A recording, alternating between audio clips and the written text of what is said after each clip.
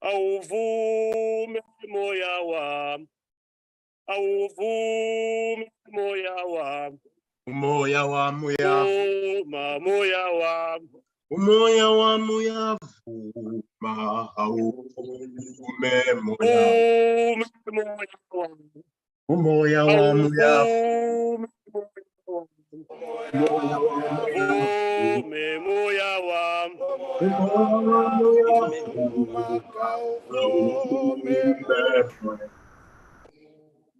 ancedise phela ngiyaphelelwa nami. Moya wami uyavuma, moya wami uyavuma, vume moya wami, awuvume moya wami,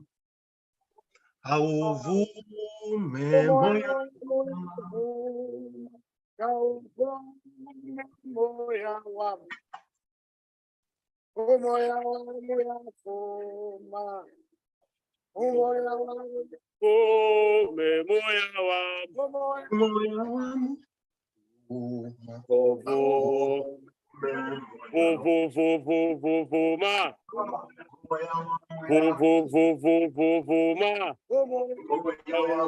awuvume moya wami, vuma, awuvume moya wami, awuvume moya wami,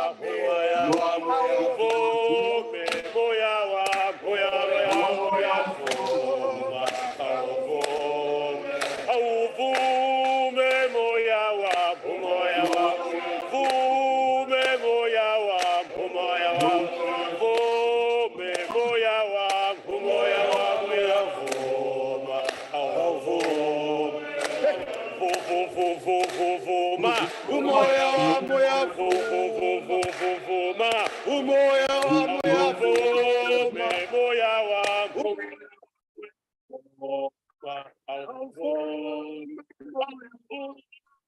moya wami, moya wami, vuma,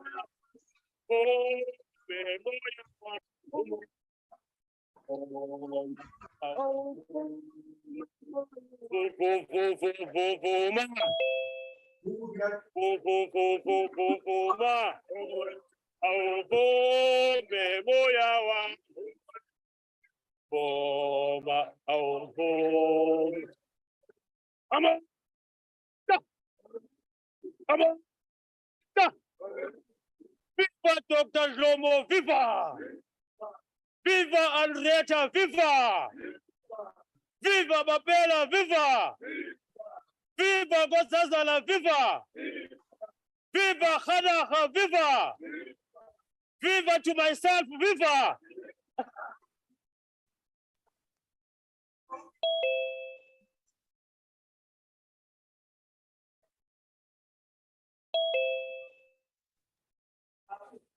Oh, Baba, Tambo saphela bantu, Tambo saphela ba, Tambo saphela isizwe.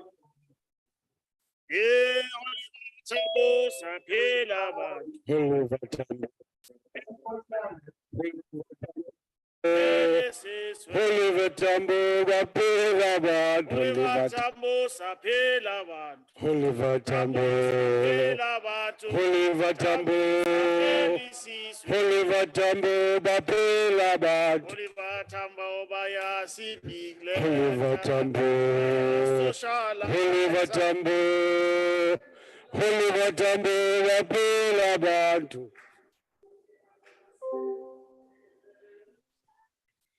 Oh, kukhona ibhuldi.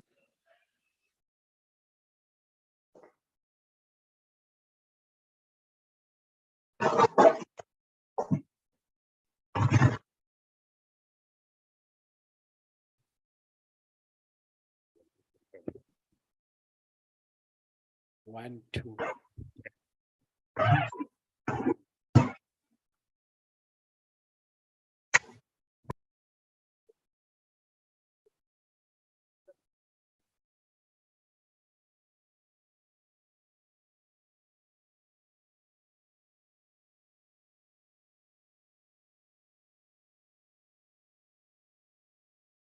Imensek yethu sina. Ingeyethu ngempela siya.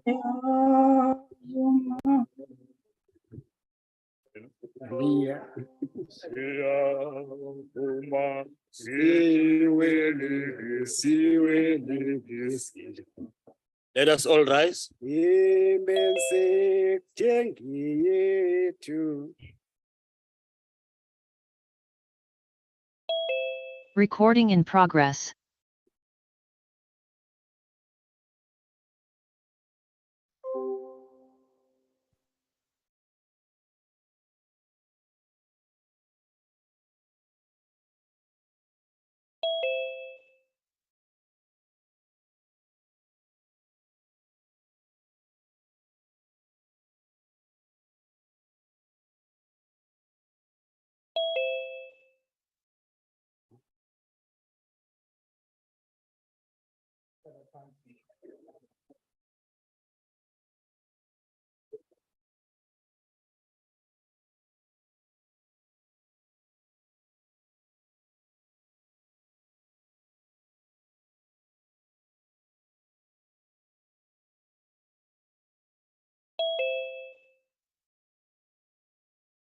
Mr. Sam Kandlela.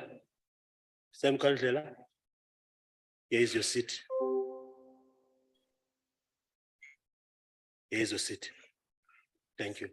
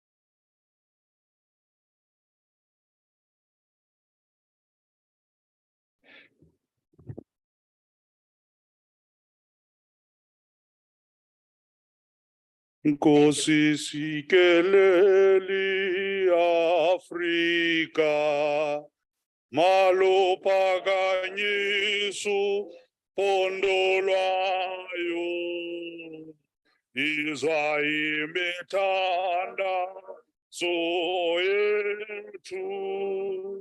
Nkosi sikelela thina lusapho lwayo morena boloka setšhaba sa heso o fedise dintwa le matshwenye o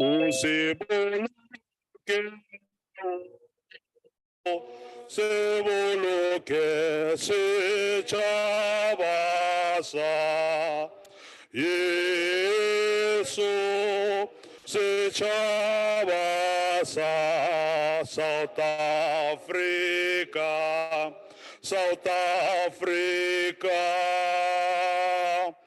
En die blauw van onze hemel, in die diepte van ons geheim, waar ons eeuwige gebed is van die krans en antwoord geeft. Sounds the call to come together, and united we shall stand. Let us live and strive for freedom in South Africa, our land. Thank you. You may be seated.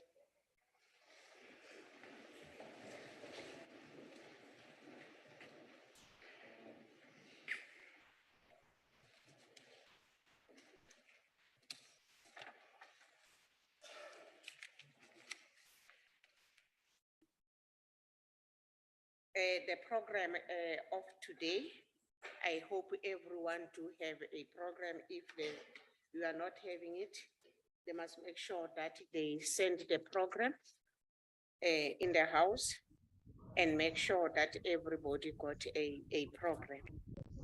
I'm going to be a program director of this event, assisted by Inkosi Langa Mabuso. But before I start the program, I wanted to introduce the Deputy Chair of NSOP, Umama Sylvia Lucas. Sylvia Elizabeth Lucas has illustrious history of leadership in the Northern Cape, in the ANC, and in the ANC Women's League. Born on the 22 April 1964 and grew up in Uppington in the North Cape, she attended the Carlton Van Heer High School in Uppington. Sylvia Lucas is a tireless advocate for human rights, freedom, and justice. She took part in the Rosedale rent boycott and was part of the delegation of the Transition Council to ensure the provision of a prepared electricity to community when they could not afford to convention electricity power. From 1995-2000, Lucas served as a councillor for the Cara Hayes local municipality in Uppington. It is during this phase in our struggle that Lucas used her position as a councillor to seek to transform the state in order to serve the objective of thoroughgoing change. Lucas is a founding member of RADO, Revised Community RADO in Uppington, served as a executive trustee of the North Cape Education Trust and the trustee member of the Ikemeleng Trust that serve Free State at the Northern Cape. In 2000, Lucas was elected to serve in the Northern Cape Provisional Legislature, where she served on various standing committees of the legislature. Ms. Lucas was elected as Deputy General Secretary of Association of Public Account Committee in 2004 to 2006. And from 2006 to 2009, Lucas served as a General Secretary of Association of Public Account Committee. Sylvia Lucas served as the first female chairperson of the ANC in the Siyanda region from 2001 to 2004. In 2004, she was elected on the Provisional Executive Committee of the ANC in the Northern Cape. Subsequently, in 2000, Lucas was elected as the Deputy Provisional Chairperson of the Women's League. In both of the ANC and the ANC Women's League, she served in the Provisional Working Committee. In 2009, Lucas was appointed as the MEC for Environment and Nature Conservation in the Northern Cape. When Hazel Jenkins subjectu resigned due to ill health with effect from the 22 May 2013, Lucas was officially elected as a Prima of Northern Cape on the 23 May 2013. Honorable Lucas was reappointed Prima on the 20 May 2014 following South Africa 7 May 2014 general election. From 2013 to 2017, Sylvia Lucas served as a provisional treasurer of the African National Congress. In 2017, Lucas was elected to serve in the National Executive Committee of the African National Committee. Lucas left office as the Prima of the Northern Cape in May 2019, becoming the Deputy Chairperson of the National Council of Provinces. Role and responsibility of the Deputy Chairperson, Honorable Lucas, since coming into office.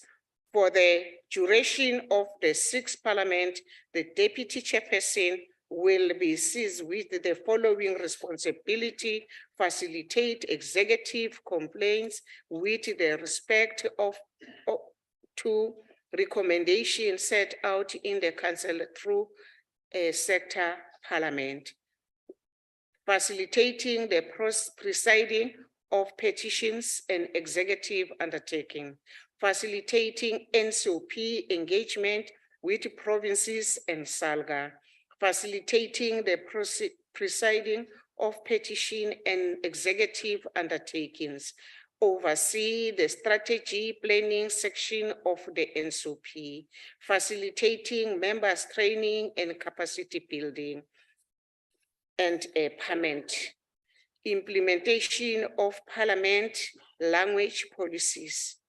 9, in parliament strategy, including projects related to 4th Industrial Revolution. The Deputy Chairperson will further assume any other responsibility as delegated by the Chairperson of the Council. Sylvia Lucas continued to represent Parliament at the following structure: Judicial Commission. She represent Parliament at the Judicial Commission, which is objective is to try and advance transformation of the judicial, as also to hold it accountable. Inter-Parliamentary Union. She is co-leader of the IPU. In this platform, what Parliament of South Africa seek to achieve is to facilitate Parliament deployment to promote peace, democracy, and sustainable development. Chair of the Rule Committee of the NCOP. The committee has been seized with reviewing the rule of the NCOP to evaluate whether are they protecting the decorum of the House, Chairperson of the South African Parliament Institution. The institution intends to enhance the function of the parliament and the 9 legislatures. Its role includes the provision of the capacity development program and the production of the quality research and knowledge management of the legislature sector. Chairperson plenary, co-chair of the NSOP program, committee meeting, member of the speakers forum. Honorable Lucas, can you please take the platform? Thank you. Thank you very much, Program Director. Oh, Honorable Ngwenya, you must never do that to me again, what you did today. I become totally flustered when someone introduced me with all those things that I don't understand. But thank you very much for the elaborate introduction. Good morning to everyone. Good morning also. I seem to have noticed the Deputy Speaker. Together with myself, have the responsibility of coordinating and convening the sectoral parliaments. So I just want to start with establishing the protocol by acknowledging the Deputy Speaker, the Minister of Cooperative Governance and Traditional Affairs, Honorable Dr. Nkosazana Clarice Dlamini-Zuma, the Deputy Minister of Cooperative Governance and Traditional Affairs, Honorable Obed Bapela, the Deputy Minister of Social Development, Honorable Ms. Henrietta Bogopane Zulu, the Deputy Chairperson of the National House of Traditional and Khoisan Leaders, Nkosi Mavuso, all other traditional leaders, the Chairperson of the Main Sector, Mr. Ntando Yola, and as well as the Deputy Chairperson of the Main Sector, Dr. Matume Ganake, our partners in development, civil society organizations, community-based organizations, distinguished guests, ladies and gentlemen. It is indeed a very important day today in our gender transformation trajectory as we convene the 3rd biennial Men's Parliament in order to receive tangible reports on the work that has been done by the men's sector to turn the tide against gender-based violence and femicide and to ensure gender equality. At the beginning of the 6th Parliament in 2019, the inaugural Women's Parliament discussed the issue of gender-based violence and femicide as one of the key subjects of discussion. The 2019 Women's Parliament also acknowledged the fact that statistics have proven that South Africa is one of the most violent countries in the world, with women being at the receiving end of violent crimes such as rape, assault, and murder. When compared to other countries, South Africa has notably higher rates of violent crime and there's a reputation for consistently having one of the highest murder rates in the world.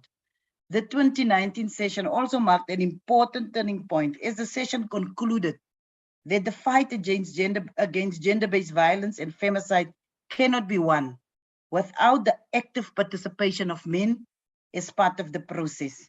Our partnership with the SANAC men's sector, the Takuwani Re'ime men's movement, as well as the many other social partners who have stepped forward to engage in the battle of ideas in order to find solutions to the scourge of gender-based violence and femicide. And we have to acknowledge the fact that violence is acutely endemic in South Africa and that in many instances it has been normalized as part and parcel of resolving conflict. It is seen by many as a necessary and a justified way of conflict resolution, with some men believing that coercive sexual behavior towards women is legitimate. South Africa is therefore experiencing an acute crisis of violence, with society functioning in an atmosphere where violence is propagated and legitimized through culture, through customs and tradition, including the social norms.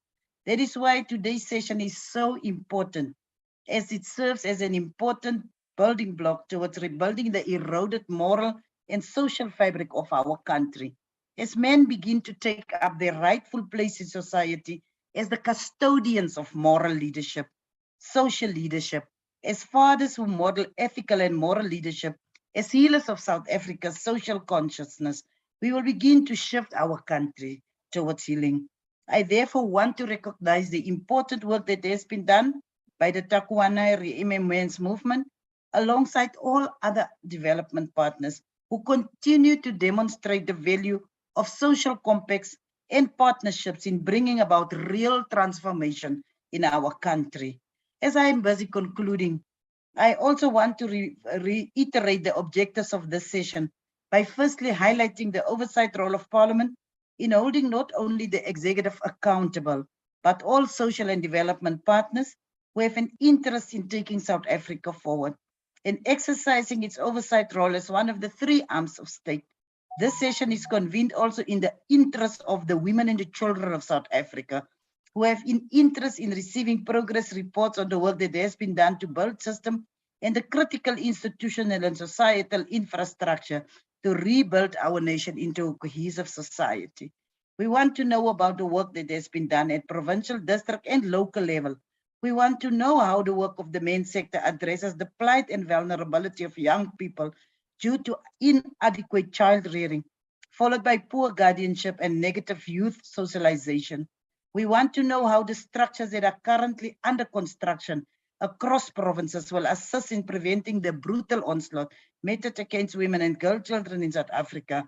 We want to know how we can build a more equal and cohesive society, particularly as articulated in the program of action.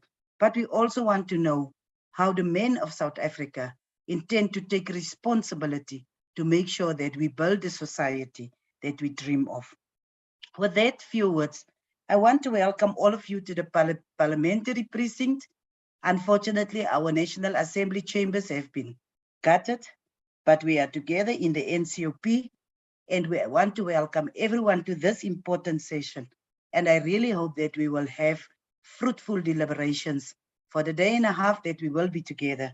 And I really hope to see all of you in person tomorrow. Thank you very much. Ke a leboga, ngiyabonga. Baie dankie. Thank you, Mama. Thank you, Mama. Okay, honorable members, now we are continuing with our program. I would like now to recognize Inkosi Langa Mavuso, Deputy Chairperson of the NHTKL. Over to you.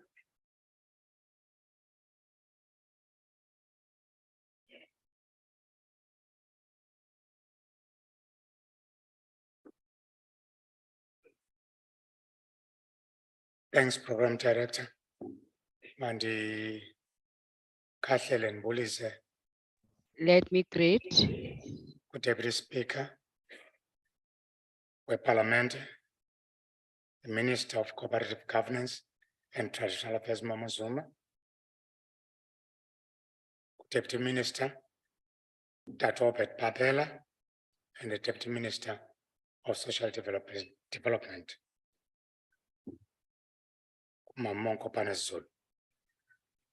I remember in 2004, when the men's movement was launched in Goodwood by the Deputy President, Jacob Zuma then. Now we need to take stock as to how much progress have we made as the men's movement since 2004. Why I'm raising this, Mama Monkopane Zulu, is because incidents of gender-based violence have escalated big time. I know, for instance, in the Eastern Cape at Mkhakezweni, whereby a woman was raped in front of the husband, or the woman was defending her 16-year-old daughter to be raped. As well as in Ngobo, a woman has killed about 4 yabantwana bakhe. big kids. Last week, 6 women were killed whilst they were preparing to bury someone in their family in BG next to Mthatha. 2 incidents of teenage pregnancy have gone up I know, for instance, 2019-2020 statistics. In just our Tambo district municipality, 400 children were pregnant between the ages of 9 and 10. And about 60% of those babies were dead, are dead, because of malnutrition. And all these incidents are perpetrated by men. So I'm leaving a challenge to us as to we need to deal with these issues. On the opening of the National House recently, Minister is asking us as traditional leaders that bagcina abantwana for 9 months, babakhulise until Raise them 17 years. And Tina, when we take them to the initiation school, we kill them in a period of a week or 2. So it's a responsibility of all men that we need to take care of abantwana basibesendabeni. of our children. My worry, Minister, is that now I'm the Deputy Chairperson of the National House, and my province is going to be on the spotlight. I hope we won't keep me in Pretoria. We need to go back to the Eastern Cape. And one of the leaders of the killing of these children and abduction, last season, we lost 48 boys, 14 amputations. And one of the reasons for these killings is septicemia, dehydration. Now, the problem is that it's not government that is taking children to the initiation school. It's families and villages. So the village and men of that village must take responsibility for this. And there are good practices and standards, especially in the Eastern Cape, like Amahlubi and Abesotu. When they're taking their children to the initiation school, they do it as communal. So in the first 7 days, there's no man that is expected to be sleeping home. All of them endabeni. Siyacela ke nomama mabasikhulule kula 7 days. Sihlale endabeni. But at the same time, ungathi umama ubheke endabeni yeta uyanga khona. Because there's a tendency, Minister, bathi hayi ndisogoba abantwana endabeni. Kanti akekho sendabeni uye kwezinye izinto. So it's a challenge, really. Ndifuna ke the men's sector, we must piggyback on the partnership we have with the Nelson Mandela Academic Hospital and the Nelson Mandela Medical School on the amputations of these boys. Because most of them, Minister, they commit suicide when they're coming back from the mountain, not being a man anymore. Is that when he's about to sit, he has to be like a woman, or he will wet himself up. It is a challenge that we're having as men, that we deal with these problems. So I'm calling upon this house to assist us, especially the Eastern Cape. Abantwana bayafa, and I'm worried about this season, this coming season too, because already by the 4th, the initiation has been opened in the Eastern Cape. We challenge again of people from this province that are sending abantwana to the Eastern Cape or initiation. And when they get there, they come with papers of the doctors of Western Cape. And that increases our stats. Some they coming from Joburg, they go there. So we want to have that cross-pollination of provinces so that we deal with these problems. With those few words, Chair, thanks so much. Thanks very much, Mr. Mabuso.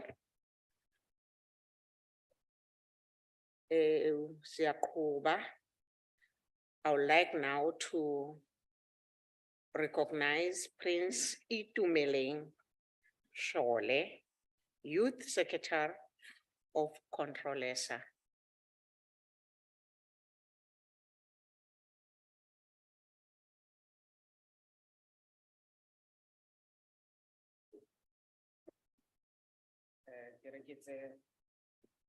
Nako e ke dumedise ntlo yotlhe e leng fa mme pele ga ke dumedisa ke re ke ikitsise sentle rona ka segaetsho ga monna ya mo tshwantsho re ikitsise sentle ke tlo ya batlhako le bapo lolla matlhare sebokwana se mojo mogolo ke motho a masudibela a mokgwape ke tlo rutele mapheng a tlano lefulo la mafodisa ke siletsa bangwe matseba a ga bantsa bolotsa fela ke motebelo mo ntshonyana wa ganzutsa ke re ke tsena go ke dumedise the chairperson, the deputy chairperson of the NCOP, ke dumedise le the chairperson of the session, the ministers ba ba leng mo Menkosazana dumela marona ke dumedise the deputy ministers re ba pela re kopana thata ko maikeng kwa polapeng ke dumedise le Mebogopane Zulu mntanomhle nkosi yami nkosi yesizwe ndabezitha ke a go dumedisa ke dumedise all the guests that are all the participants and the leaders that are here today.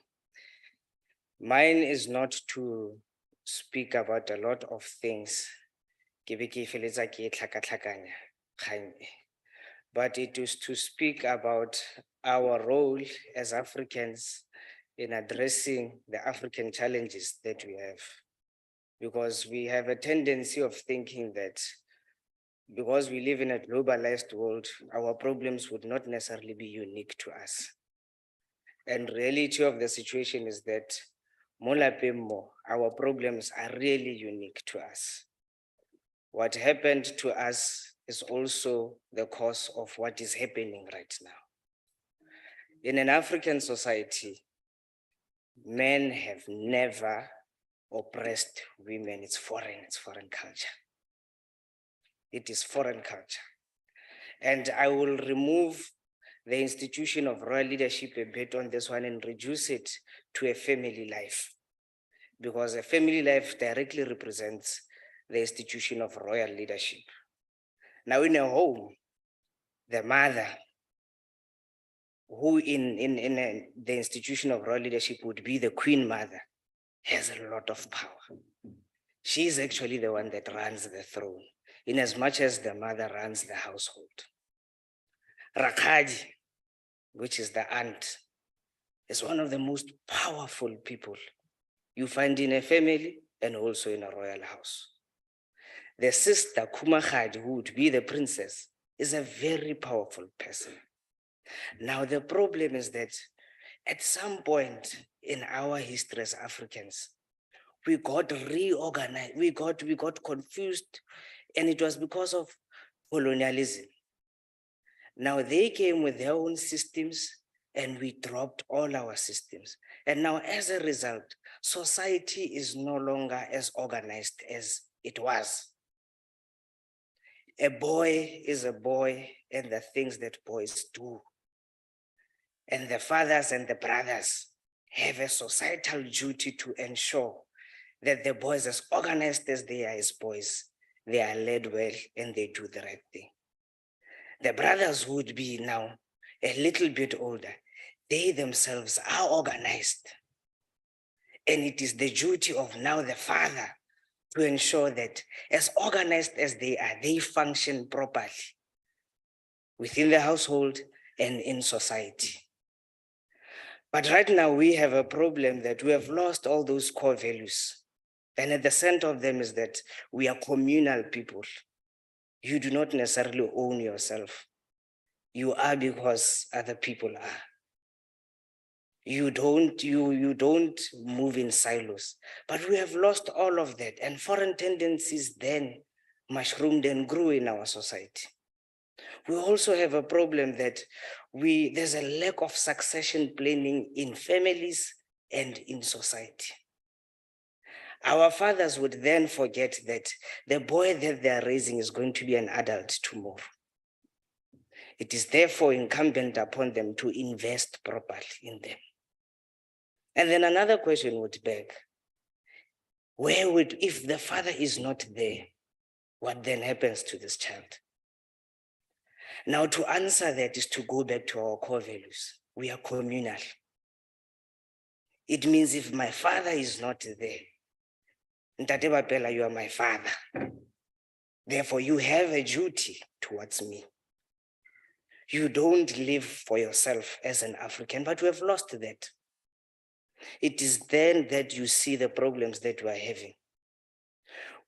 And this system that was enforced, that came to us through ships and a barrel of a gun, has also taught us or gave us the sense that we as men, we are, there's a winner takes all approach to things.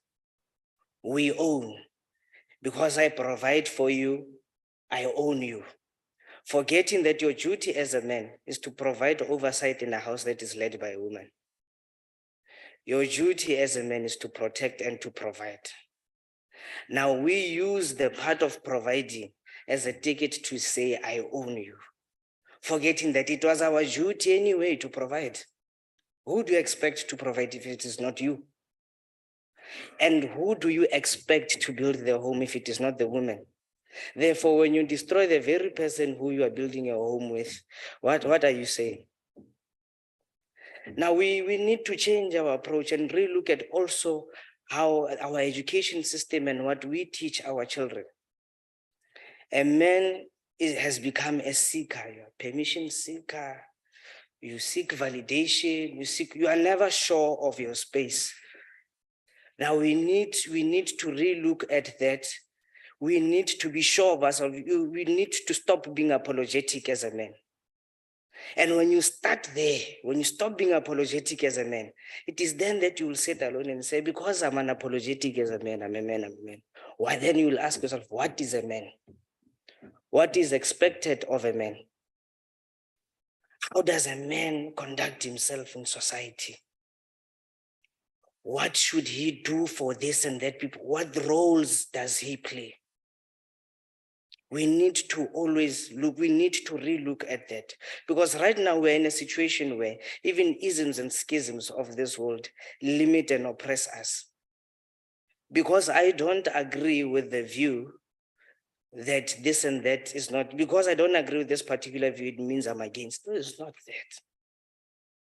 Because I am not liberal in my approach, therefore I am anti so and so.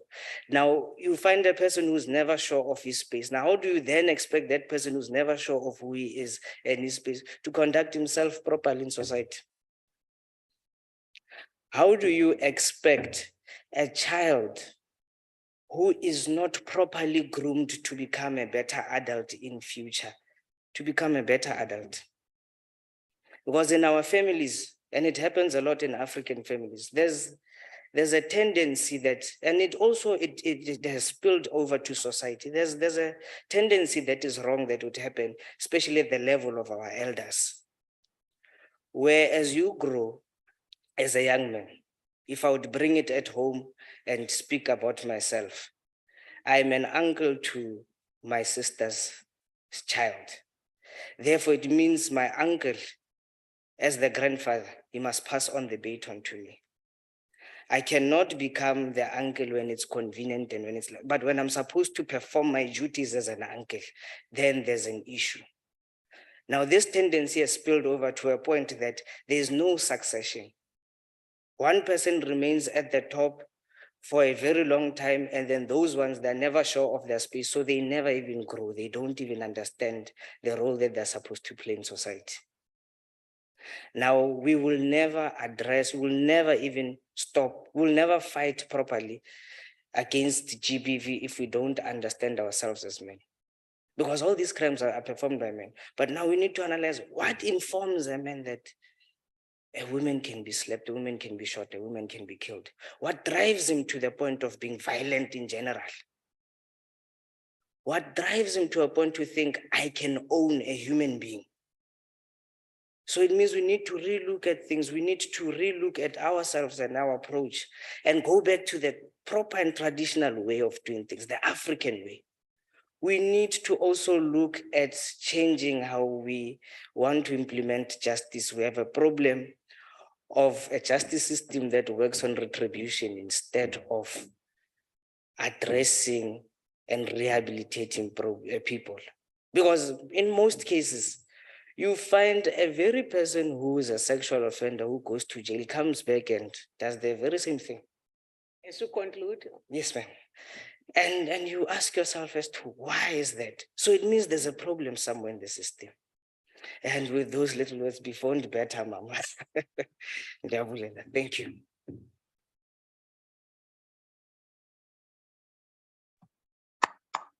thanks very much. I can see there's some people who are standing.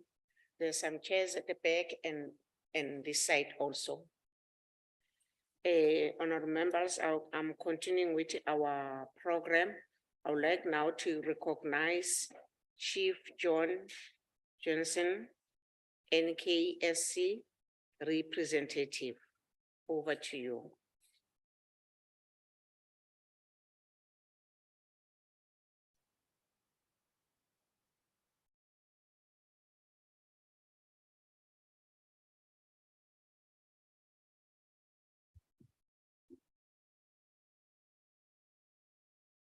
Good day to our honorary guests. All protocols are observed. I am Chief John Jansen, representing Chief Cecil Lefleur, the chairperson of the National Khoisan Council. He wished to extend his apologies and send his greetings. From the National Khoisan Council side, this is a very important occasion for the men of South Africa to take the time to reflect on the causes and solutions around serious issues of gender-based violence. This issue continues to rip through the hearts and minds of our women, young girls, mothers, grandmothers. To this day, South Africa continues to deal with the legacy of slavery, genocide, the racist apartheid and colonial policies under which all indigenous peoples of South Africa were oppressed and discriminated against. The indigenous Khoisans were dispossessed of their lands and territories, and the communities and cultures were destroyed.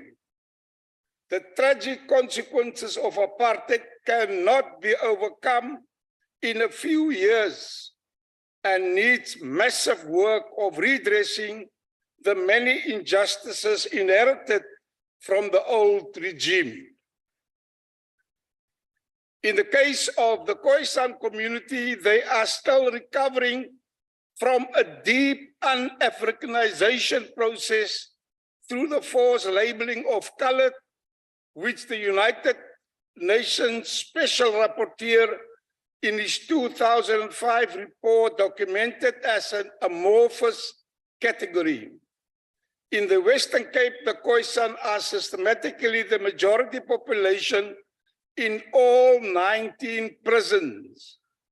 These prisons have been populated by the African indigenous populations, especially our men over 350 years across many generations.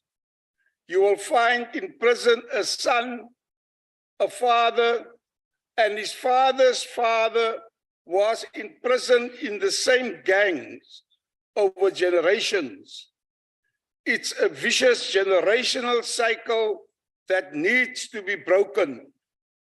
I was fortunate to be the first Black Indigenous head of the prison in Paulsmoor in Cape Town. There, there I initiated unprecedented restorative justice and healing programs involving external partners, inmates, and their families. The program was centered around taking responsibility, accountability, healing, and a deep internal reflection. It resulted in an award book published by Johnny Steinberg called The Number. The documented healing work with men at this prison also won a BBC Best Documentary of the Year award early in the New South Africa. The results show men in prison showing marked progress in non-violent peace, restoration, and humanity. The change was physical in their faces. The violent numbers among inmates and amongst them on staff all came to a drastically down. The whole environment at the prison changed when these men, hardened gangsters, made the choice for humanity. We as the Khoisan are working to rebuild the pieces of our lives as fellow Africans. This process with the inmates in prison showed us that the solution for men in relation to gender-based violence is possible. It starts with us going deep inside of ourselves, with our Creator, our families, our communities, our institutions, and ultimately our country. I thank you, Chief John Jansen. Thanks very much.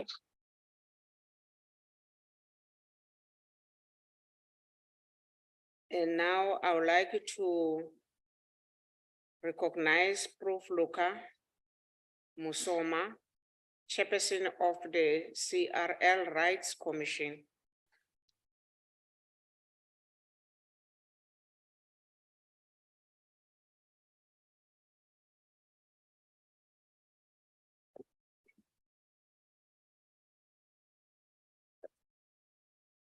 The program directors, Honorable Ms. Winnie Ngwenya and Nkosi Langa Mavuso, the chairperson of the Council of Provinces, in his absentia, Mr. Amos Kosia Kemasondo, the Deputy Chairperson of the National Council of Provinces, Honorable Sylvia Lucas, the Honorable Minister, Dr. Nkosazana Dlamini Zuma, and other ministers present, the Deputy Minister Obed Bapela, Deputy Minister Hopa Zulu, the Deputy Minister of Health, Dr. Lomo, and other deputy ministers present. The Deputy Chairperson of the National House of Traditional Leaders, Nkosi Langa Mavuso, the representatives of the National Khoisan Council, who has just spoken now, and representatives of different institutions and formations present here today, distinguished guests, ladies and gentlemen. I take this opportunity to share with you insights which are related to the topic you requested me to address, namely the promotion and protection of initiation process as part of protecting the initiate or the life of the initiates. When the CRL was established, the purpose behind it was to ensure that it promotes and protect the rights of cultural, religious, and linguistic communities. And to do this, we had to go to the Constitution and the Act. The Act or the Constitution provides in section 31(1) that persons belonging to cultural, religious, and linguistic communities may not be denied the right, together with other members of community, to enjoy their culture, practice their religion, and use their language. And this is the basis from which we emanate. Now, it is important to understand that the initiation practice and the protection of the life of initiates is inextricably bound or connected with human dignity and the right to life. And this is provided for in section 10 and 11 of the Constitution.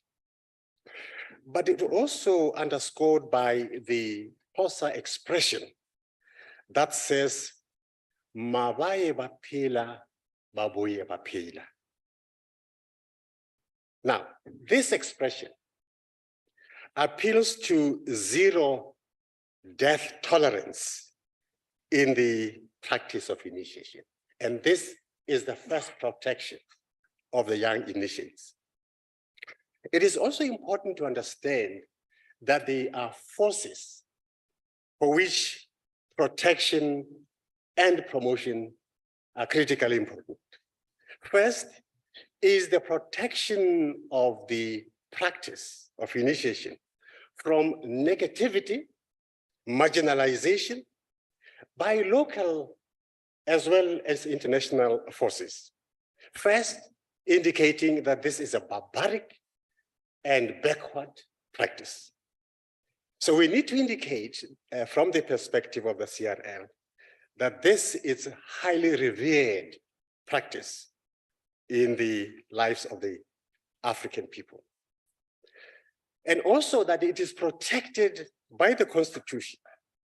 The second one is the protection and promotion against commercialization and the legal abuse and attack, which has the potential of discrediting, destroying, and at the same time, reducing the practice into an instrument of death, or what is called a killer machine, rather than a humanizing rite of passage, initiating boys to manhood, and an important process for family and community building. The CRL's role is to first educate, research, oversight, mobilize, so that people understand the dangers of the initiation process when it is not properly conducted. And also to understand its importance in the life of African people.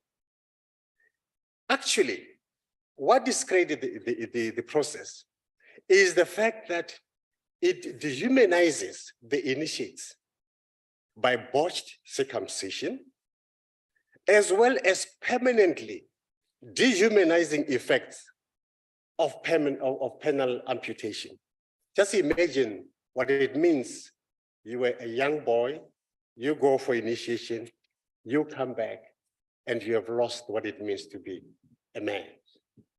That's and that is the beginning of also creating this power relation. Some would commit suicide, but some would become a menace as a consequence of that. And there, of course, we deal with despair, shame, and pain that is brought to bear to families.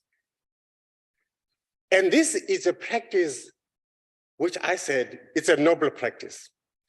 When we looked at the provinces, for example, just recently in Mopani district in Limpopo, they had over 2,000 young initiates.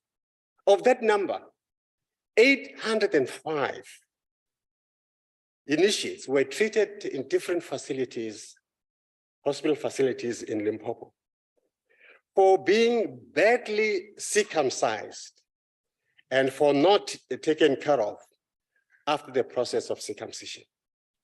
This too is a simple indication of negligence of imaginable proportion.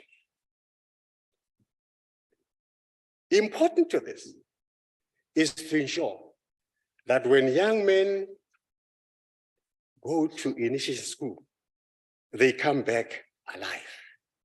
And this is behind the protection and promotion, because the promotion that we're talking about is key itself, because culture is not responsible for creating the negativity that we experience today, the perception that culture is meant to kill.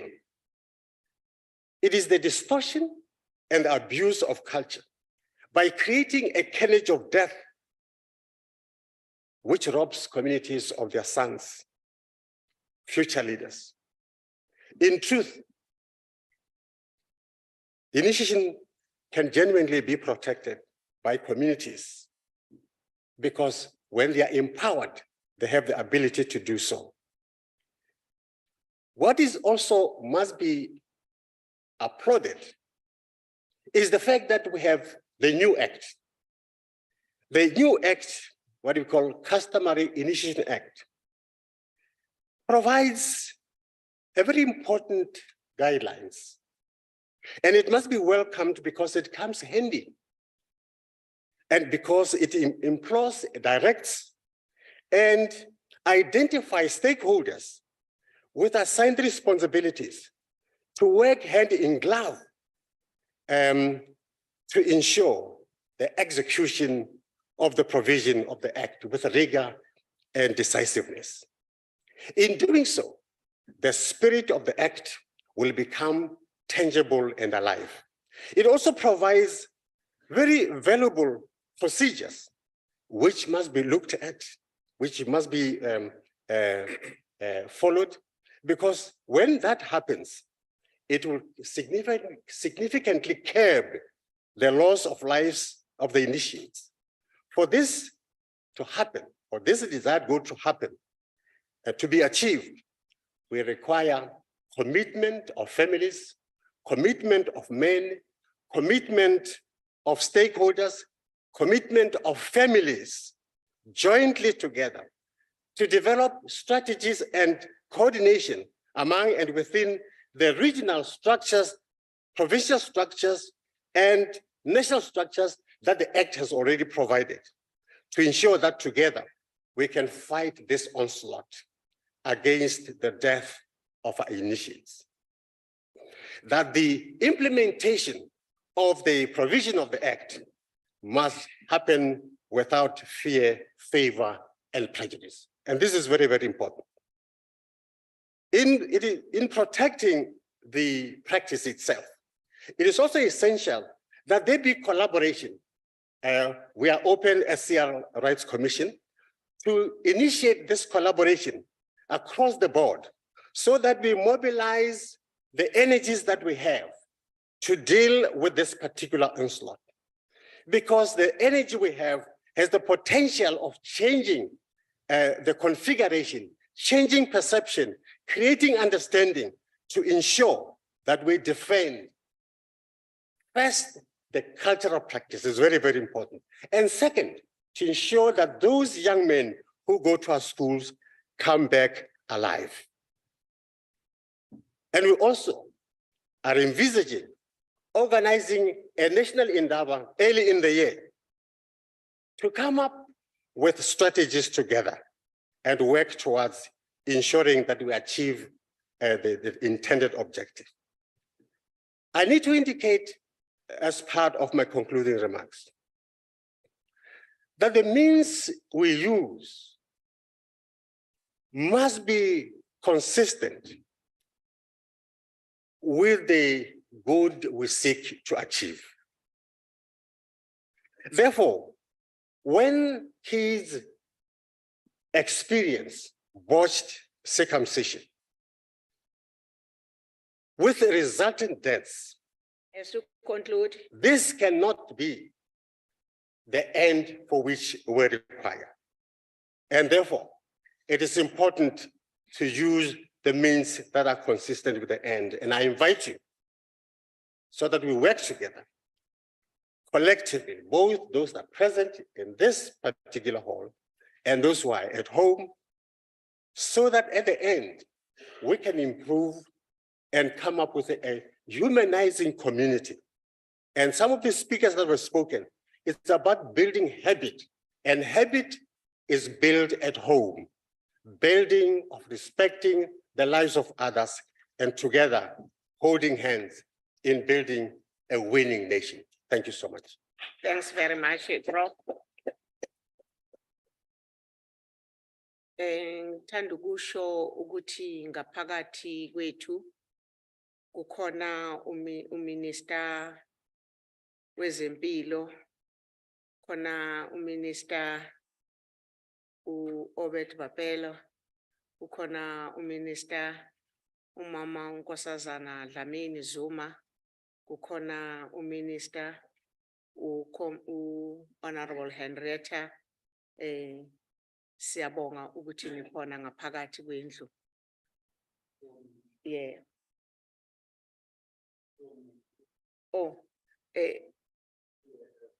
Oh, angishongo igama. Ngoba wezempilo bengicabanga ukuthi sengishilo. Okay, Honorable Dlomo, siyabonga ukuba khona kwenu bahlonishwa ngaphakathi kwalomhlangano. Baba Mabuso, you can take over.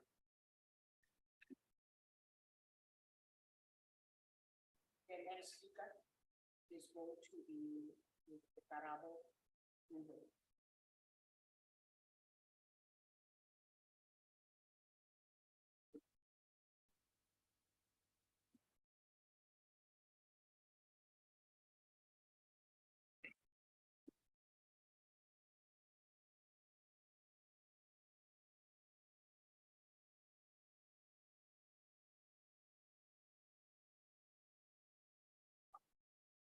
Program Director.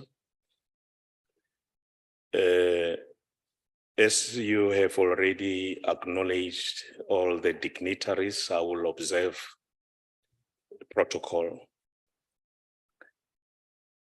The National Men's Parliament session reminds us of social and economic violence against the rural people, particularly women. Anton de Saint tells us that if we want to build a ship, we must call people together and give them a desire for the endless sea. Invest Rural Initiative has mobilized us as rural people around a common cause, around a future where rural people in Africa will live with dignity, work towards prosperity, and have hope in the future. To achieve this vision, Invest Rural Partners will work towards 3 overarching goals: to end poverty in all engaged communities. Let me repeat that, Nkosi Mavuso, that we are determined to end poverty in all engaged communities. Firstly, we need to create an environment that supports economic activity. Secondly, to foster entrepreneurship and enable businesses to grow and thrive. And thirdly, to build strong, resilient communities that can sustain social and economic development, address local and municipal issues, and respond to new opportunities and challenges. Chairperson, thinking and talking is easy, but doing is hard. How are we going to achieve acceleration of social impact at scale and which instruments will make us realize a future free of poverty and underdevelopment of economic infrastructure. The cry of rural women is louder than ever before, and the voice of rural youth is deafening.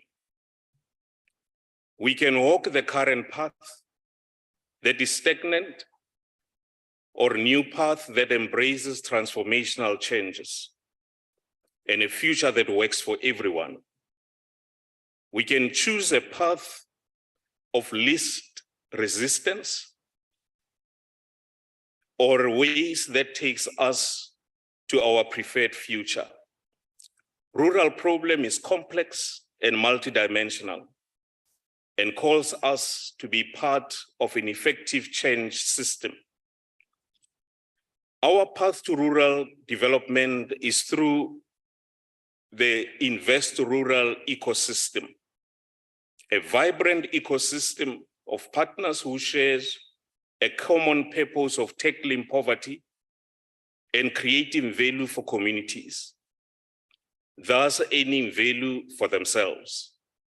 That calls us to catalyze proactively, shape and lead the economic system and leverage powerful network economies. As orchestrators of Invest Rural ecosystem, I'm confident that we are developing instruments to revolutionize rural development and attract investments. I'm convinced that our story is compelling and that we have a unique value proposition to attract investments in rural areas and find a way to make rural development investable for all. Let me pause, Program Director.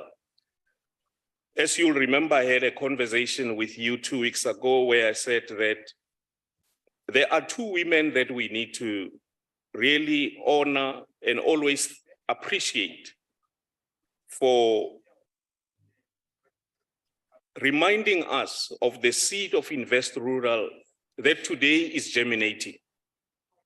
And it's our honorable minister that every platform that she could find, she would remind us about Invest Rural.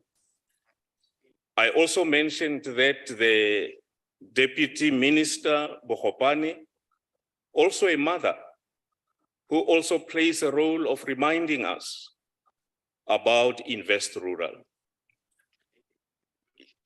I don't know whether it's a coincidence that they are sitting together today, but we just want to say thank you. We don't take it for granted that you, as mothers, you've been reminding us about Invest Rural. I also mentioned the role that our Deputy Minister Bapela has played, a constructive role, really at the infant of the story of Invest Rural. So we really appreciate and we thank you.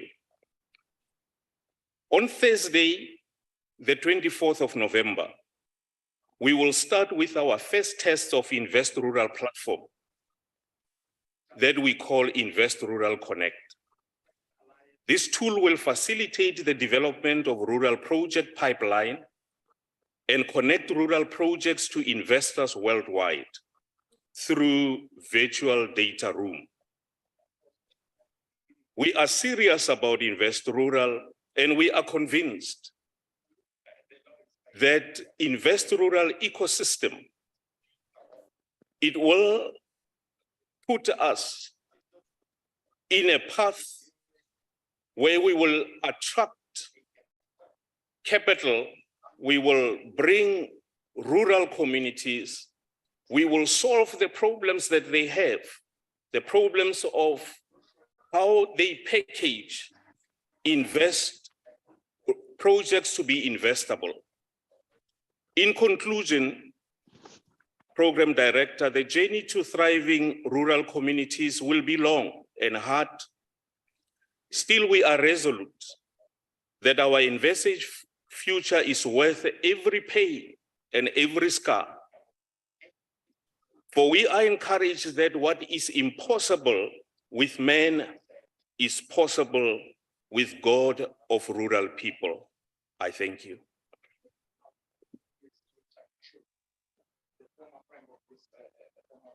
Let's proceed with our program.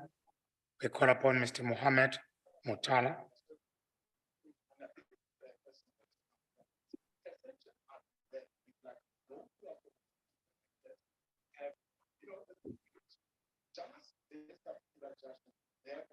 My dearest comrades, leaders, and men of South Africa, greetings and all protocols observed. Thank you for the opportunity to address this House and the nation on building a movement to end gender-based violence, advance socioeconomic development, and promote men's health.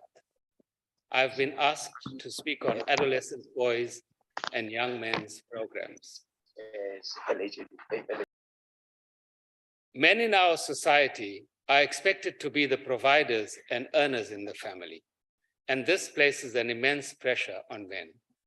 Men are more likely to commit suicide than women and are less likely to report feelings of depression or anxiety.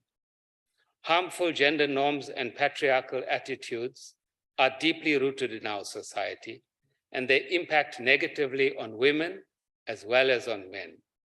Men are expected to be strong and are not encouraged to talk about how we are feeling and express our emotions. This can stop us from thinking about our role as men in perpetuating gender-based violence and doing something about it. Men are both the main perpetrators of violence as well as making up the majority of victims. Research tells us that men are less likely to get tested for HIV and know their status. They are also less likely to access and stay on treatment. While the focus of our prevention efforts tend to be on adolescent girls and young women, young men remain high at risk of HIV, so men and boys' mental health is critical. NACOSA implements a number of programs that engage men and boys. They are also less likely to access and stay on treatment.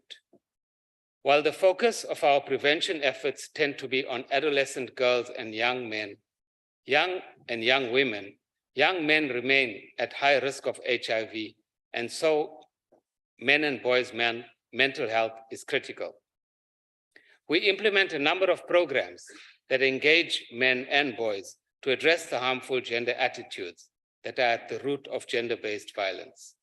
These include dialogues, violence prevention workshops, and men's testing and health awareness events. In these programs, we try and infuse the curriculum with behavior change education and men's role in the subtle and implicit ways in which gender-based violence is overlooked and even fueled. As an organization, we try and address this amongst boys and young men by having dialogues where we find young men rather than getting young men and boys to attend our learning events. Our most successful way has been to hold dialogues in taverns and shisanyamas where young men can be easily accessed. Interventions that provide a space for men and boys to talk about the issues they face and co-design solutions that are critical if we are to address the interlinked issues of HIV and gender-based violence in South Africa. The extent of gender-based violence in our country is beyond being comprehensible, and new facts emerge every day about how women are violated. Did you know that a woman using public transport going to work has to deal with around 30 instances where just because she is a woman, her dignity and rights as a person are trampled on? A man will look at her the wrong way, step in front of her whilst boarding a taxi, make a comment about how she is dressed. Feel free to just say about anything about her in her presence. Let's not forget how much more is said when the guys are alone. Whilst we had our clothes ironed and dishes picked up and washed after meals, our sisters assisted mom to clean the house every day, and we only washed the cars on weekends, slaughtered animals, made the fire for the braai, and assisted dad with all the cool stuff to do around the house, like working with tools. I remember witnessing horrific beatings of women by drunk men in single-sex hostels whilst growing up on the sugarcane fields in KwaZulu-Natal. And whilst I felt sickened by what I saw, and it haunted me well into my adult years, I don't have any recollections of men intervening in public spaces where this happened. Today, a young white boy saying, "Samadoda tina sidle inyama," whilst being served by an older woman is considered cute and spreads like wildfire on social media. And when they grow up, meat is meat and a man must eat takes on a much more sinister meaning. NACOSA works in over 116 post-violence care centers across the country as part of our community-based prevention and response program, and is also involved in designing and building 4 new post-violence care centers in the Western Cape and Gauteng. Shockingly, 3/4 of sexual violence survivors reached with these services where NACOSA works are under the age of 24. Violence against women and children has increased since before COVID-19 pandemic started. The most recent South African police stats show significant increases in rape and sexual assault at the top 30 police stations, in some places by as high as 200%. However, sadly, all this work and effort we do collectively is responding to the results of gender-based violence, and we need to stop it happening in the first place. I think we know enough about the extent of the problem and not enough about what we are doing about it as individuals, as organizations, and as a country. I urge you to bring it out into the open, make the issues more visible, call them out where and when you see them. Don't be afraid of the repercussions to yourself. When we entered this house, the first song we sang was Asinalo Uvalo Ngulenda Siyenza. Let's make that a reality. If we address and start to change the patriarchal attitudes in our society, we can make South Africa a more healthy, equal, and safe place for men, women, and gender non-conforming people. Providing leadership and behaving in ways that are more openly visible and intentional by us as older men will go a long way in changing the current situation, both in our personal lives and in our workplaces, and most importantly, in public, where others can see and learn. Let us be mindful of the existence of gender-based violence and the subtle ways in which men's dominance over women in our homes, at work, and publicly hides and drives gender-based violence. Let us commit ourselves to changing first ourselves, and then only will the world, where women are at the bottom and experience the worst unmentionable form of violence, rape, become history. I thank you.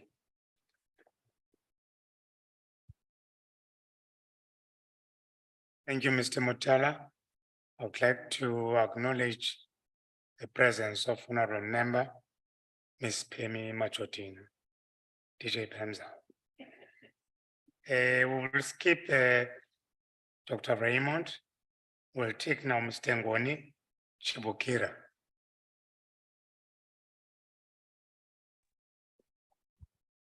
Okay, Program Director, I've joined virtually. I'm not there. Greetings from Pretoria. I hope I find you well. Program directors, just allow me to say all protocols observed, because I might miss very important people we have joined virtually, and also those who have joined physically. On behalf of SAFED's South Africa country team, I would like to thank you for including us in the program for this year's National Men's Parliament session. Indeed, we are very excited to share the ROC Leadership Program. As per the agenda there, you can see the ROC Leadership Program that we managed to set up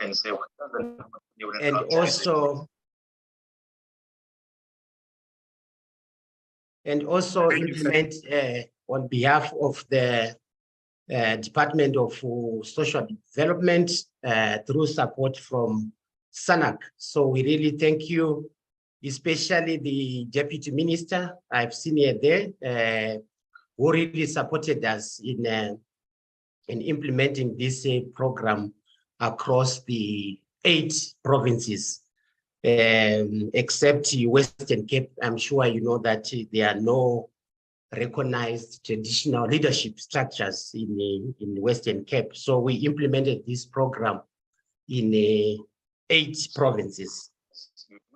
I'm sure you agree with me that traditional leaders, unlike politicians, they are always there with their people in their communities.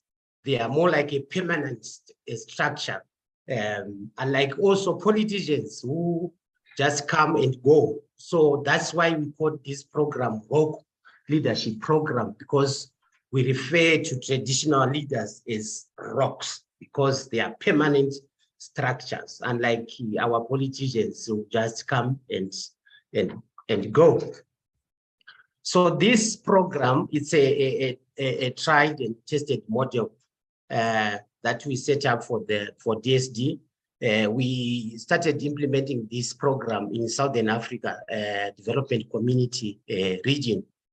And based on a theory of change, we found out that if traditional leaders are capacitated, that's being given knowledge, skills, and competencies in HIV and GBV responses, they can actually champion and lead the response. So this was the theory of change that we set up and agreed before we implemented the program. So working with traditional leaders is therefore a strategy that is people-centered, that is also community-centered. They play a critical role in addressing those social and structural drivers of HIV and GBV in our communities. As custodians of culture, traditional leaders lead in addressing. There are certain practices that are actually harmful, and certain norms and gender roles that can actually perpetuate gender-based violence. So, and also HIV. So they can really play a critical role in addressing those practices. You also note that in terms of HIV infections, we have a problem of intergenerational relationships. So our leaders, through village to village, what we call village to village campaigns, can actually also support in addressing this problem. Because what also notice is that men and boys, they actually respect traditional leaders in their communities. So they can really play a part in addressing this problem of sugar daddies, blessers, and also spice mamas. I'm not sure how spice they are, but I'm sure they can really address this problem.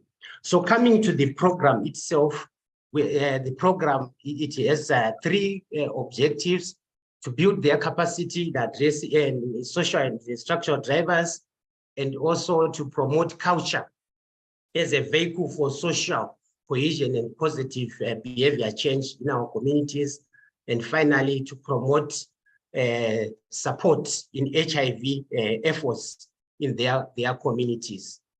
So we managed to use what we call a traditional council by traditional council to avoid mixing traditional leaders, as well as minimizing costs, because sometimes when you bring them to these 5-star hotels, it's quite expensive due to budgetary constraints. We then tried to be there in the communities where there are the traditional leaders. So we managed to train out of the 8,234 leaders, we managed to train 3,352 leaders, and we still have a balance of 4,882. And we hope that my deputy minister there is still looking for resources, I'm sure, so that we can train all the traditional leaders. I have the statistics for all the provinces, but I can just share two. For example, KwaZulu-Natal, we have 3,669 traditional leaders. We managed to train 1,712. We didn't do well in the Eastern Cape. We still need to do more there. We just trained a few.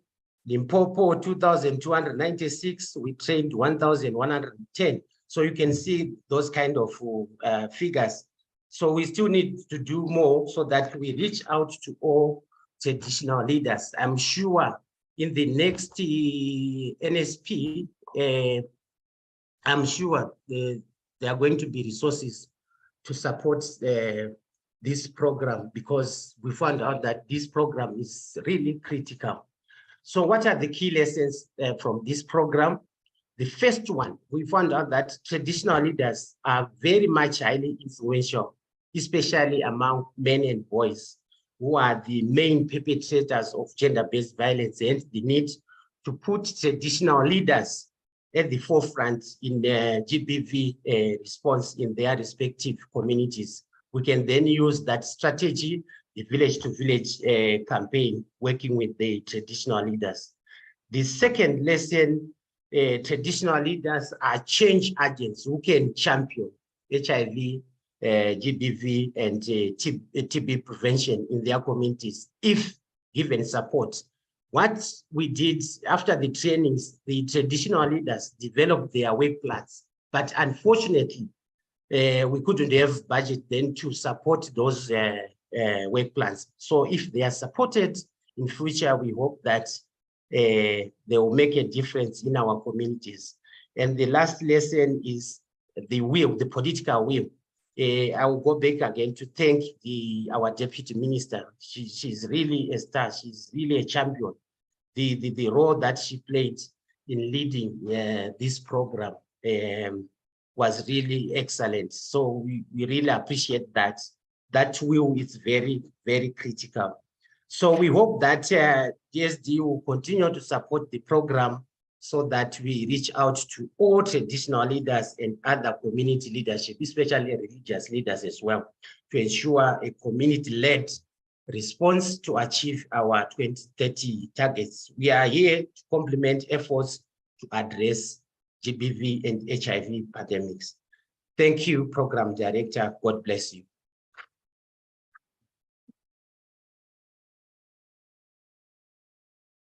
Thank you, Mr.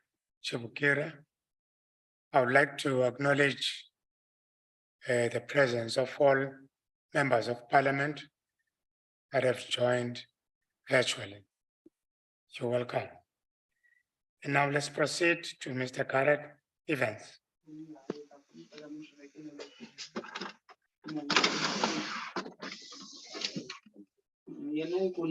Greetings and Please mute your mic. Please mute your mic. greetings and acknowledgement to the presiding officers, ministers, representatives here today, and deep thanks to the Deputy Speaker for the invitation to speak here today, and appreciation also to all of you doing such inspiring and good work to uplift men and boys as agents of gender justice. So I come to you today from the United States and as a representative of Gender Equity and Reconciliation International, as well as our South African partner, GenderWorks. And this is a program that's been developed for over 30 years to transform relations between men and women. And it's been implemented here in South Africa since 2003. In 2006, we were invited by the former Deputy Minister of Health, Nazizwe Madlala Rutledge, to convene a program here with members of Parliament. In 2012, our South African partner, GenderWorks, was founded to implement the work here. I want to acknowledge the chairperson of GenderWorks Exco, Ms. Desiree English, who's also here with us today. And we just recently have published a new book, Gender Equity and Reconciliation, 30 Years of Healing the Most Ancient Wound in the Human Family. And we invited the Deputy Speaker to write a brief endorsement, which he very graciously did. And this book documents the Gender Equity and Reconciliation International Program, which has organized experiential trainings for men and women and people of all genders to go into deep truth-telling around the challenges of men and women, and to enter into a process of collective transformation, collectively transforming the fundamental challenges related to gender and sexuality.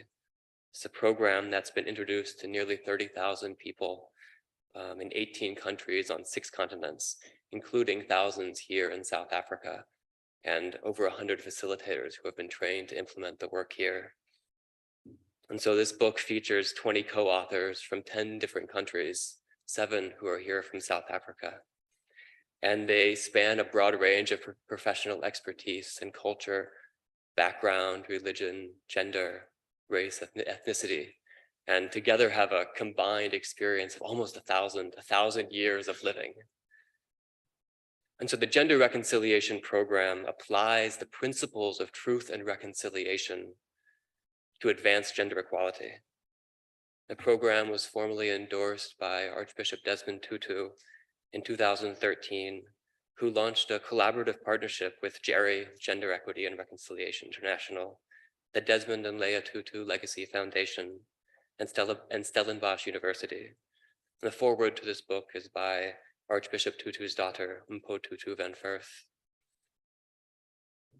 So this GERI program has been implemented in very diverse contexts, from prisons to parliaments, and religious communities to academic institutions, rural communities in Kenya and South Africa, to UN affiliates in New York City. And taken together, these successful applications of this process in these widely diverse contexts demonstrate as a kind of robust pathway for transforming gender injustice and restoring right relations between the genders. The methodology of the program is highly experiential and personal. It is about the stories and pains that each of us hold as men and women, and that we've gone through as boy or girl children. The stories that so often shape our lives in unimaginable ways, but which we so rarely have the space to share, especially in the presence of the other gender. There are many organizations doing such good, important work with men and boys, so many that are represented here today. One of the things that is unique about the Gender Reconciliation Program is that we work with both men and women and people of all genders together. We have learned that men cannot hear the deep truth of women's pain and remain the same men. By the same token, women cannot hear the deep truth of men's pain and remain the same women. When we hear each other's stories, the heart naturally opens and changes. So in our programs, we create a safe space for both men and women to speak truth to their challenging, difficult, and even painful experiences around gender and sexuality. We often summarize our methodology in the Reverend Dr. Martin Luther King Jr.'s declaration that injustice and corruption will never be transformed by keeping them hidden, but only by bringing them out into the light and confronting them with the power of love. So this is what we invite men into in our programs, and they are invited and supported and challenged not only to deeply witness and receive the truth of women's experience, but also to show up fully as men who are willing to share their own stories, their own hurts, their own longings, invited to step into a new mode of masculinity where vulnerability is the true strength and where they allow themselves to be deeply seen and heard.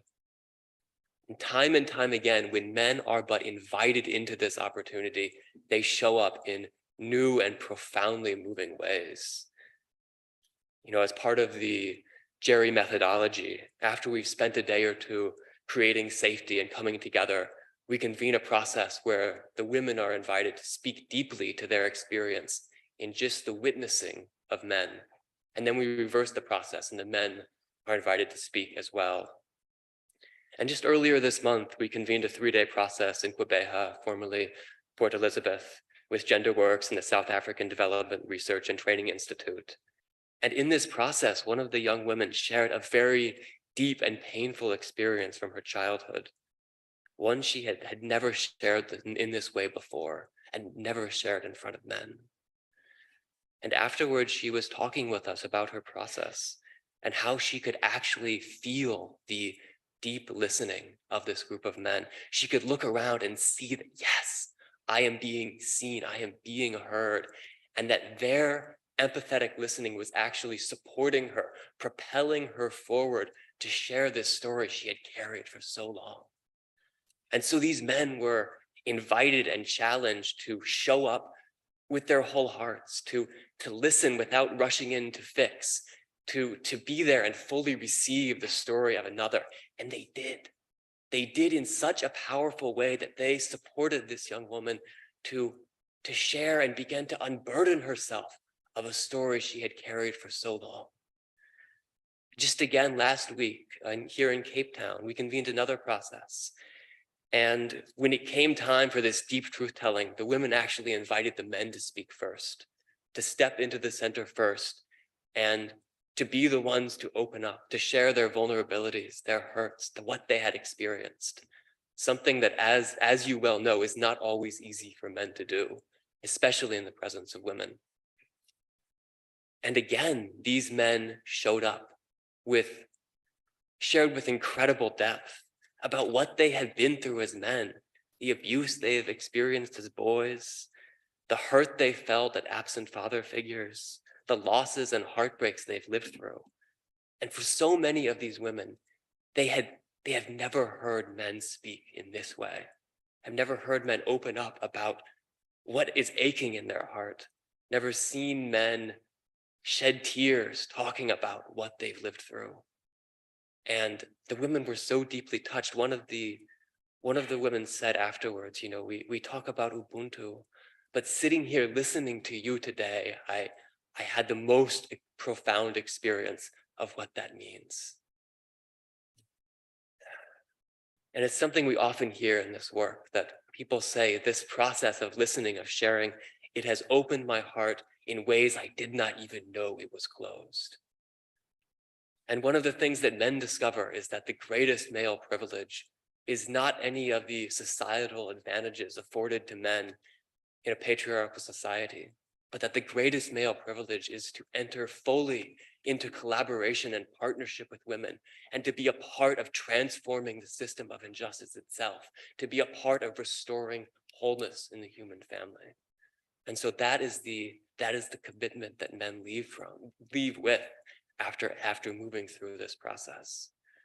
So just thank you so much for the time today, and we invite you to connect with GenderWorks South African affiliate, as well as Gender Equity and Reconciliation International. Thank you very much.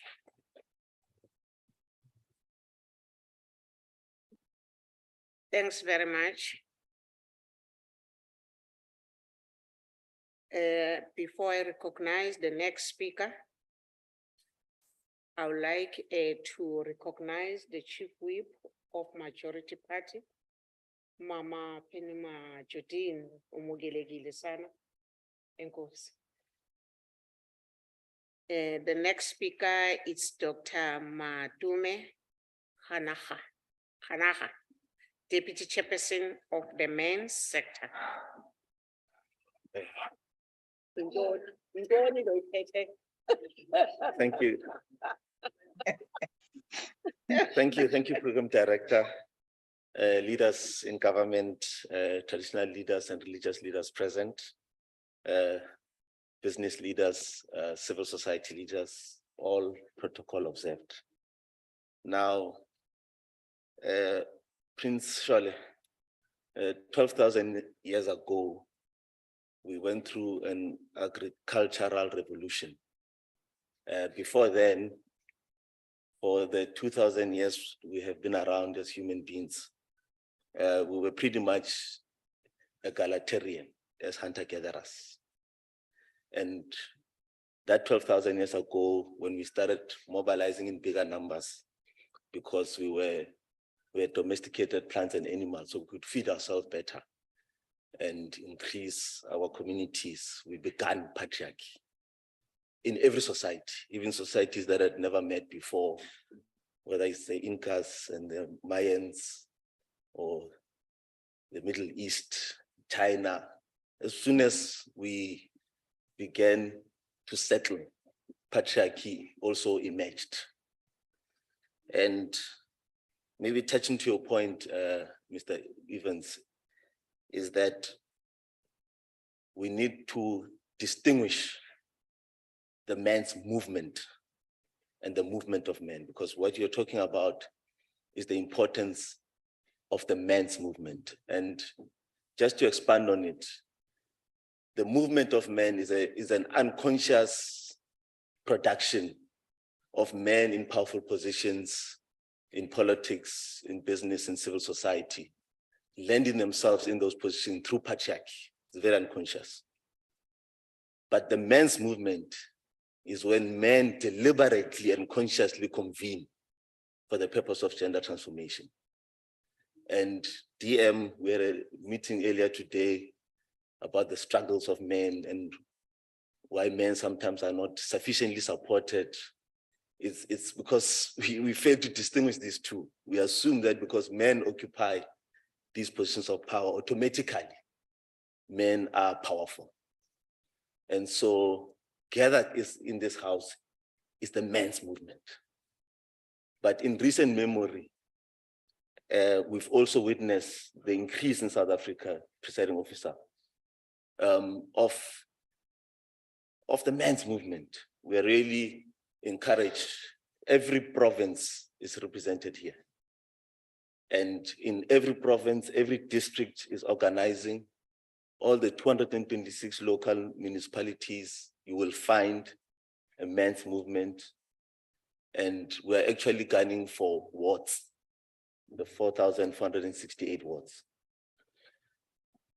As we organize, there was a speaker who mentioned that, I'm sure that the stats and the difficulty. The reality is that South Africa is the most dangerous country to be a woman. And that danger is not from the pit bull.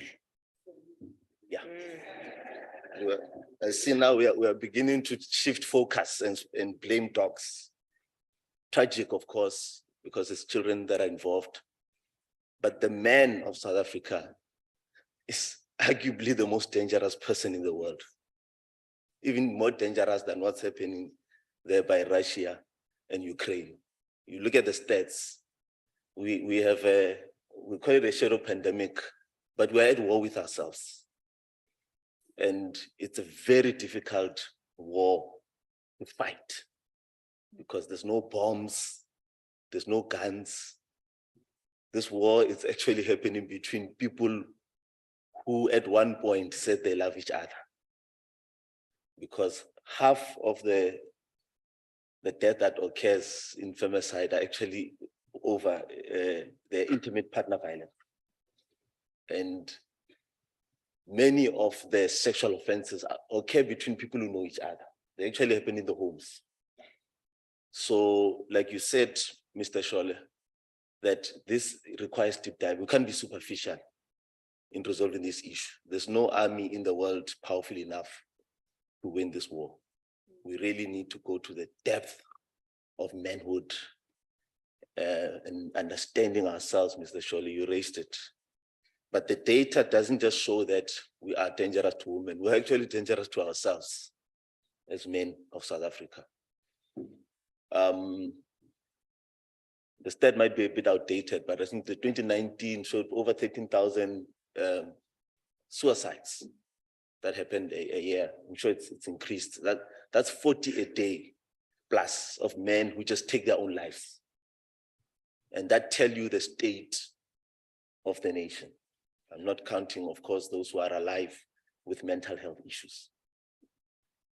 We don't seek help, Mr. Dlomo, you know that very well. We know TB remains our leading cause of death. And men in the 1990 strategy, which is about getting people to know their status, get on treatment and sustain themselves on treatment. As men, we are knowing our status now, but we are refusing to get into treatment besides knowing our status. If you look at substance abuse, actually you can list anything. I always say in a number of my addresses that give us anything in South Africa, we'll show you. Give us anything, we will show you flames. You give us a car, we will show you how we can cause carnage. You give us a little bit of alcohol, we can show you how we'll outdrink everybody in the world. Give us anything, you give us anything in South Africa, and we outcompete the world, except in football. So the reason why I'm raising these issues is that despite our organization over the last 2 years, because when we met program director in 2018, we resolved that we'll come to parliament once every 2 years at national, in provinces annually, in district twice a year, in April and October. So in that 2 years, we're here to account. That's the purpose that we're here. We're here to tell South Africans and to say to South Africans, this is the progress that we've made. But it's very clear that our progress remains painfully slow, and in certain instances, it's worsening. And on a brighter side, like I've highlighted, is that we have begun to really organize ourselves. We have sustained our national men's parliaments. I don't want to spend too much time blaming COVID. Our provincial men's parliaments in the last 2 years were really critically halted. It was the Eastern Cape, the only province that sat in 2021. And this year, we are not even halfway there in terms of the provinces that must sit, with a number of provinces still remaining to sustain.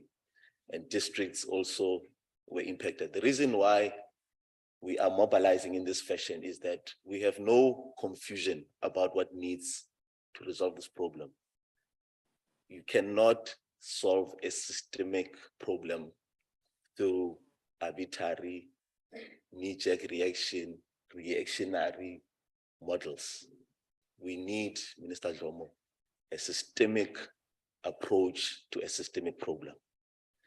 So when you see your men's parliament not sitting, you must know you're not solving GBV and men's related challenges in your district, province, or as a country. That's a simple. It's fine to make matches now and then. It's fine to go to courts and support. It's fine to, write on social medias. But if we are not intentionally organizing ourselves and working on ensuring that we mobilize each other in a predictable, systemic manner, because solving GBV is not going to be an exciting, very vibrant process. It's very quiet and boring. And the more quiet it is, you must know that the more we are doing the real work. And that quietness is going to require for all of us to convene in those settings. Now, we did launch the Traditional Men's Parliament on the 17th of September in 2021.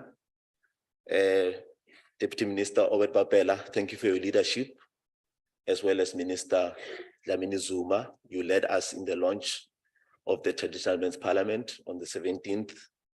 We were supported, of course, by Parliament, Deputy Speaker, Deputy Chair of the NCOP, and the Department of Health, Minister Bokopane Zulu. You were leading from the front. And of course, the traditional leadership. Nkosi Mavuso, we really appreciate the House for taking charge. The former chairperson, Mamhlauli, really led us from the front. And since that time, between the 17th and the 18th of November, we managed to launch 7 of the 9 provinces program director. And we've even cascaded it at some areas. Minister Dlomo, you remember you were with us when we were launching at Amajuba. the traditional men's parliament there. So it has begun to cascade, and the picture is mixed. Not sufficient districts are moving with speed, but we need to ensure that all the 52 districts are launched. But it's the 30 for the traditional men's parliaments, of course, in the traditional communities. And the men's charter, surely that's where we need to put our understanding of who we are in that document. We launched the men's charter in 2018. In the last 2 years, through debates, it has continued to be influenced. But when we presented it in 2020, the men of that parliament sitting said, we can't launch it in its current form. This document must be influenced by every South African, not just men. We must circulate it in all sectors of society: women, children, youth, LGBTI, business, government. Every sector of society must influence this document so that ultimately we define who we are. Article 1 speaks of our definition, our responsibility. Article 2 speaks of the declarations. So these are our commitments, chapter 2. And then chapter 3 speaks more on the provisions, which is more about the admin of the men's charter. So this is a document that all of us in this house and every single South African must at some point influence or rubber stamp the document. If we need to argue, let us verbally fight over the document and argue about our understanding different points. Minister Lomo, we got stuck with just the definition of a man. My background is in health.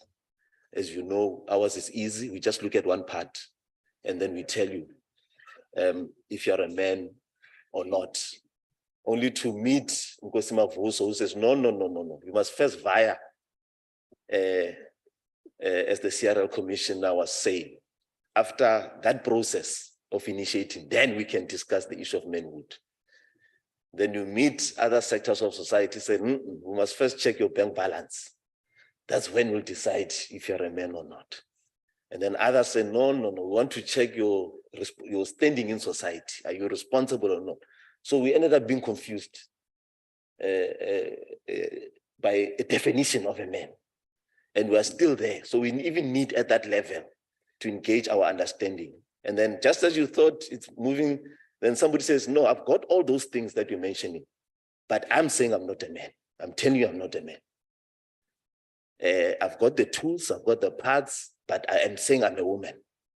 And then someone says, I have none of those that you're mentioning, but I'm a man.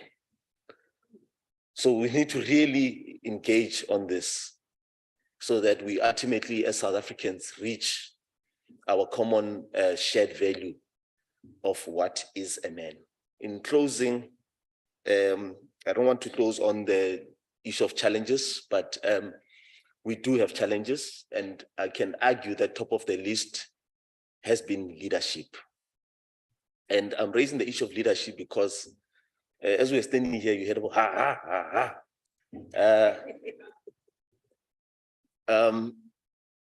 when leadership have already been chosen, they're there. South Africans go to elections periodically and they choose leaders. So when that vacuum gets pulled, it confuses us. This program is the speaker's program. We have no confusion. Tina, we are coordinators.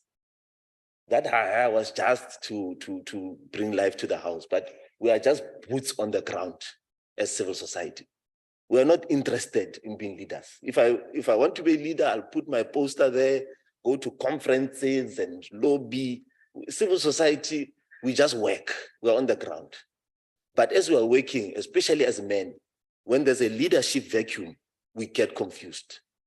But not only do we get confused, we start fighting amongst each other because as men, we have to be led.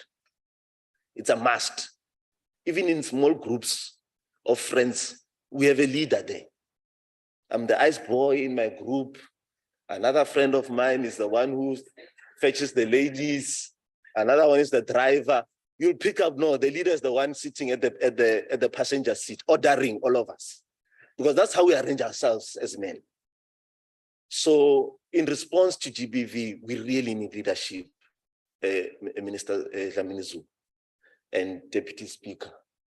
We need the Speakers Forum to really make sure that from the local until the national level, these meetings are convened from those houses. They must just summon us. 4 times a year, local municipalities in March, in June, in September, in December, summon us. Twice a year, district speakers in April, in October, summon us. Annually in November, the speakers in legislatures summon us. Once every 2 years, NCOP, National Assembly, summon us so that we come here and account on the work that we have done. Once we are summoned, the presidency must give us the keynote address here. The premiers must give us Mkombandlela.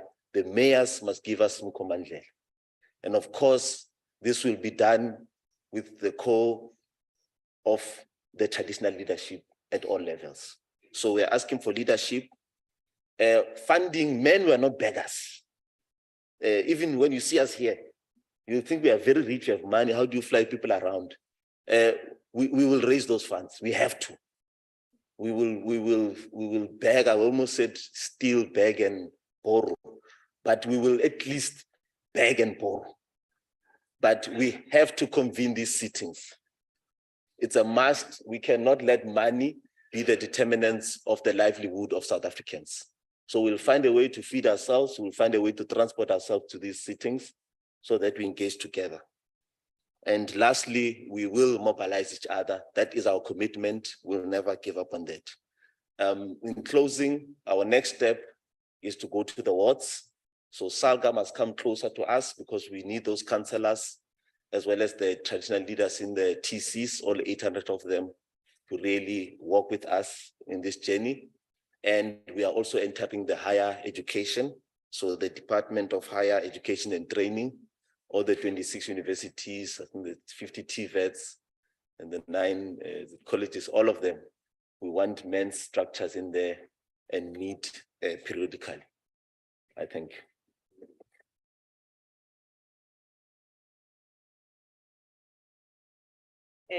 Thanks very much, Deputy Chairperson of the Men's Sector. Before I call the delegation, the delegate of the Men's Parliament, I would like to recognize the Speaker of Parliament, the Deputy Speaker of Parliament in the NA, Ubaba Lichisa. And I'm happy because you are here and we have heard the report and the responsibility that is expected from you. Siyabonga Baba Lichisa. Siyakuba. I would like to recognize the delegates of the Men's Parliament.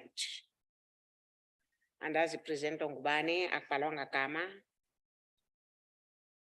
It's you again.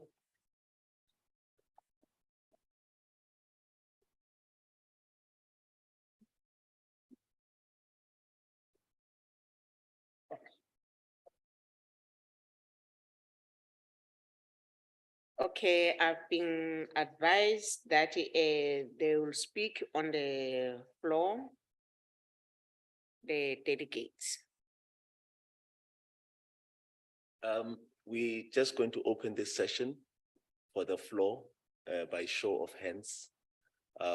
This is an open debate. We'll just manage with time. So the request is that as you are appointed, keep it very brief and to the point so that we can take as many hands as possible. Thanks. Okay, Bonizandla again. Because I don't know you, I'll give you numbers. Baba, you are.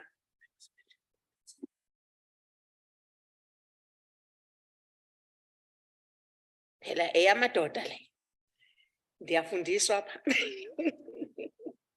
Ngizocela ke ukuthi baba ube number 1 uzisho ukuthi ungubani wakabani ne-province oqhamuka kuyona. You are number 1. Number 2. You are number 3. Number 4. Ngicela nibambe inombolo zenu. Number 5. Number 6. Number 7. Number 8. Number 9. Number 10. Sina 10 hands. Hope akukho abazo provoke ke i-debate. Ngime u-10. Number 1. Asibonge Speaker. Lo ukhulumayo Eric Stembele Reid from the Northern Cape Province, Pixlika Semi District. From the side of the Northern Cape Province, we totally want to bring up the great challenge of the lack of political will. We have a great lack of councillors, mayors' involvement, and up to members in the executive committee that are not present and that are not honoring the programs. We therefore wish that Parliament should look into that issue because many programs are failing because of the political leaders that are not present. Therefore, civil society takes the hand to move forward. The other challenge that we do face is the lack of financial will. Our government departments in provinces are failing. There's always no money to commit to assist for programs to be implemented. But you don't understand when they go and present budgets, they do present a commitment that says there is a budget available. But when programs are supposed to be implemented, there is no budget available. So we would highly like to request the Minister of Costa to sit with ministers, with local councillors, local mayors across the provinces to ensure them that they do stand up and honor and know their responsibility in society, because part of them, they are the co-creators of gender-based violence in society. We are suffering and it is our leadership that is the big problem. I therefore thank you, Speaker. Thank you. Thanks very much. Number 2. Program Director, thank you very much. My name is Jitiwa Maliti, the Provincial Secretary in Limpopo Province. Our submission is very clear and straight. As much as the Deputy Chairperson of the Men's Sector National Lab alluded that we are the coordinators. Our work is to make sure that we make sure that the men's are aligning themselves with the need of the country. We also wanted to submit that the chairperson is very important for us also to make sure that we get the support, particular to our chiefs at the local level to align ourselves with the programs of men's sector and the trains. Because if you may check, as the Deputy Chairperson was saying, on 17th of August last year, it was trained or it was launched. But if you check at the local level, we are still having the challenge. Therefore, one of the challenges that we already experience is that we don't have a support, as the other speaker was saying, for particular the resources to the locals, where our chiefs need also to be capacitated to work hand in hand. There's a vacuum, if you may check, whereby we still need to combine the issue of charter at the level. Is a problem.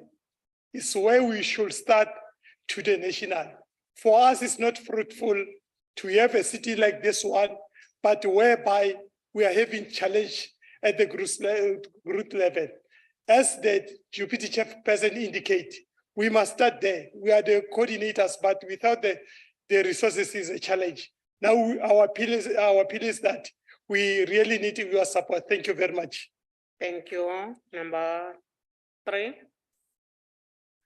Program Director, Honorable Minister, Honorable Deputy Ministers, all protocol observed. My name is Gosnati Mapukane. I'm from Neisner. I'm a founder and chairperson of Yonayetu Initiative. I'm from the men's sector in Garden Route. There's a few things that I wanted to raise here. This is my first sitting in this parliament, but I want to raise the issue of the unhappiness that and the experience that we went through yesterday of the leadership of the Western Cape, of which I want to request or submit a submission of, I want them out of that leadership because they literally failed us last night. We arrived here at 4 o'clock, we went to bed at 11:30 in the morning. We didn't have accommodation. Thank you so much to the secretary and deputy secretary for availing yourself and resolving the issue of accommodation. Thank you so much. There's an issue that I want to raise here. Gender-based violence is very deep to me. I was raised by the single parents who happened to be disabled. My dad died when I was 2 years old. My stepdad used to be very abusive towards my mother, and my mother was disabled. So this session or this program is very deep to me. And I want to propose the issue of the things that we need to look at in this sitting in terms of local economic development.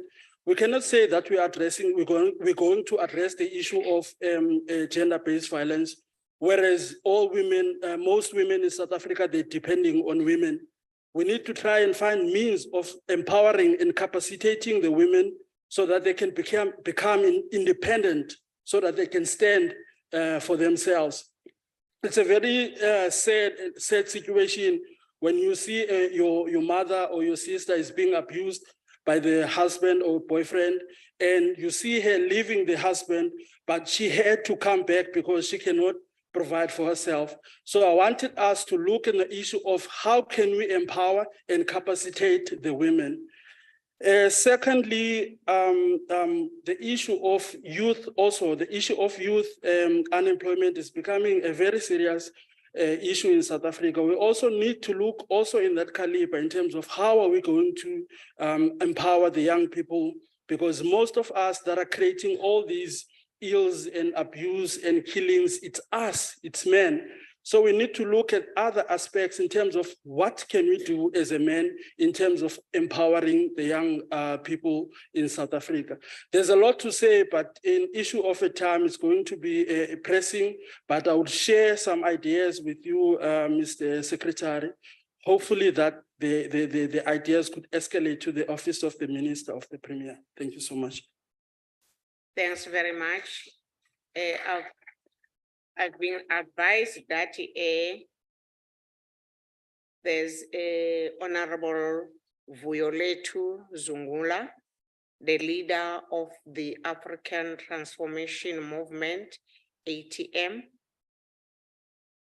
and IFP Chief Whip, Honorable Nat Sin, is on the visual platform. I will ask the table to assist them if ever there are people on the platform on visual that also want to participate. And I want to remind you again that just go to the point, because for this process also there will be answers that need to be answered by the ministers. So go to the point, since that sizokwazi ukunelisa wonke umuntu. Ngiyabonga.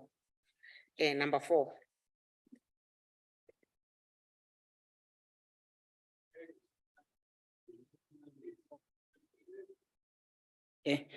Pula to the House.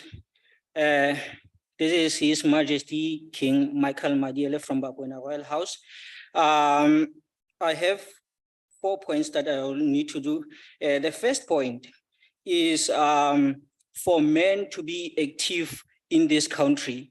This GBV starts from the financial burden. So we get into the lobola. I would like the House from the Department of Social Development and Home Affairs. I like to urge this point, first point of how about if the both family discussing the lobola, the marriage of the two people, because they're forgetting their children. So can we be having like force the children to have a trust before offering the marriage certificate? There must be a document that proves that, okay, there's a trust. That trust is a building economy of a legacy of the children. You see, and then the point now, why we have to have that trust account, it is because of many families are expected men to provide and requesting numerous amount of money, which from the men, which the man doesn't have the capacity to offer that huge amount they requesting from the family, the men's side. So how about we implement the law that says, okay, both families, women and men, must contribute and form the trust to build. So because the reason is to reduce this unemployment problem that is we are facing and leading to gender-based violence. And number two, men's mental health problems, awareness and projects must be considered more than like now we have the awareness of women all over the government calendar, but the men's health problems, they are not being in the light space like the women's programs. So they must have attention.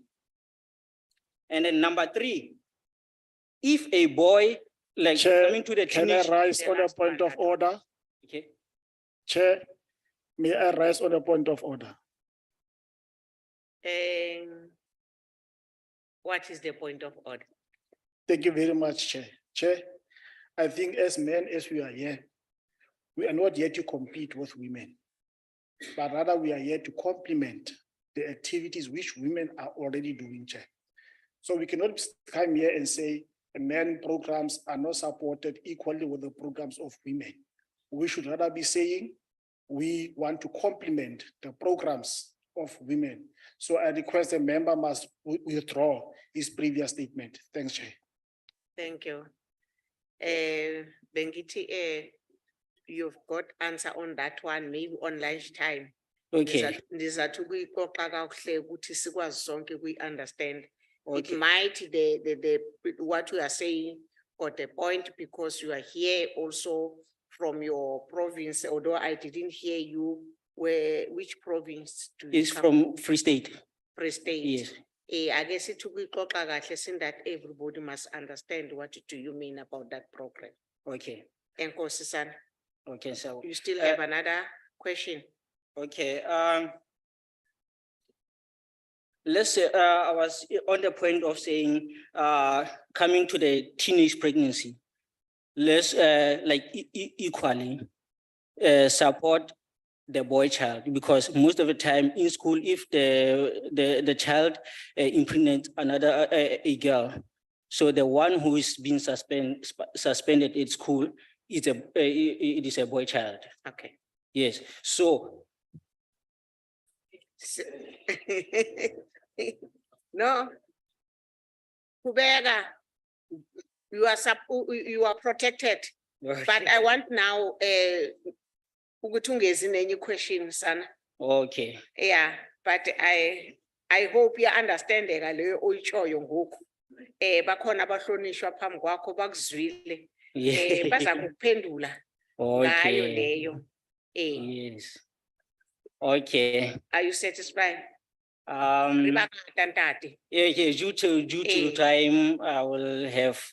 The questions are how No, okay. okay. Number 5. Thank you, Speaker.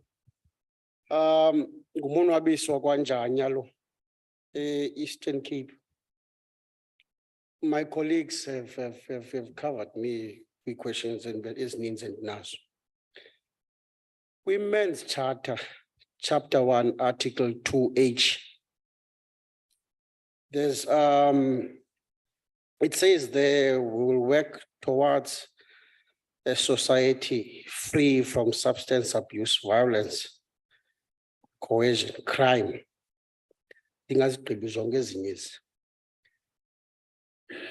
When you talk of crime, Speaker,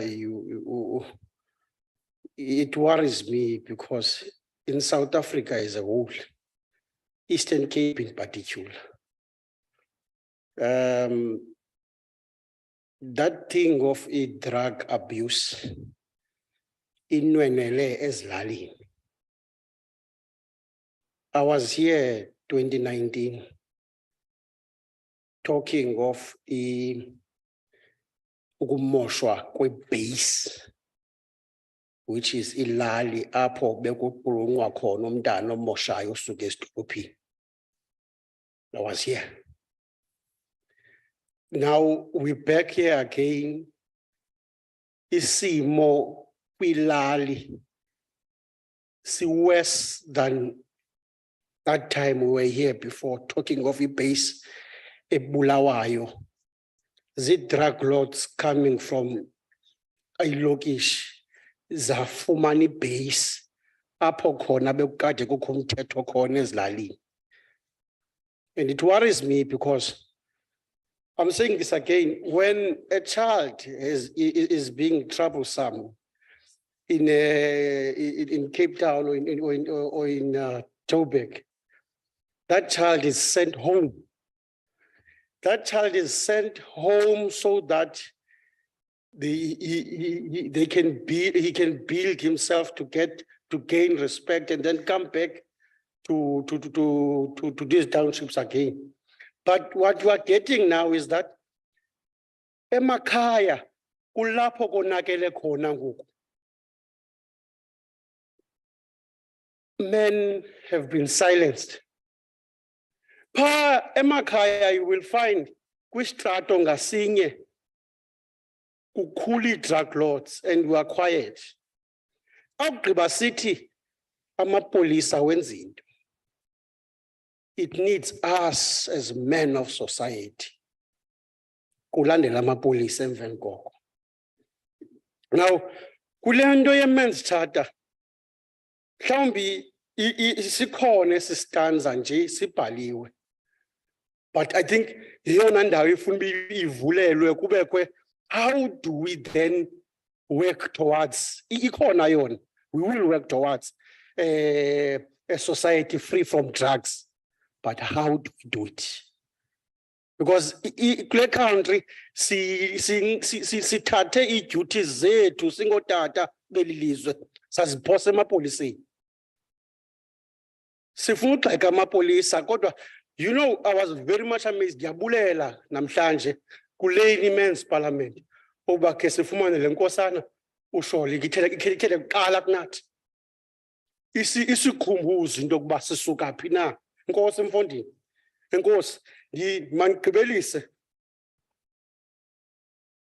Ithi Article 6, we will enforce parental accountability. Imandi men's charter. Imandi kakhulu. But the problem is, singamadoda, when it comes to raising a child, sibuyuva. We are only proud of abantwana when besenza izinto ezinhle. Xa esenza izinto ezimbi, uthi kumama uthi la mntana wakho. Once aqala ukwenza izinto ezinhle, eli gama Dr. Khanagha liyavela yindoda le. Ndimlo.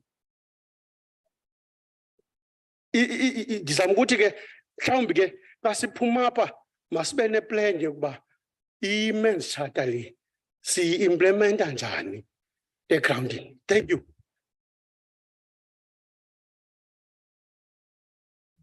Before we go to number 6, where's number 6? Thank you. Before we go to number 6, we just want to clarify that ministers and deputy ministers are not here to respond. We are still expecting their speeches, and Parliament will process this report. Because remember, we're here to influence policies of this country. So we're not here to charm each other and expect quick responses. 6 months later, we don't even know what we said. So Parliament will process this report. Don't worry about that one. Possibly during their speeches, they will try their level best to also engage us. Number 6, please. Program Director and all protocol observed. Makau Edwin Silupani from Mpumalanga, from the district in Nkangala and local municipality Emalahleni. I want to firstly appreciate all the speakers who made their contribution to this platform. I want to raise just a few issues. The first issue is just to reiterate what the deputy chairperson alluded to, the issue of leadership. I come from one of the districts where, because of the Troika's leadership, we've been seeing very good programs coming from that district municipality. So for us to go down to mobilizing men and boys in the wards, it will never happen if the Troika is not together with us in this program. Secondly, the issue of resources. You see, as men don't want to be beggars. And I think the issue of the model of resourcing this vehicle should be revisited, especially the Department of Social Development, because the funded organization down there are not really working with us. We end up not being partners, but we are just treated as a stakeholder. And therefore, we cannot be able to reach to the level that we would like to see mobilization going to. Thirdly and lastly, I think the government departments also need to come on board. And we need also, Dr. Khanaka, to go down, even have structures within the government staff where we are having men within those government institutions. And also the trade unions, there are men there. We need to have a space of going down even towards those men. Thank you very much, Program Director. So please, any provincial secretary, if these chairs are empty, occupy them. People get worried when there's no one noting. We must produce a report of this meeting. Number 7. Nkosi mhlala ngaphambili. Gama nguMasivelane wasoleka ifane sisuka Eastern Cape engqo. Okwami nje ayonto yindi. I-comment nje. We advert ephumile ka social development. Ithi youth and women yanendawo ethi ekugqibeleni only. Awujonga i-specifications. Zonke programs kuthethwa ngazo apha ze-traditional leaders program, men championing change, pause. Zikhona kwi-specification. Kodwa kwi-advert kuthiwe youth, women only. So ithethe ukuthi sivalelekile kuqala singamadoda uba singayinoya ku-specification. Ufuna ukuthi bangabe urhulumente akasithembanga singamadoda ngoba sesisebenze kakhulu ukuze kuzoba khonamo osuka ngapha eNgcobo azonyathela apha eParliament. Ilizwi selihambe kakhulu, akasincedise nje aempowerishe amadoda ngoba inoba sithembakelanga ekuphatheni imali. Sincede apowerishe amadoda akwazi umanage resources sizokwazi imali zamadoda zihambe ngokwe-channel yamadoda. Enkosi.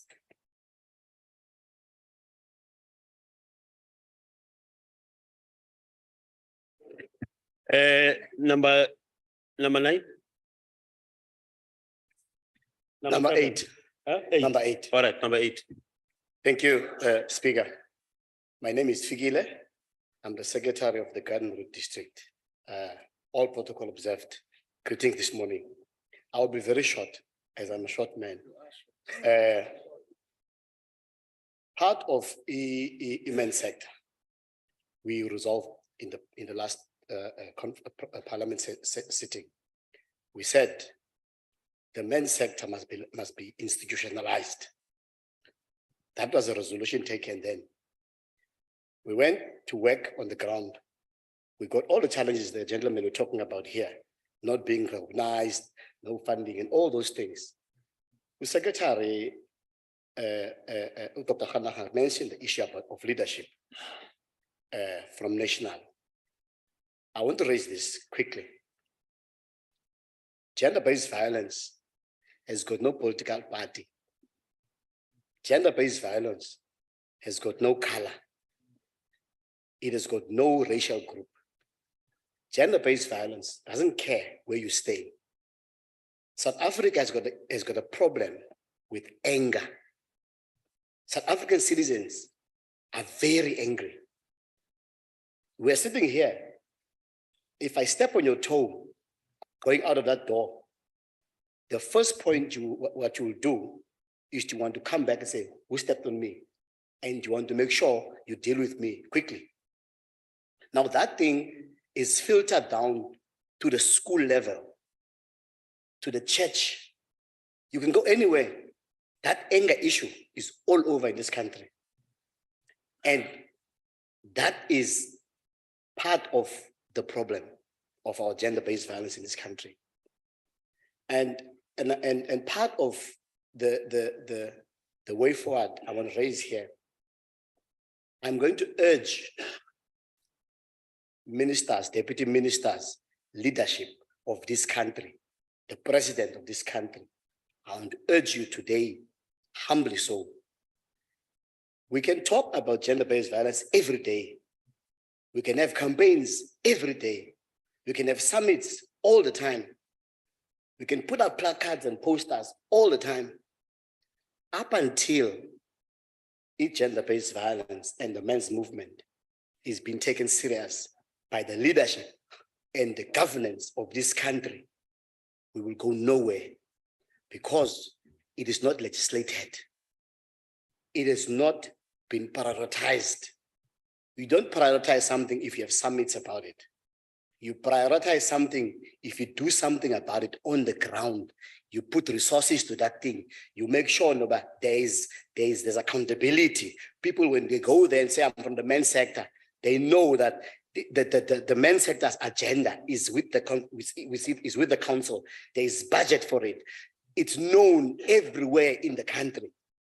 As soon as you get to that point, then you know that we are serious about gender-based violence.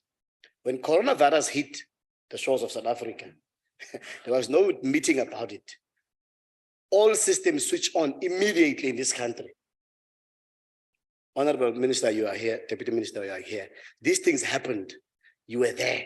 The whole country switched on immediately to make sure we put systems in place to address this problem. I'm urging today in this house that let us prioritize the GBV issue and the men's movement in this country. Let's take charge and stop talking about it. Let's make sure this institution, this particular program is institutionalized. there is programs on the ground, it's prioritized, it's documented, it's policy in this country, then we'll know Nova, we'll win this battle. But up until we do that, we will keep on talking and meeting here and wearing suits and go back and talk again. And the people on the ground will be carrying on and suffering. That is my urge and that's my request. Thank you very much.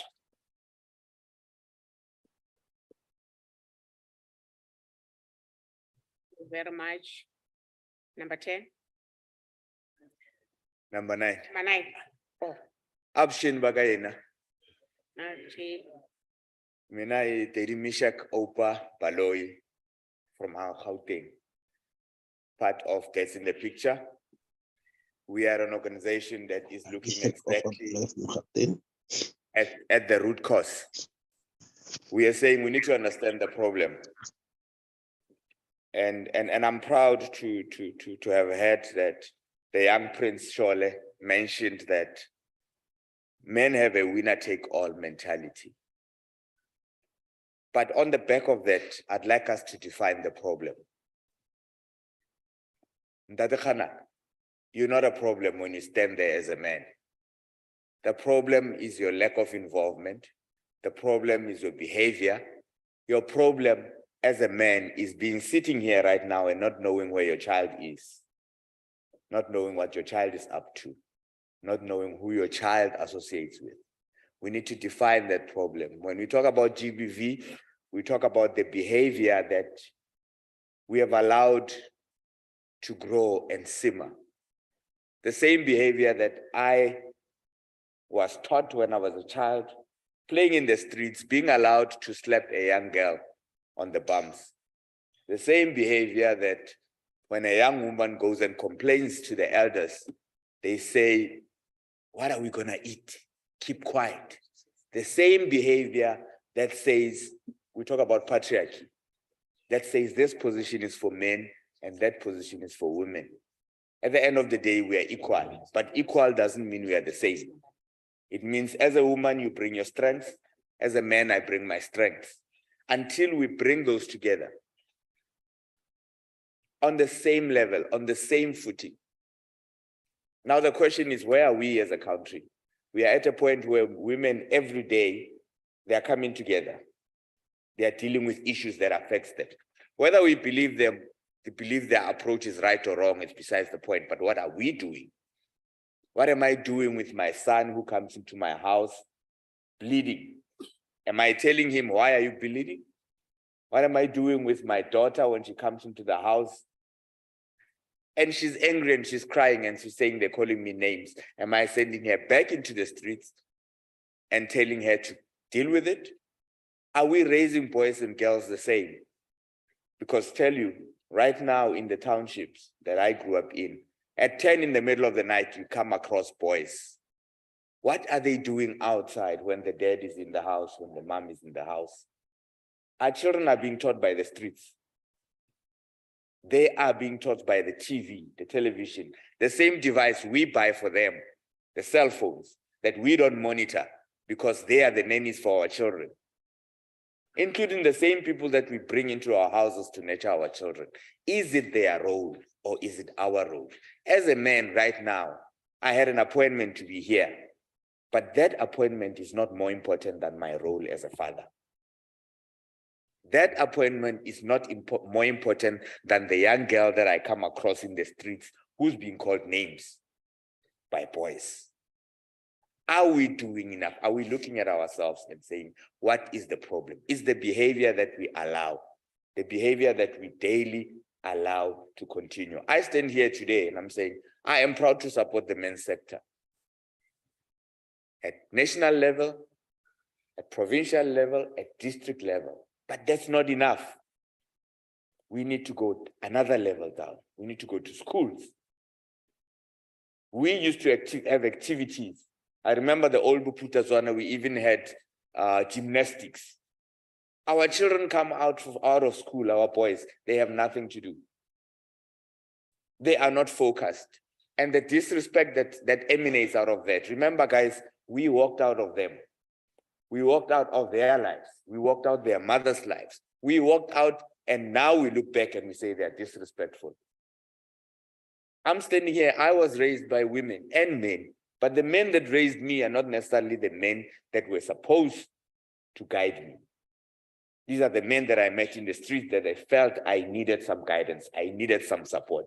Today I'm saying I stand in that same pace. When I see a young man who needs support, I'm right there. When I see a young man who needs to be told when they are wrong, I am there, irrespective of the fact that their father might come to my house later. Because the father might not be in the father might be sitting here in parliament.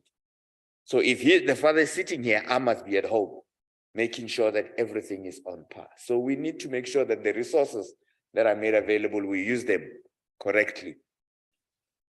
Yes, flights aside, bookings that are mixed aside, the fact is, as men, we need to stand in the right place. And that right place is not a vacuum. It's not where there's no women and where there's no children. It's a place where we are part of the family. We need to be part of the solution because we are a huge part of the problem. Honorable ministers, honorable deputy ministers, all the guests, we need to come out of this knowing that the problem is with the behavior that we allow to continue. The same behavior that we allow to sit on media, the same behavior that we allow to be transmitted to our children through our cell phones. But believe you me, the biggest influence is at home. Even though a child spends 6 hours at school, another 4 hours in the streets, who they come back to, it can't just be the mother. We have to be part of that. And it starts now with me and you. Thank you. Thanks very much.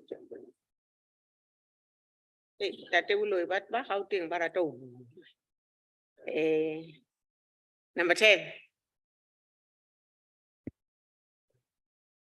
Greeting to you all protocol observed. I'm Dana Mapsela, coming from the Eastern Cape, representing the Eastern Cape Boys Assembly, and I'm 15 years old. We as boys, we need role models to groom us and lead us the way. But the challenge nowadays is that the very same role models are either killers or murderers. In parents, they can try, but they cannot do it all because we live with communities. We need to intervene. They need to intervene. There's a saying that says it takes a village to raise a child. For instance, if you all remember, a few months ago, there was a case where children died in numbers at the Inyobin Tavern in East London. That alone shows we are alone as boys, because if a community as a Inyobin was gathered, no figure tavern, so umzali nowadays abandoned back. A role model is a role model abandoned back. That's why I urge you all to be the father to all, to be umzali kumntana wonke. Thank you.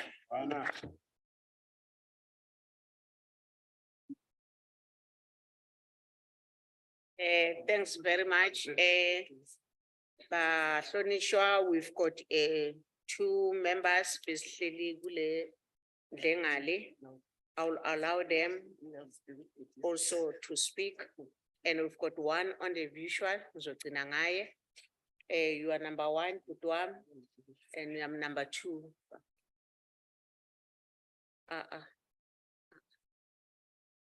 Andidlali ngepower.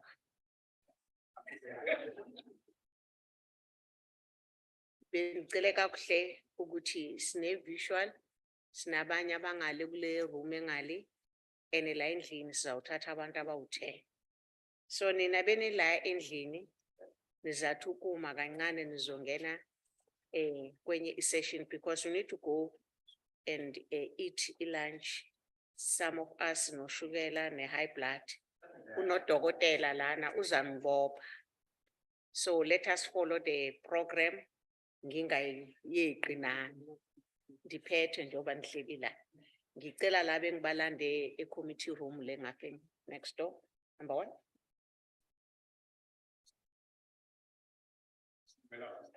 Ahe utsho horo tlhaga kae ntate? Province ya hao. Madoda. is Emmanuel Komape from Education and Social Development.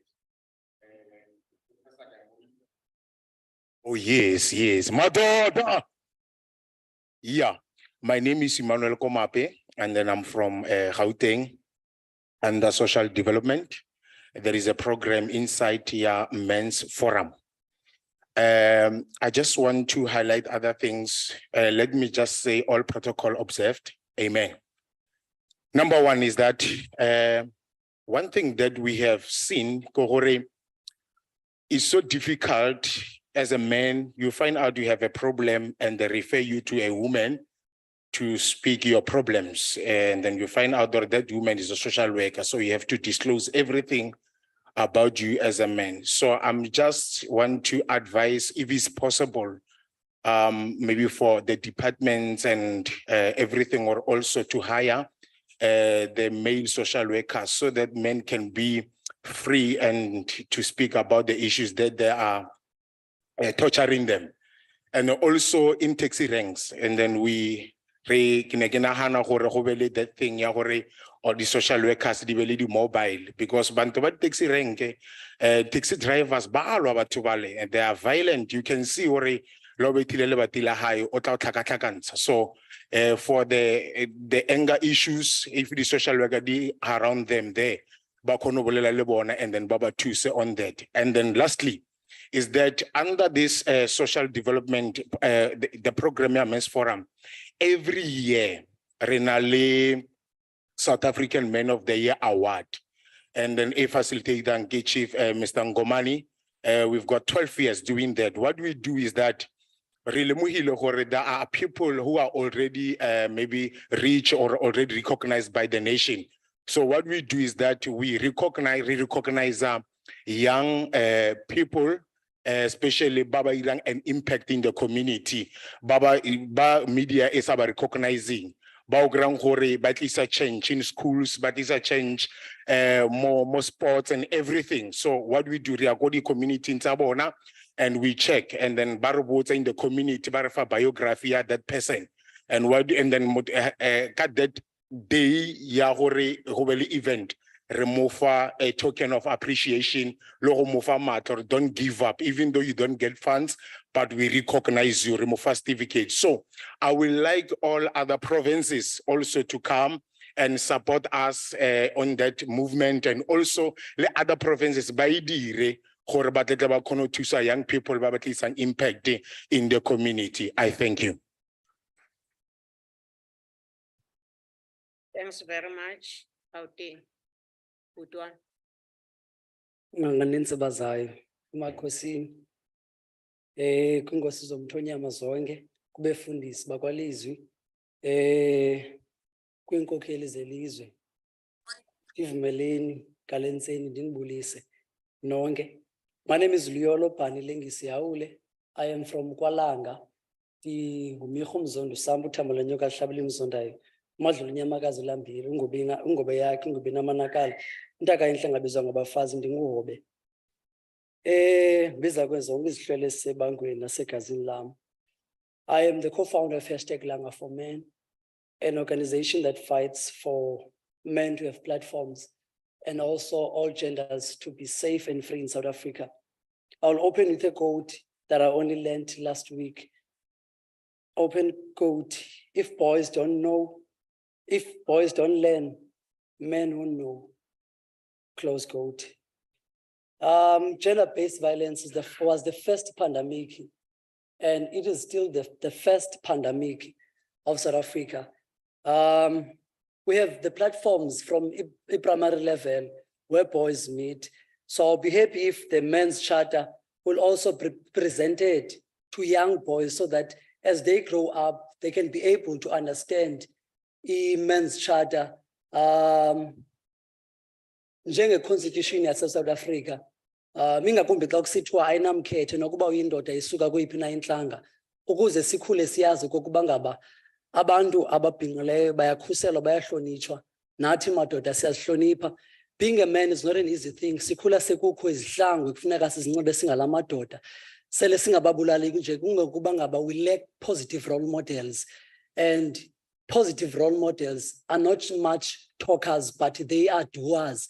So if we can in our society practice and implement a men's charter to an extent apho khona a young boy will be able to understand that akuphakanyiswa sandla kuyathethwa. A young boy can hug enye boy without any fear in the society. We know where boys are, Zinga's shops, where they ask for 2 rands. So if men's charter can also be visible from a primary level, primary schools, high schools, in all the institutions, abefundisi, abantu bonke baseMzantsi Afrika can be able to understand and know that nokuba ukweyiphini ikona, you don't need to be part of an organization for you to do change. You don't need to have a mentor, someone for you to understand that what I'm about to do is wrong or is right.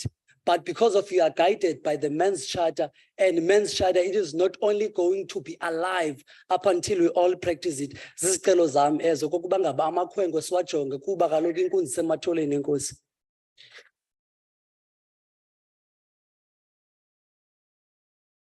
Thanks very much. We've got the last speaker who is in the visual platform,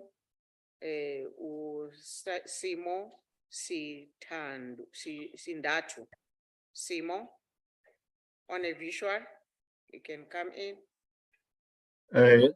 Thank you so much. Thank you so much, Chair. I hope I'm audible to everyone. I'm Simo, as you have said. Sithandatu is my surname. I'm from the Western Cape, in Khayelitsha. I'm part of Nakosa in the Western Cape. Also part of the men's sector. I just want to raise a few points in relation to the discussion that is on the table. One, within the initiation schools, I want to start there. Every tribe that practices initiation, within the initiation school, they have a curriculum that is taught there at the bush. Now, reason why I'm raising this point is that if we can have within the men's charter a curriculum that speaks to initiation schools in terms of making sure that within the curriculum that is taught at initiation schools, we speak of gender-based violence. We speak of gender norms. We speak of behavioral change programs in the initiation schools. Because in the initiation schools, that's where we are raising those initiates to be men. So we should work on the curriculum that we have there. Who we say men are hard to reach. We always argue on this to say, as men, we are hardly reached. That's what I want to put in this sitting. That as men, we are hardly reached. And I will maintain this by saying, there's, for an example, I'll speak in the Western Cape, specifically in Khayelitsha. When you speak of men-friendly services, there's only 2 male clinics in Khayelitsha. In other townships, there are no male-friendly clinics. So, and if you go to sports activities that are happening all over, where you can find men, you hardly find anything that speaks to health services. So if we're saying men are hard to get or hard to reach, then I would argue to say we are hardly reached because there's less services that come to where we hang up as men.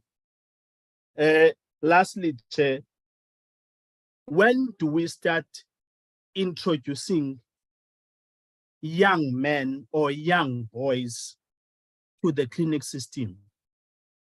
Because if you speak of a young girl, the young girl starts to go to the clinic at the age of 9 to 10. But the boy, where does it go? Nowhere. So if we are to say what we want to win the battle, let's start with those young ones in terms of introducing them to the clinic setup, so that tomorrow we won't have men who will be saying they do not want to go to the clinic, they do not want to test. Thank you, Chair. Thanks very much. Honorable members, we continue with our program. I've been advised that ministers mustn't answer the questions, but the secretary must note the question. And those who didn't get time to participate, there'll be another round after lunch. Then they said I mustn't ask ministers to answer the question, ministers, because you've got your own slot here that we have prepared. So ngiyaxolisa ngokuthi ngithi ngizawuphendula imibuzo. I would like to continue with our program by inviting Honorable M.S. Henrietta Mohupane Zulu also to come on the platform to make remarks. Over to you, Malbonga.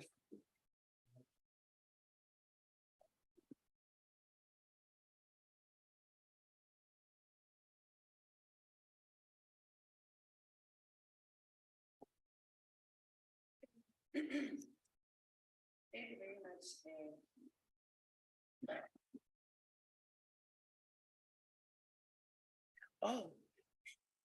Thank you very much, Chairperson, and good afternoon to the ministers, deputy ministers, the chief whips, all the different party honorable members, and the honorable members for the Men's Parliament. Good afternoon.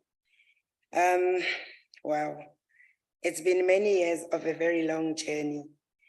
And I think the journey continues where men continue to come out, have a responsibility, make commitments that they are slowly meeting. I'm kind of like a man, but also a woman, because somehow I'm forever with men everywhere they go. I'm not sure whether it's by choice or is it because I'm a DSD, but I think it's a little bit of both. Most of the time, gender-based violence, we look at men, but we actually don't have direct services that would assist them. We would like to just be accountable to the Men's Parliament as a department in terms of the last 2 years. We agreed on a number of things in the past 2 years that we committed to do, and I felt that I needed to give feedback to the leadership of the men, because I believe that is very important. And as already said, we will speak, but we do have a number of things in the past 2 years, acknowledging the challenges with COVID. At the previous parliament, we spoke about a safe spaces for men. I'd like to say in the Northwest, we've got 6 men's lounges. In KZN, we've got 7 men's lounges, and we will be having 6. And those are safe spaces for men. And I would like to confirm that indeed there are male social workers that are managing that program. And we have seen a lot of decrease in social ills in the communities where the men's lounges are, including gender-based violence. We are looking forward at adding another 3 provinces in this financial year, and we thank the private sector for continuing to support us in rolling out this program. We also then, as indicated, that we are going to be dealing with issues around the strategy for sex workers and supported by men. Would like to thank the men's sector because they have been all over with us in explaining the sex worker strategy to sex workers. But at the same time, they've ensured that the face of sex work is not only women, but that we acknowledge that men are also sex workers. And that has assisted us in reducing the level of abuse that sex workers experience, especially from their clients, of which majority are men. And we continue with that particular program. We'd like to also acknowledge that the increase in tribal authorities of pregnant girls 9 to 10 is being covered where we are rolling out in villages the program Chomi and YOLO and Young YOLO, which actually focuses on children, girls and boys between the ages of 10 and 14, abo Chomi gelabo, 15 to 18, that's Young YOLO, and 19 to 24, that's YOLO. And these programs continue to give us an idea of what actually happens in the family. Before we go to the community, the family remains the pillar of everything we do.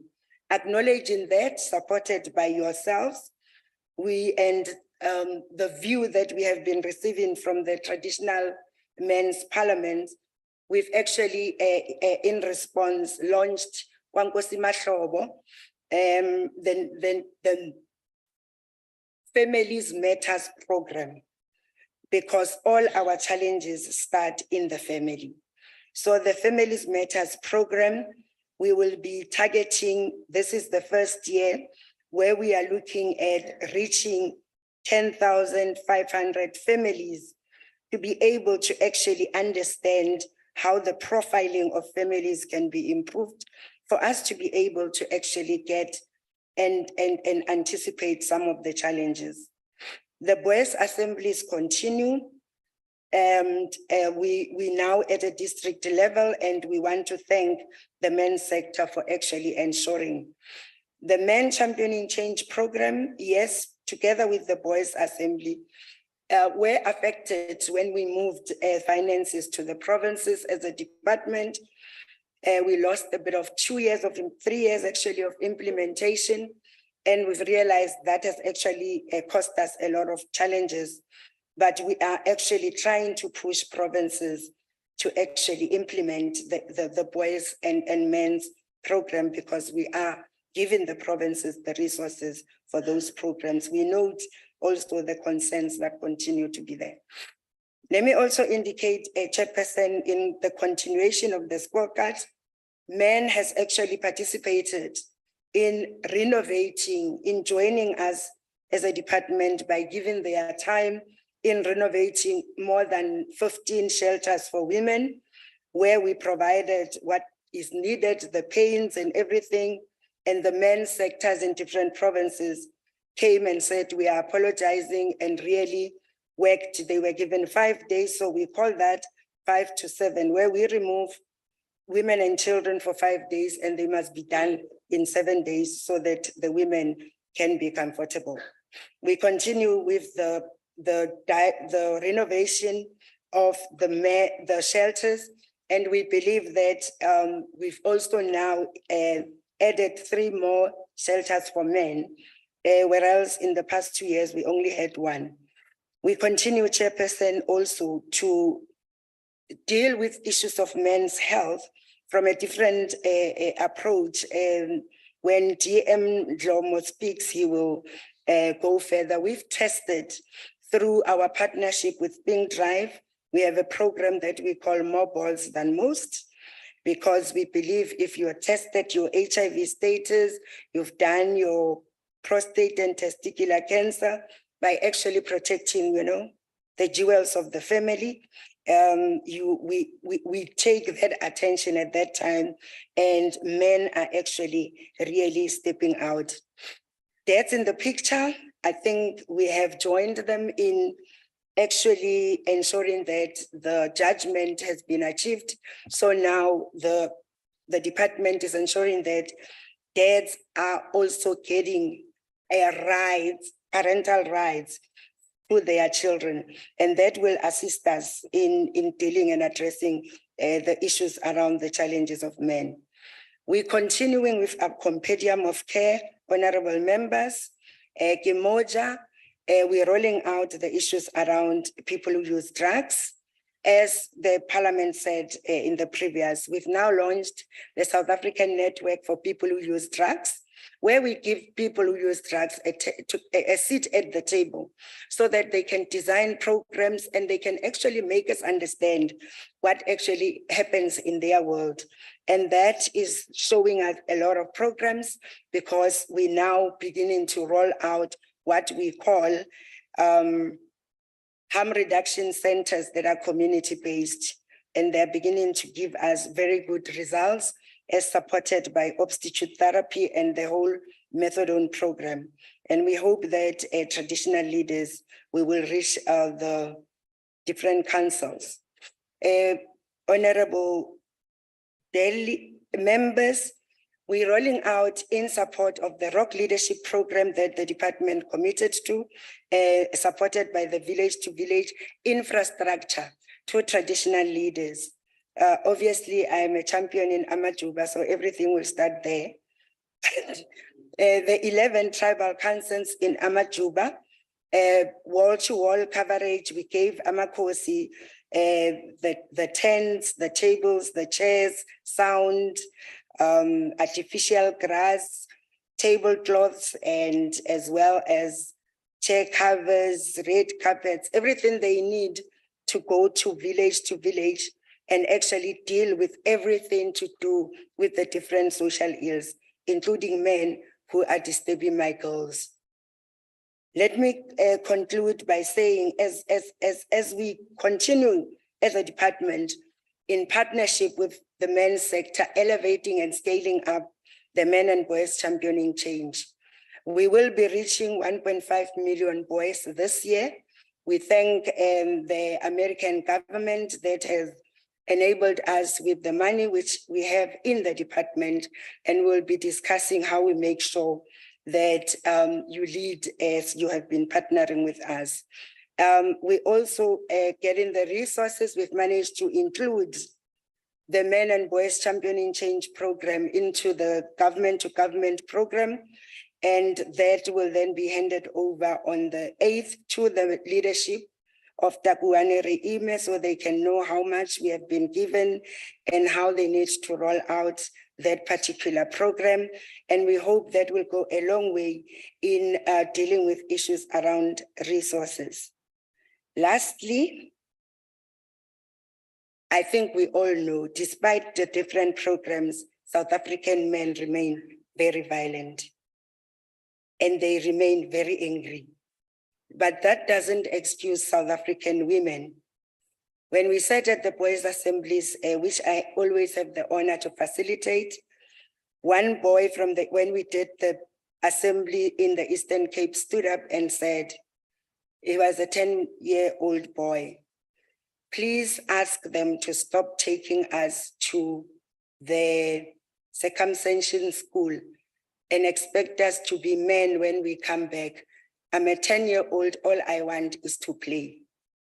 Ask them to allow us to play. And the second boy said, Deputy Minister, the men are saying to you there is violence in the community.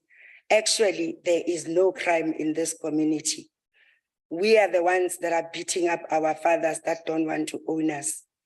But since they don't want to own us, we can't beat them up when they are sober. So we wait for them to go drink. And when they come back late, we beat them up because we are frustrated as they are refusing to own that they are our fathers. Let me conclude by the Boys' Assembly comment in Limpopo. A boy stood up who's 13 years old and said, I have asked my mother several times who my father is. And every time I ask that question, my mother goes, Skantina when I was regularly 12.5 years. Yeah, where booby. Let me try and translate it in English. Or kasizulu ngangibuzi lokho baba kuhluleke nokukuthengela i12.5 yempuphu. You know, don't ask me about that man who could not even buy you a 12.5 millimeter. On the day that this supposed man died, the very same mother, that's the boy telling us, took me to this family. They opened the coffin and showed me to say, here lies your father, the very man that I've been asking for many, many years for. But when he died, I was dressed up and dragged to a funeral of a man I've never met. But what hurts most is that I never received counseling. What kind of a man am I expected to be when I grow up? Let me say, I am looking, Chairperson, pardon my language, I'm looking for an animal. See this animal, it's a macho mobile man with money. And I'm asking the honorable members in this house to join me in looking for this woman, this animal.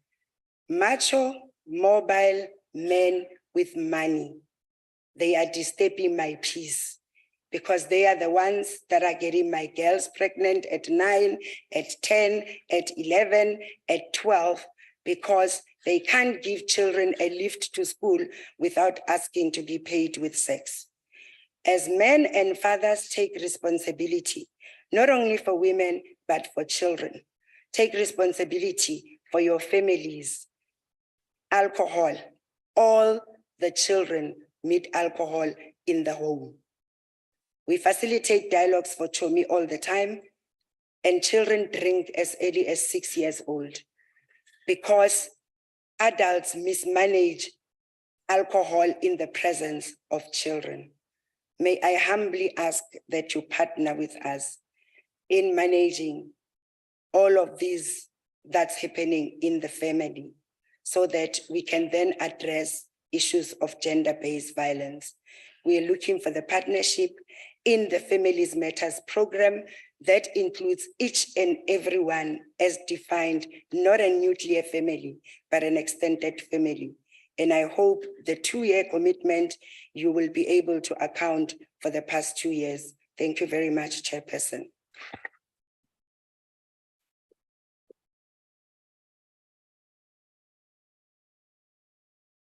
Thank you, TM Nkopana Zulu. I will call TM Obed Babela.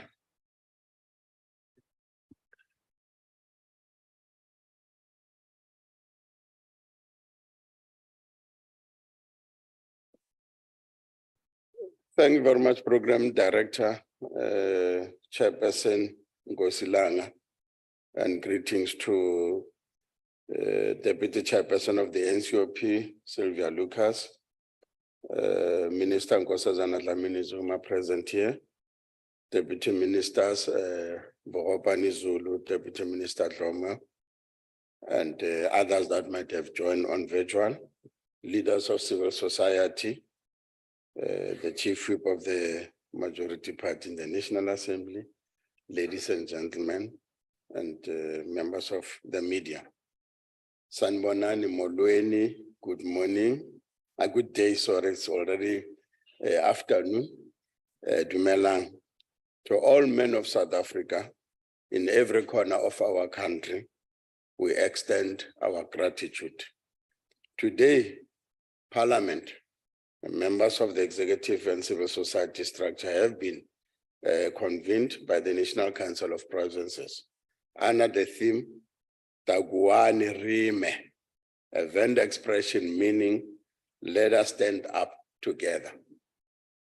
The program of Men Championing Change that aims to bring about a cohort of men and who are protective of women and children, and do create an enabling environment in which men can dialogue and inspire positive values related to advancing the cause of men positive attributes in the matters of gender-based violence and femicide that we need to defeat in our homes, in our workplaces, schools, communities, and streets of our country.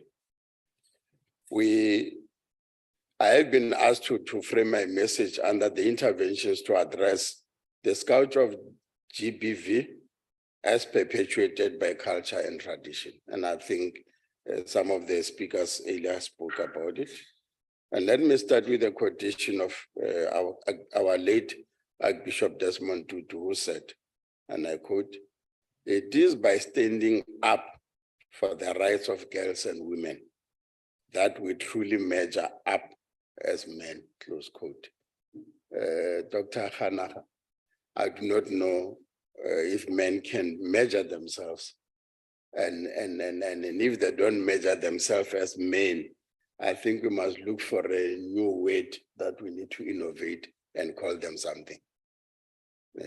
And because they don't measure, so not every man should be called a man if they do not measure in terms of this particular standard. I know that there has been another presidential summit recently that I just want to quote the one that was held in 2018, and I quote the president when he said, "South Africa holds the shameful distinction of being one of the most unsafe places in the world to be a woman.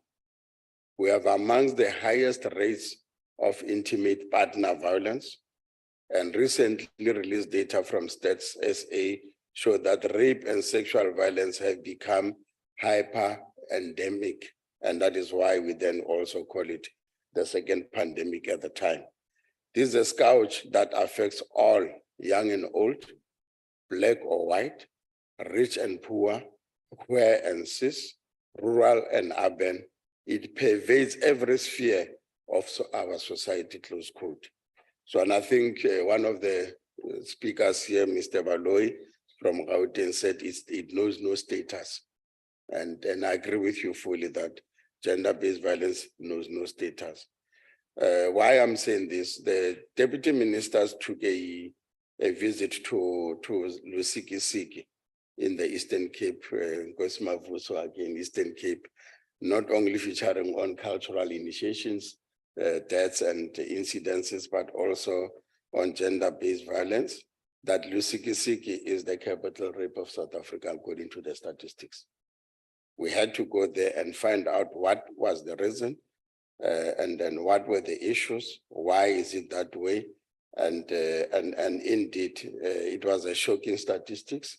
We found a situation that is dire, and we made some proposals, suggestions, and we'll be going back again this year, early next year, to go and visit the area once more to see if we are succeeding in the intervention, together with the police, civil society, traditional leaders, women leaders, all of them, to go and see if we could not begin to really remove that. Yes, poverty being another issue that has been raised, the level of education amongst children, it's the highest level of uneducated children in that area.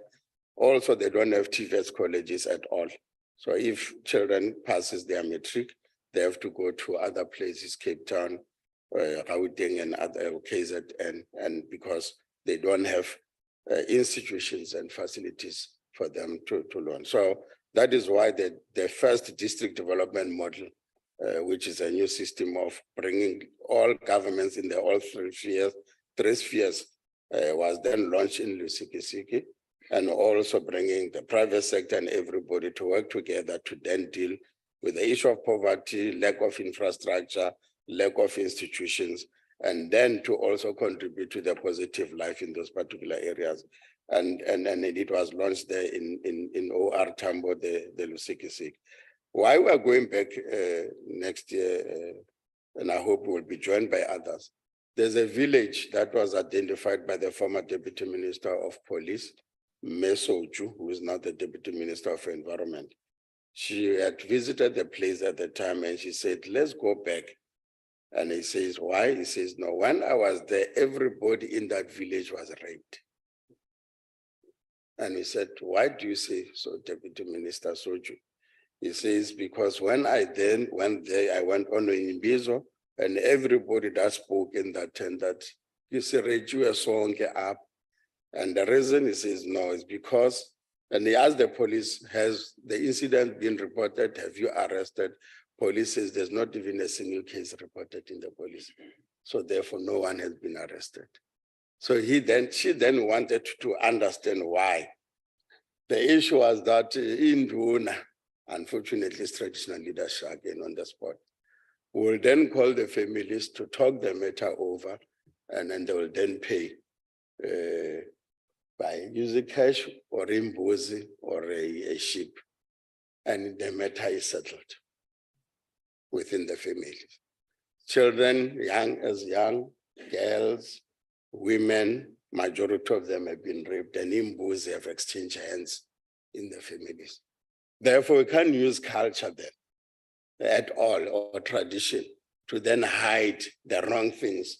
And then they say, because culture allows, I'll just pay imbuzi, and then therefore everything is settled. So we want to go there and put a spotlight on it, working with your traditional leaders, but they go and spread a message that culture and tradition cannot be used to then do wrong things in society. That time is over. That time, if it's still existing, it must be rid of. Culture is adaptive. Culture is not static.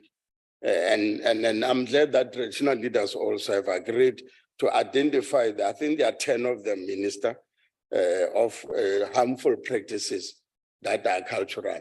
Ugungena, ugutwala, you know them, where men then use their patriarchy. Ugungena, ukuthi ngoba umfazi kabhuti wami ngiyamngena. You have no choice as a woman. And all those. So those things have been identified, and I'm glad that the House, now that you are deputy chair, has identified. Can we then go on a program, on an action to say we're going to get rid of this particular harmful practice so that they then disappear in society? Included in that, it was the issue the women can own land. And then when the father, family has only girl children, they get told that you can't inherit because ningamantombazana, and only your children will be. And women are still treated as subhumans, as minor, also in using culture as a protective system. That is not allowed. Hence, some of the issues that we see of patriarchy using culture are still there. So with that, we therefore say that we'll be working with you as traditional, the new House, to really begin to take the program forward, partner with the men's sectors, partner with other civil society. Let's tackle that element so that culture can no longer be used for us to then do wrong things in society, and particularly dehumanize women in the name of culture and say it's all is okay. With that, I'll just want to then conclude by just saying that you have young people who have spoken today, nurture them. These are your future leaders in the sector of traditional leadership. I hope therefore that what Prince Shole and the others have said here, they'll find a home where indeed their message of being young and then being educated as they are, they'll be able then to reach out. This is a journey that we must all work together, as I conclude, with courage and determination to ensure that women and children in our country live in peace, feel safe, and create a joyful environment. I recently visited Mozambique. They walk at 11, 12 midnight. We're driving from 30 kilometers from one venue every day in the night, 11 or 12 midnight. And then women, children were walking the streets of Mozambique very safely. In the dark, dangerous streets of Maputo, I could see something that I never see in South Africa. Let's then work together and see what has gone wrong with us as South Africans. But I think some of the issues have been said here. We are an angry nation, we are a violent nation, but we just have to fix those particular issues. Thank you very much.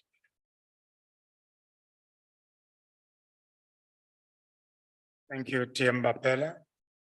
And now we are going to take the keynote.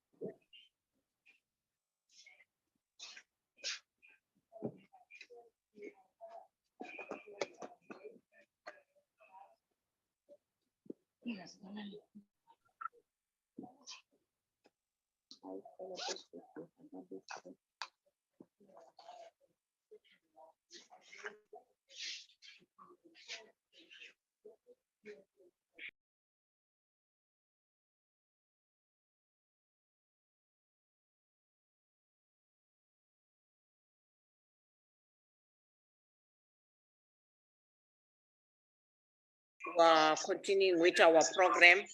But before we continue with our program, I want to recognize Honorable Baha, a permanent delegate here in NSOP.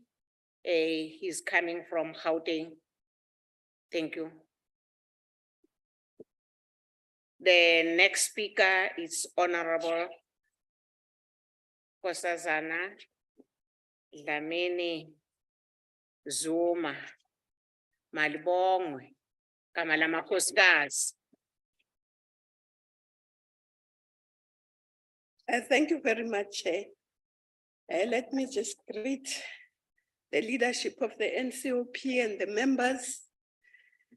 In the interest of time, greet all the deputy ministers who are here, the leadership of the National Assembly, and the leadership of the National House of Traditional and Khoisan leaders, the religious leaders, and most importantly, civil society and the delegates of the Men's Parliament and the boys.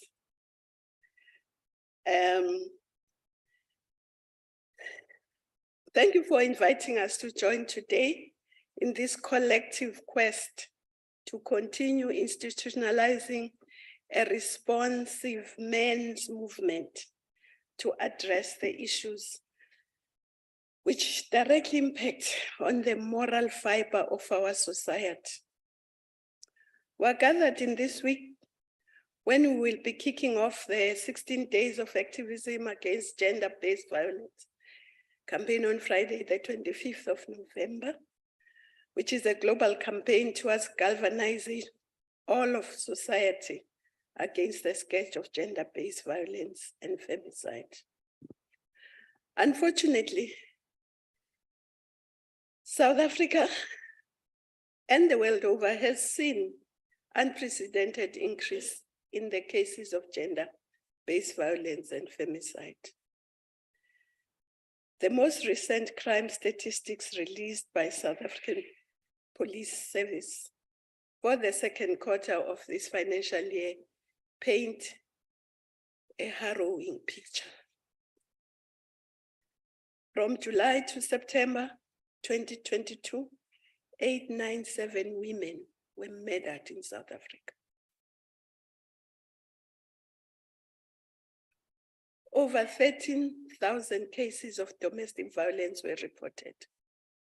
A tally of over 9,500 rape cases were opened with the South African police. The women and children of South Africa are not safe. We are not safe. These numbers are an indictment on our moral standing as a nation. I make this harsh statement on the moral standing of our nation because it is an indictment of an indication of the extent of our departure from our African values of Ubuntu and human decency. I was happy that the young prince took us back to Ubuntu, because what he was talking about was Ubuntu, which is our core value. And we have departed from it. Because from time immemorial, nations have placed great value in the protection of women and children. This is particularly to the extent that even in times of war, women and children were not supposed to be harmed. Yet today, women and children are butchered as though it is a sport by the very men who are inherently supposed to protect them. Something is wrong and very wrong in our society. Honorable Chairperson, we continue to make the clarion call we made as we launched the traditional Men's Parliament that men need to be an integral agents of change and active partners in the fight against the scourge of gender-based violence and femicide. I'm glad that you are here, but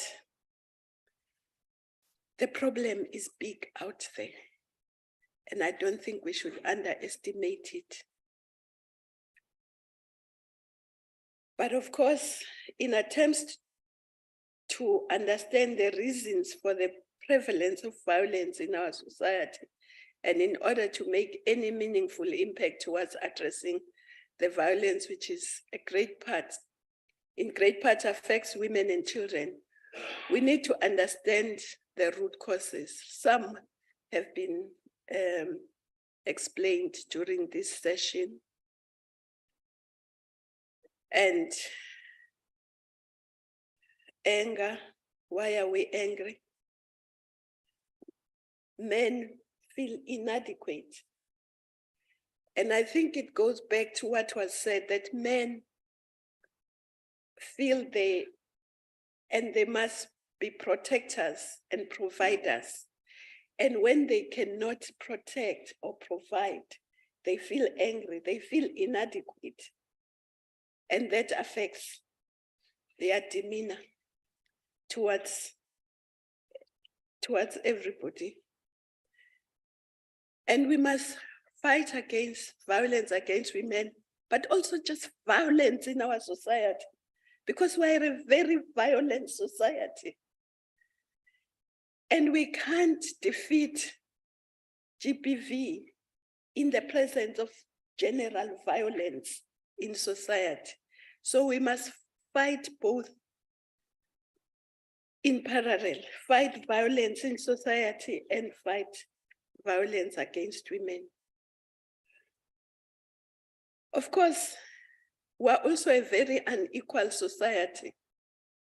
We're one of the most unequal societies in the world. And we know, research shows that very unequal societies have very severe violence, especially have got very high rates of violence. So we have to look at all those things.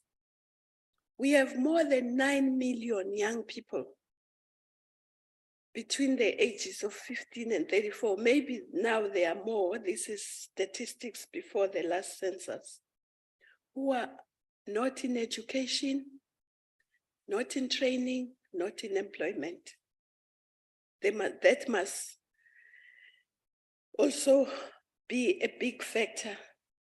And of course, poverty, unemployment, inequality, violent crime follows that.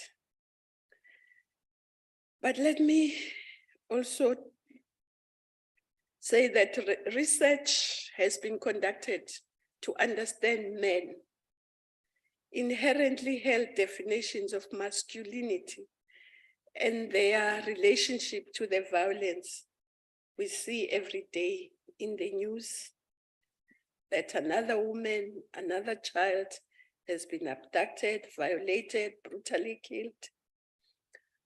According to research by the Safety and Violence Initiative, notions of masculinity, it means to be, what it means to be a man. I think somebody also spoke about that earlier. Seem to be the driving factor behind much of the frightful behavior that males engage in. According to the various studies by this Knowledge Hub, young men have identified violence as a characteristic means to display power and to prove their masculinity with those close to them and in their communities. As somebody was saying, if you step on somebody's toe, they must show power and sort you out. it's also it's also something that men use to control women. They've decided that violence is a means to control women. And also the media and society has given the impression that men own us, that they own women. You can't own a human being. Nobody owns a human being. Those things were done by the slave owners. And it's a crime against humanity. So, but this is one of the problems. But also it is worth noting that the generally held understanding of masculinity and femininity is not a natural occurrence, but is a collective gender identity that is socially constructed. These notions of masculinity and femininity are enforced by the values we entrench in various social spaces and interactions. Just to name a few, the gendering of roles in our children within our homes. I think somebody spoke about that. And that entrenches the misogynic and patriarchal beliefs. For example, male children tend to be treated as princes, inkosana, and they must be served by their female siblings. And that is wrong. Uyafika nje ubungane endlini or whoever. Nomsa, ngenzela itiye. How? Kwenze njani? And the parents keep quiet. Instead of saying, "Aye, if you want tea, make tea and ask us if we want tea." And it's important what happens at home because adults bring back to society what society taught them as children. So that's one of the things. But also, I've attended lots of weddings and I always get dismayed because they counsel the young bride about how to behave. But nobody tells the men how to behave. They are just left to their own devices. But the woman is taught, you must persevere, you must be submissive, you must not talk about your problems until you die. So I think those things must change, and the religious leaders must also, when they counsel people who are going to get married, counsel them properly. And at home, we must counsel our bride and bridegrooms properly. Mina nje angiyitsheli ingane yami ney'ngane eziwu-4 zamantombazane ayikho engiyitshela ukuthi ibekezele. Lelo gama nje labekezela likho. Uzobekezela kuze kube nini? Uzobekezela zaphuma eseyibhokisi. Ungayikhuluma into eyenzeka phakathi kwendlu yakho. Uyashaywa, uyakhahlelwa, ungakhulumi. Hayi. No, obaba, obhuti, abakhusele. Amadoda awakhusela amakhosikazi. Ungayishaya inkosikazi. If the worst comes to the worst, itshela ukuthi ayihambe. Iphila. But of course, I think that one of the speakers was also correct that we must empower women to be able to walk away from a toxic situation. And that's why there must be equality in opportunities, in education, in jobs, in positions, in everything. Our constitution says so.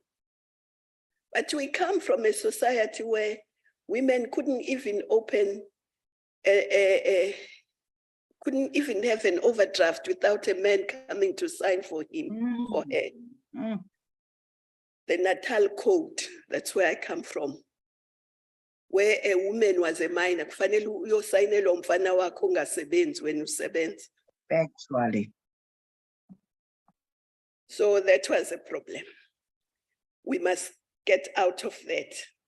And I want to quote the late Samora Machel, what he said about women and their emancipation.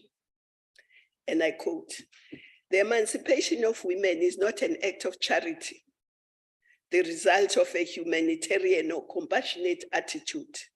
The liberation of women is a fundamental necessity for the revolution, the guarantee of its continuity, and the precondition of its victory." There's no revolution that can be victorious without truly emancipating women. And at the same time, OR said no country can boast of being free until its women are free. Are we free?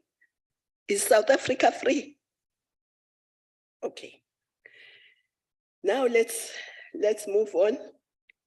Umamu Sulu once said, "Women are the people who are going to relieve us from all this oppression and depression." The rent boycott that is happening in Soweto now, it was in the 80s, is alive because of the women. It is the women who are on the street committees, educating the people to stand up and protect each other. So we need to work together as equals, men and women, in our society, in our homes, with different roles, as has been said, but as equals. And we, as was said, we bring different strengths. And women are the actual foundation of the home, of communities. And if we kill them, we abuse them, what kind of communities are we going to build? So I'm glad that we are all here and talking the same language, but we all have to go back. As COGTA, we are advocating local economic development because we've realized that in the midst of poverty, in the midst of unemployment, young people go to the towns, to the cities, thinking they are going to get greener pastures. And when they get there, they swell the ranks of the urban poor. And of course, where there is poverty, unemployment, inequality, people have no place to stay, don't know what you're going to eat. If you don't know what you're going to eat, you'll end up being a criminal because you'll end up stealing bread from the shop so that you can eat. So, but let me come to the traditional leadership. I think at the National House of Traditional and Khoisan Leaders, in cultivating a human culture based on values of care, support, and respect between both men and women, has a very important role. So in this regard, I'm glad that you are partnering with Parliament so that we can all work together in rooting out this sketch. But I want to challenge the traditional leaders. Each and every one of you, my leaders in your community, just say, we are not going to tolerate, zero tolerance to raping of women, to killing, abusing of women.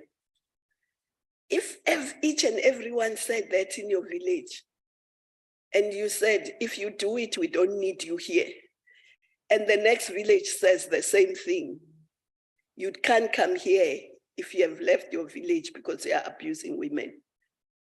This will have a very big impact. So I'm challenging all of you. And I come from a rural area myself, and I know the role of traditional leaders is in Duna. You can't even, in my village, you can't bury on the same day. If there are two funerals, you can't. Who do you choose? There is law and order there, but why can't there be law and order around this issue? And around the issue of drugs, we should do the same thing. Because it's true, drugs, alcohol abuse contribute a lot to violence against women. And of course, I also agree, and I heard it in my speech about that a child is raised by a village, not by just the parent.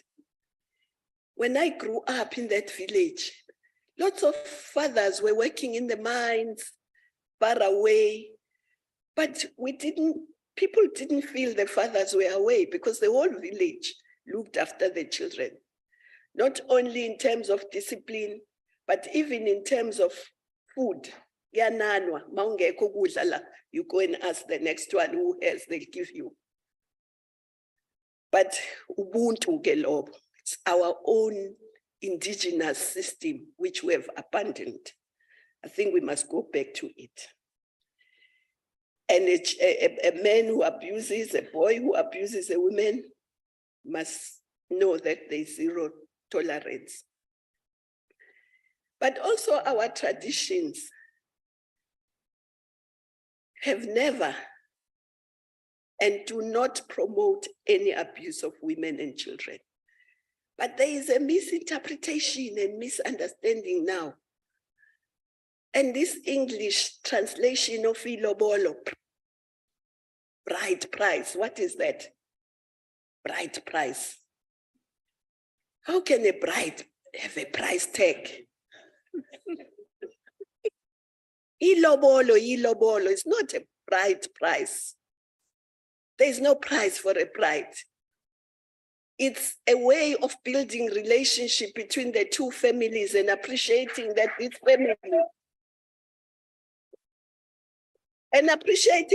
family, has brought up this young woman who's going to come to this family to build a home. Let's forget about this bride price. And now the young people think, oh, ngimkhokhele, ngimthengile wami. Ngiyam-owna, ngamkhokhela ilobolo. No. Phela into mawe yakho i-own iglass yakho makuthi ibulala uyayishaya ibulala. We cannot be owned. We don't have a price tag.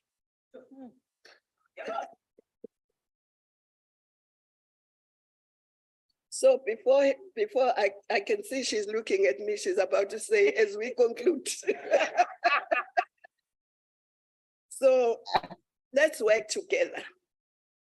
And we must also just work together, the three spheres,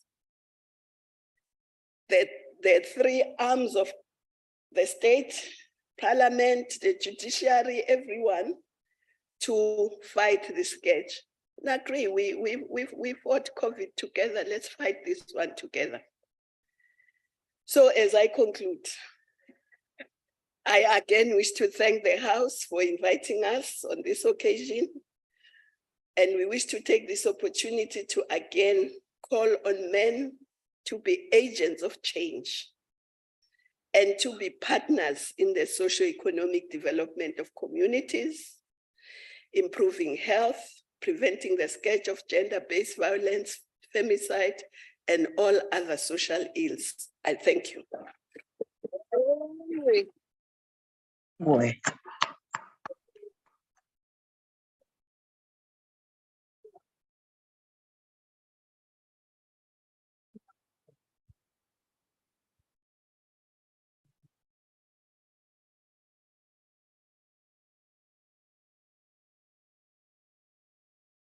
Thanks very much, Minister Nkosazana. Honorable members, I would like now to invite Ubaba Nkosi Mavuso to do a closing remarks. Then after him, we are going for lunch. and come back to finish our work again. Thank you. Over to you, Nkosi. Thank you, Chair. Langa Mavuso. Thank you, Chair. On behalf of the men's movement, I would like to thank all the speakers this morning and those that were virtual. Indeed, we had a very fruitful session and hoping that as men, we will rise to the challenges that the minister has raised and all the deputy ministers. So, Dinatemba, that will I hope that pursue these programs further. Without wasting time, I thank you, Chair.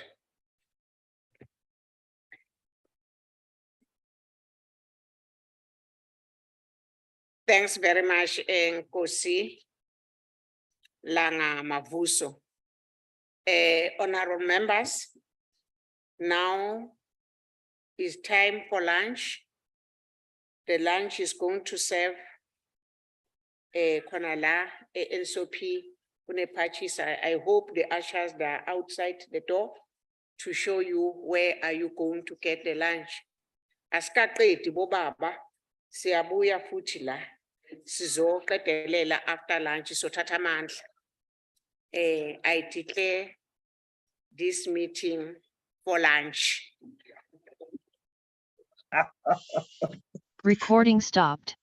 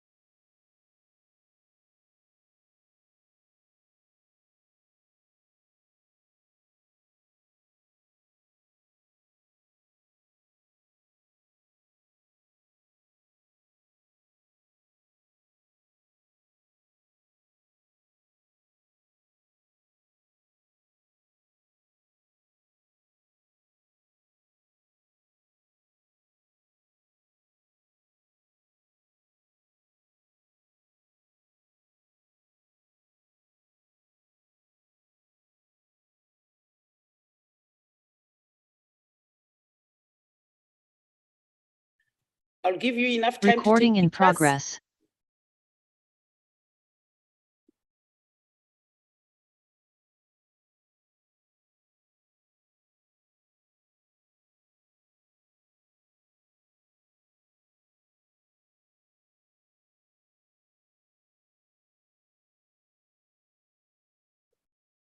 Welcome back, honorable members, after lunch. I hope you all enjoyed your lunch. This is the same program, but a different driver. In accordance with the road laws, at a particular time, drivers must change and get a new driver. So this driver will be moving very fast on the first lane. Please fasten your seat belts. Now we're going to move. We're going to move.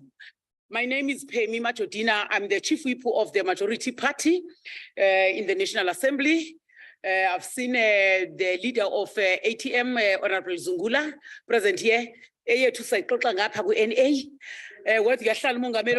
hours in NA. Thank you very much, honorable member. May I kindly request those on the virtual platform, we love you so much. Please mute your microphones because those microphones are very sensitive. They disturb and distract the sitting here. Honorable members, you had a very robust morning session with lots of input that says we are here. We're here to account. After 2 years, we met in the previous event or previous men's parliament in the National Assembly chamber when we still had a National Assembly. It was before it bent down. That was in 2020. We agreed that we are going to meet after 2 years. We're here today to do that accountability. Having said that, I stand on the established protocols that were acknowledged early this morning.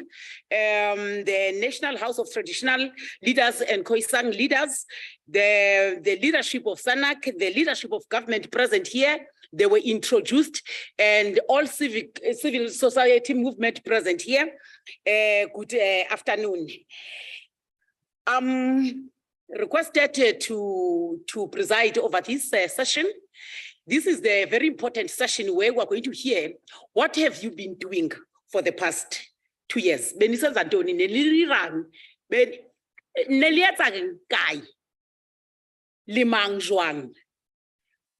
Take us through.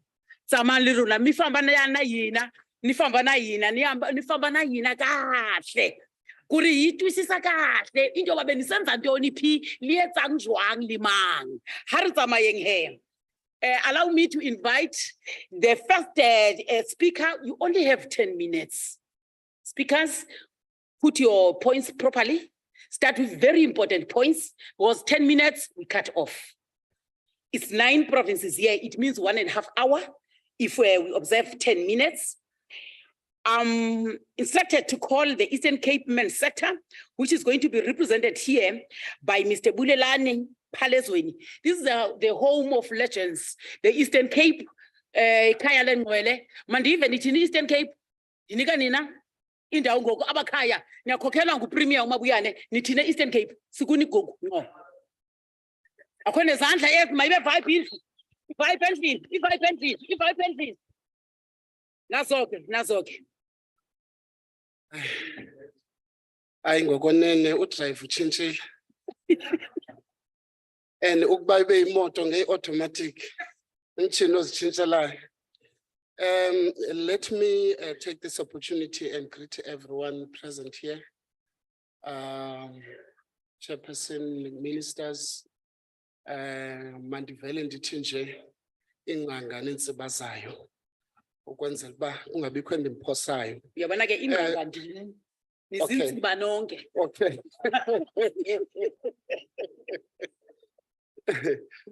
Anyway, I wanted to just note a few things whilst I'm here. And one of those things is the young prince who was speaking here. He caught my eye and my attention. And he made me hope that there is hope for tomorrow in this country. He made me, the way he spoke here, he spoke in such a way that I know that even if we can pass on, there will be people who are going to pick this up and move forward. And, you know, I'm so proud of you. God never gave me a son. I'm a father of 3 daughters, but I adopted 2 kids. One of them is a son, 2 siblings who lost both their parents. What I want to say today, as well as my chairperson, he represented me so well here. And, you know, I'm so proud to be led by him, Dr. Khanag. And also, I want to note the speaker who spoke on behalf of the youth and our boys' assemblies. That program, we launched it in 2018 together with the Deputy Minister of Social Development at Nyandeni, at the Great Place. We assembled 500 boys in one tent. We wanted to know why is it that men in South Africa are so angry, and why are our boys fighting so much at schools? And he is the product of what we started then. Some of the comments that the Deputy Minister was making here were part of that engagement. We haven't done much, you know, in the Eastern Cape. There were excuses and more excuses. If it's not COVID, it's this, if it's not that, it's that. But what we've managed to be able to do is to build structures, you know, from the province to the districts. And now we're busy building structures at the local municipality level. Some of the issues have been noted already. One of those being the lack of political will.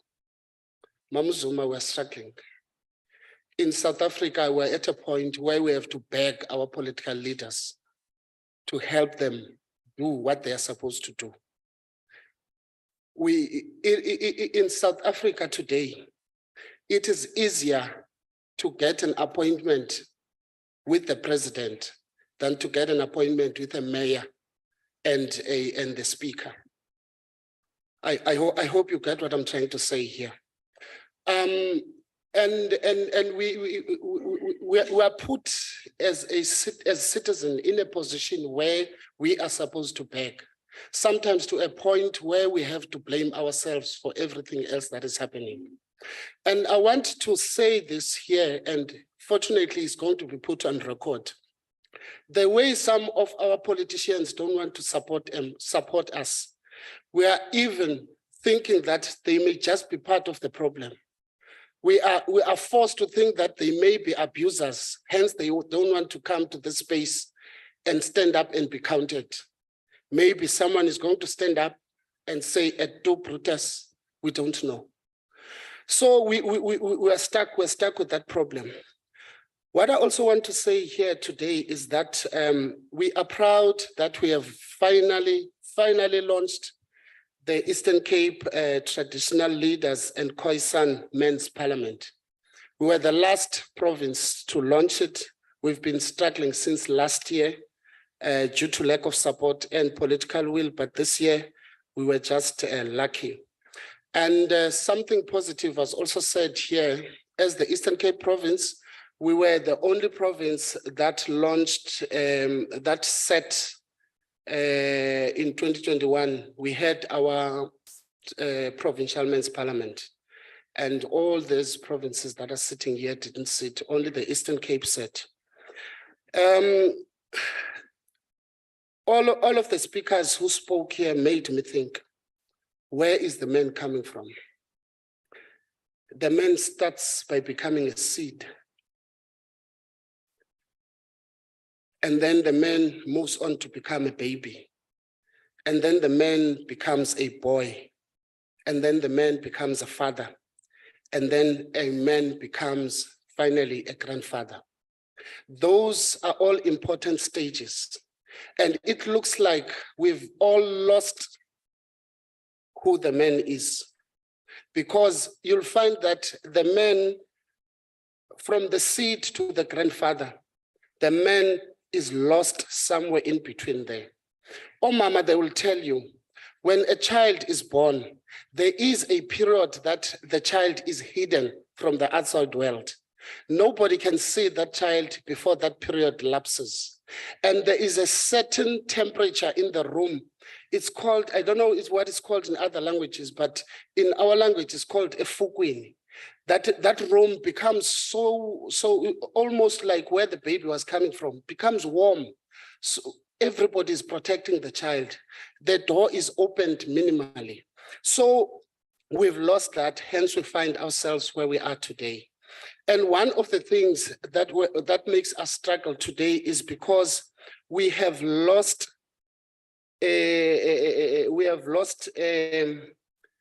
the zeal. I don't know if I must say a zeal or what, but the family nucleus has been ignored. Nobody is fighting to restore and protect the family nucleus.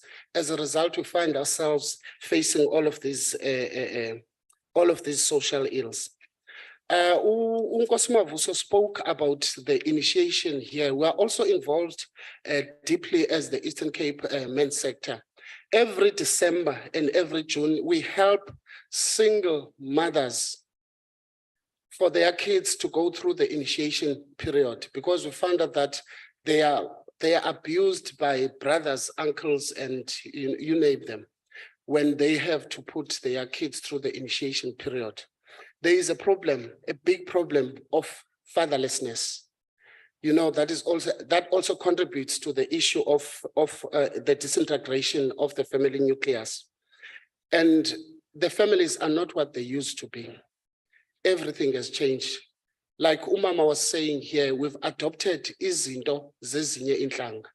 We need to also revisit the indigenous languages at the schools, because our kids don't know our languages. As a result, we've got terms that we've adopted, like the bride price. What you have paid a price for, you have bought. Therefore, you use it any way that you want to use it. One of the programs that we are busy with is this one of men and boys championing change.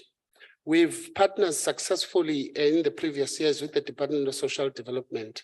Like my brother was saying, there's a trend that we've seen now. The money, social development is financing NPOs that are owned and founded by women to facilitate the men and boys championing program.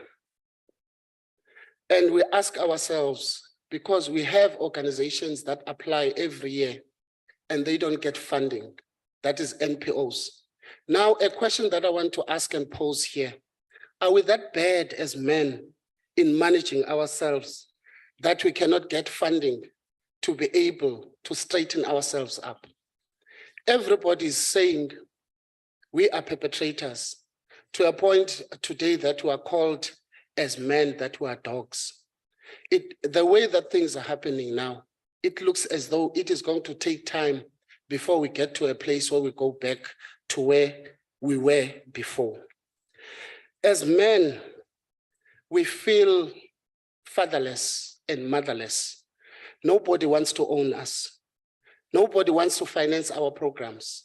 Nobody wants to help us. Even this program that has been seen that it's working, of this provincial and district men's parliament, it's working because it's bringing us together. Secondly, it's helping us to be able to influence policy. But I can report here today and say that in the Eastern Cape, even this year, we didn't have the provincial men's parliament. We come here,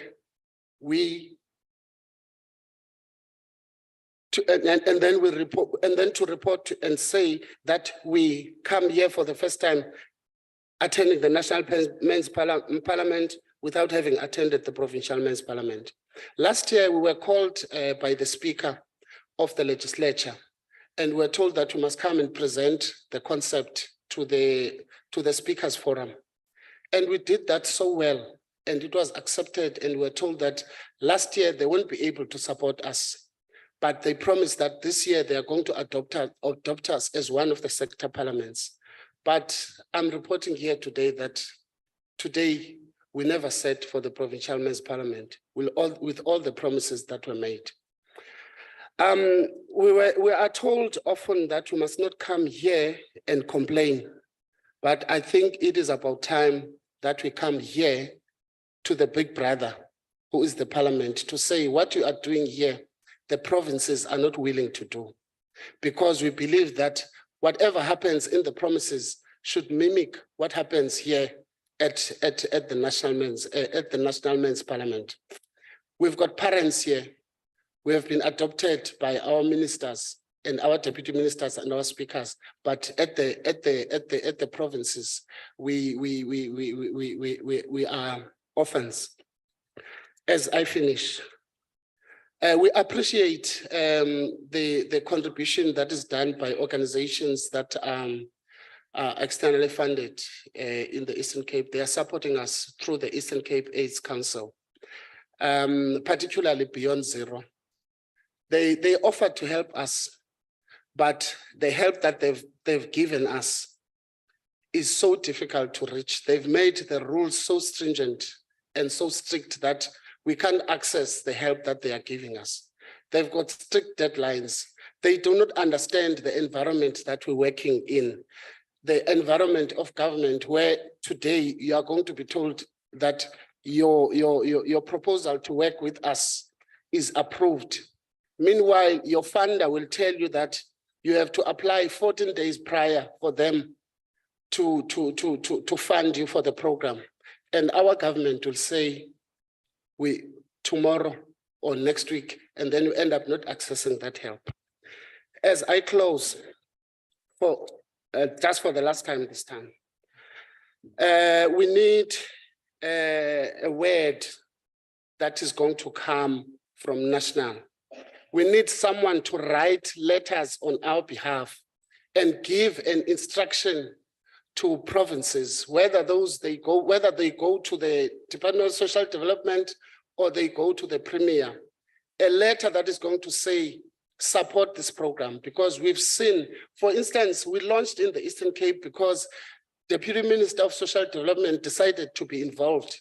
And in both the launching the district men's parliaments and also launching the boys' assembly, she was involved. And I don't know about the other provinces, but in our province, if you are going to have an event, whatever it is, whether it's a program, the first question that you are is going to be asked, who does this thing belong to? Then they look for the person instead of supporting you in what you do. The minister reminded me of the engagement we had in Lusikisiki. As I'm standing here, I am worried about what is happening in our province, and we need all the help that we can get. We need our program to be supported so that we can make an impact.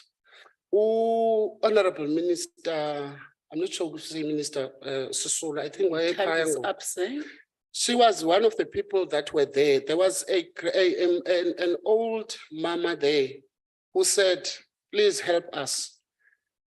Now we don't even lock our doors because we are worried that these boys will come and kick them. Then we'll have nobody to fix them. So even when we sleep at night, we don't lock our doors because we allow them just to get in and take what they want and get out. So please, we're appealing, support us. We want to make a change. We need your support, be it technical, be it financial. We can defeat this, but we need your help. Thank you so much. Thank you very much, Chairperson. Thank you very much, Chairperson of the Eastern Cape Men's Movement. Thank you so much. On my other life, I'm the preacher in the Methodist Church. I know when they are about to finish,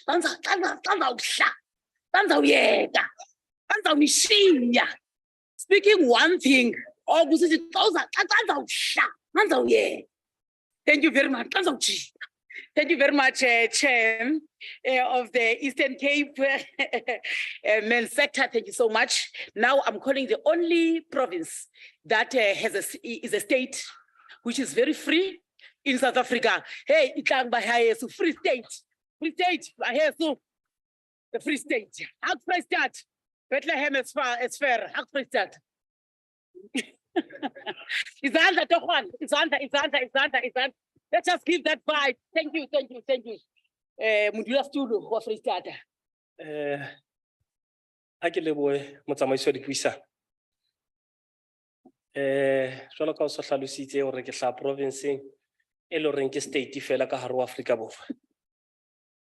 Ha ke nke monyetla ona in this afternoon to say dumela Ntate. program director, before I continue with my report, I would like to ask the House one question through you, program director. Honorable members, as Free State, we are concerned about people that are doing communication in different institutions. For an example, those who are doing communication, it's either degree or a PhD. When you go to the house of that person who's doing communication, you'll realize that there is no communication within the house. The man, he doesn't communicate with his young boy. There is a lack of communication between a man and a woman. So it's a rhetorical question within the province. Why are we still doing communication, whereas we don't know how to implement communication and also to teach other people to communicate as men? Because we are the community that having a more anger. So please, let us make sure that when we communicate, we change or the connotation of communication as men. Thank you.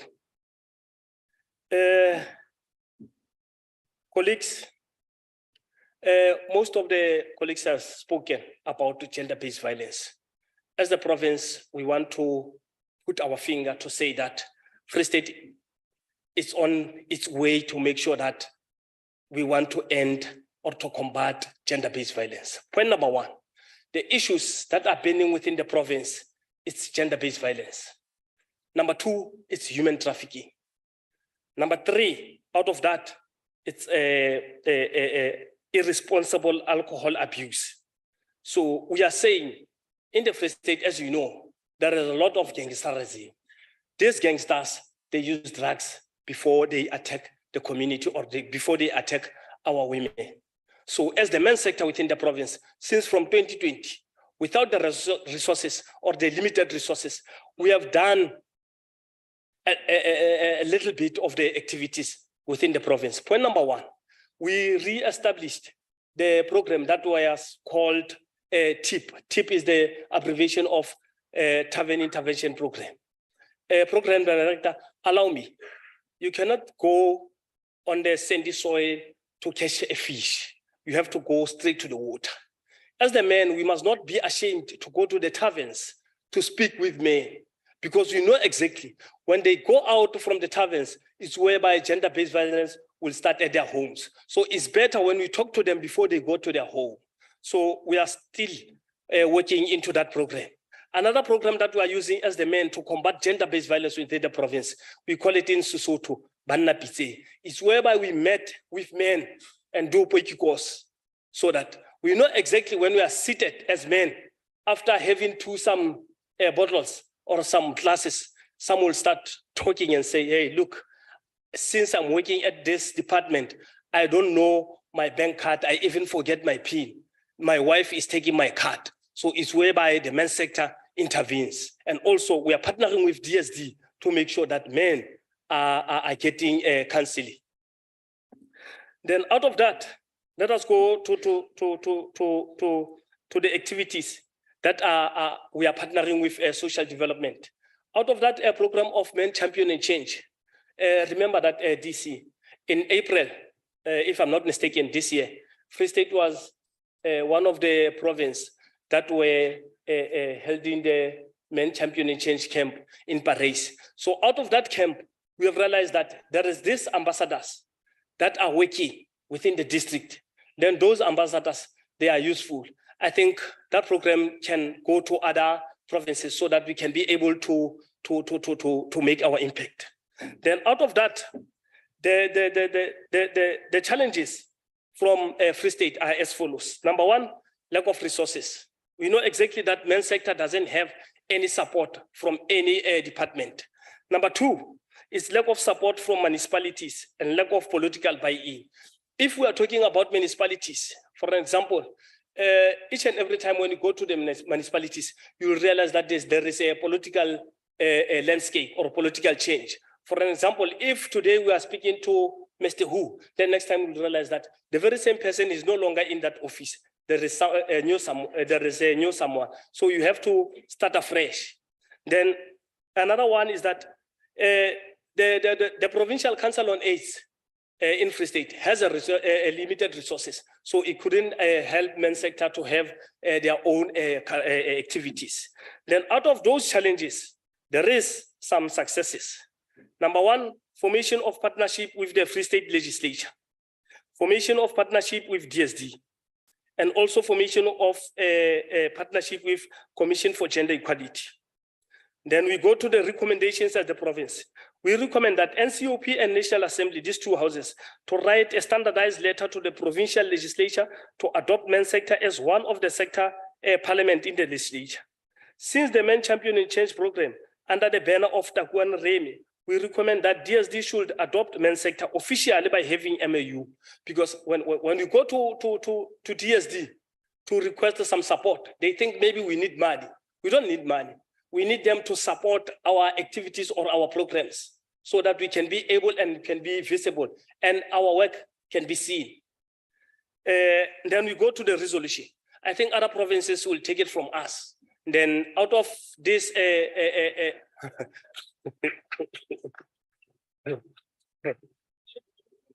we are leading.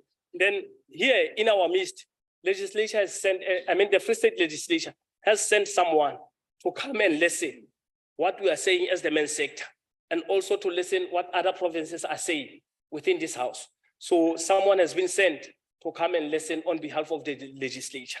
So as the Free State, after having discussions, lengthy discussions with a legislature took a decision with men's sector that starting from next year, after the discussions with the Office of the Secretary of Legislature, it was agreed that as a matter of principle, that provincial men's parliament should form part of sectoral parliament.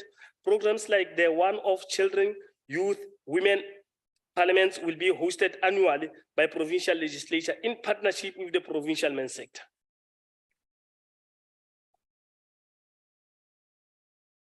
So meaning that Dr. Khanako and Prof. Mbulelo Jasi and honorable members, I don't think the state is going to give you a headache saying that colleagues, we don't have something to do for our activities.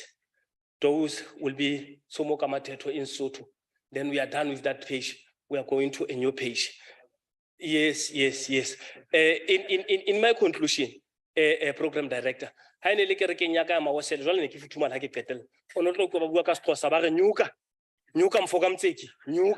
thank you.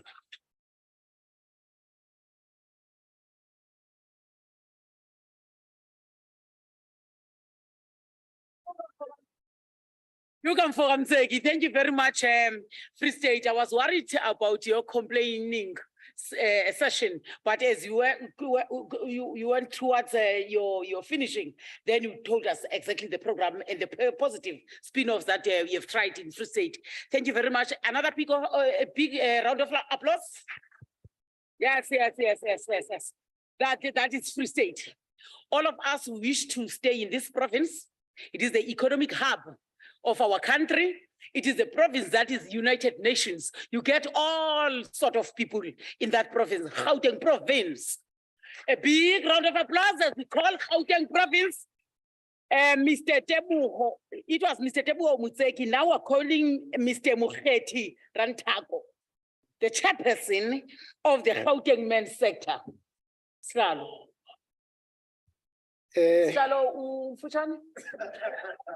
Uzaba sengxakini otyiwa zii-pitbulls. Andimude kaloku. No, you can go up the stair.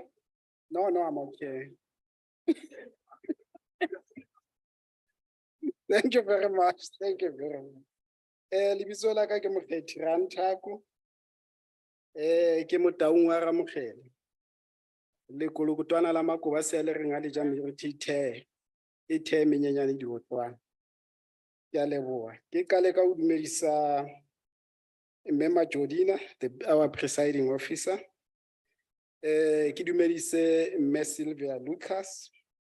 Ke dumedise Dr. Dlamini Zuma, Ntate Bapela, Mme Bogopane Zulu, Dr. Dlomo, Dikgosi le Dikgosatsane. National and provincial leadership of the men's sector, delegates in the National Men's Parliament. Happy belated International Men's Day. Let me take this moment to request that we stand and have a moment of silence. In Gauteng, we have lost Ntate Refentse Mangope, who's working for the Gauteng Provincial Legislature. He was gunned down on Friday after we had our parliament, and he was very instrumental in us having that parliament. He's the one who made it possible. Honorable members, can we rise in a moment of silence? Give that honor.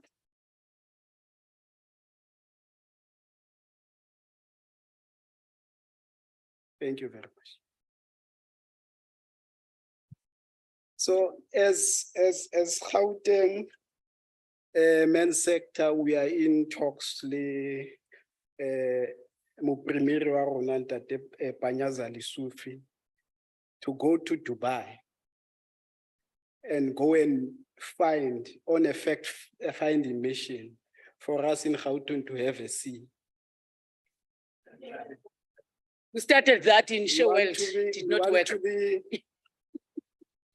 We want to have a sea in Gauteng. We have a high-speed train, now we want to have a sea. And Ntate Chisa, Ntate Chisa, in his absentia. It's on a virtual platform now. A gathering like this, Yabontate, who to a moon now tenswa, Siaki Baba. I can say we shall say Joanga Susu Kapa in other languages. But I'll direct translation. So let's start with the recommendations as Gauteng because we have 10 minutes. One of our recommendations is that we recommended that the office of the premier and the mayors within our districts in Gauteng should make sure that districts and the provincial parliaments becomes possible. Number two, we have realized that our townships particularly and some of the cities are filthy. So we want the premier and the mayors in Gauteng to adopt what we call Keep Gauteng Clean campaign. Number three, we want the premier's office and the mayoral offices to fund the men's parliament. Number four, these are the resolutions that were taken in our parliaments. That says there's been research work that has been done in violence that is directed at women and children, but there's never been a research that is directed at men. So that when we talk about these issues to say, amadoda ayahlukumeza and ayahlekwa ema police station when they report violence, we must talk with something that we must talk facts, not become emotional about it. So we're saying sexual assault and gender-based violence should also have a research on men and boys. We're saying again the government should also train and employ men as social workers and as healthcare workers. Because there are few men who are social workers, and men are saying they don't want to go to women and talk with them, their issues. Hey, the other disturbing one is that we no longer have morals. So we want to revive the moral regeneration movement. Maybe we are going to visit Umfundisi Mkhatshwa to say, how do you think we can develop a program that is reviving? We have seen in the township, abantu abadala nje abasana namahloni bahamba baphethe amabhiya baphuze estradeni. What are the children learning from them? So we believe that there's a need for a moral generation movement to be revived. Men's clinics are a need for men. Bontate abayi clinicing, and there's a need for a private space for them to have their own clinics. We are not saying go and build. We are saying within the existing healthcare facilities, let's have men clinics. Maybe we can say on Wednesday, we know that there's a main clinic on Wednesday. There's a, what do you call them? Urologist that goes on Wednesday in that particular clinic, so that we know that we are able to test for prostate cancer. And we are also saying that there should be rapid tests for prostate cancer that is given to organization of men that are running, or organizations that are doing HTS, HIV testing services. Let's include those rapid tests.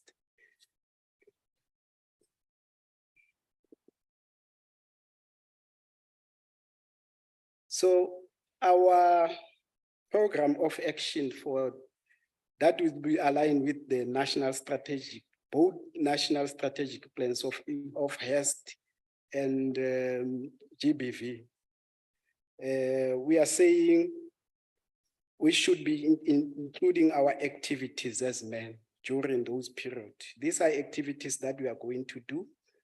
Traditional men's parliaments and men's parliaments, SGBV campaigns, training workshops on gender equity, HEST,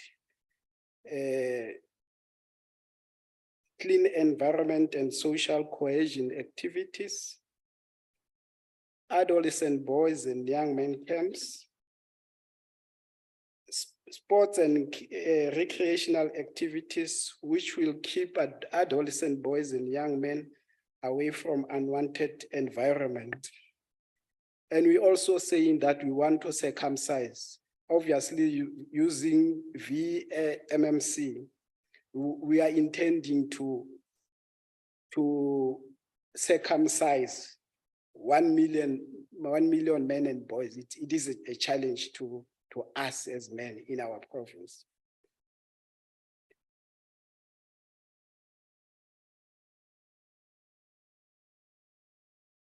What have we done? Gauteng has been given our numbers, you see, 1,770,000 for its program. We are having 11 member organizations that are benefiting from this organization that are implementing within the province in all 5 districts of the province. What activities have we implemented so far in the past 6 months? Adolescent boys and young men clubs. We are reaching 1,320 adolescent boys and young men. We are having what we call the Cheka Impilo campaign, which is linked to the MENA campaign, and then the coaches, what is it called? of the coaches I forgot. Please bear with me. Yeah, but with this Checker Impilo, we have reached 6,525,000 men. With the TB campaign, we have reached 3,250 men and boys. With the workshops and dialogues, we have reached 200. We are also having men clubs. We have reached 800 men. We have had one traditional men's parliament in Mfuleni in Sidibeng. We have recently, last week, Friday, had our Gauteng men's parliament. On social awarenesses, we have reached 17,800 people, not only men, but members of the community. In conclusion, we would like to say we must change how we do things by doing what? By taking charge of our work and work together to make informed decisions, and it is in our hands. Thank you very much. Thank you very much. A round of applause for Mr. Mukherjee Rantako from Gauteng province. Now, the one and the only province with the name and the same name, KwaZulu Natal. Mangitele ke baba, uLinda Mazibuko, chairperson of KwaZulu Natal men's sector. Asimsukumise nje ngezandla.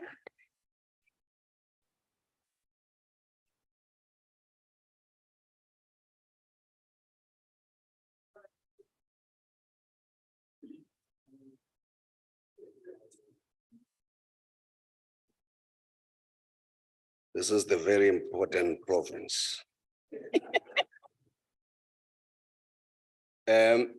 Angibingelele kusihlalo namuhla uMama uJordina.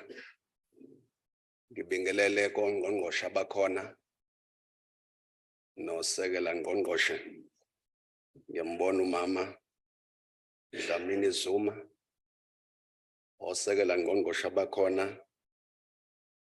Ngibingelele leadership ye-men's sector iholwa usekela sihlalo kanye nobhala. Bese ngibingelela umntwana waseNdlunkulu, umntwana uNhlanganiso Zulu Ndabezitha.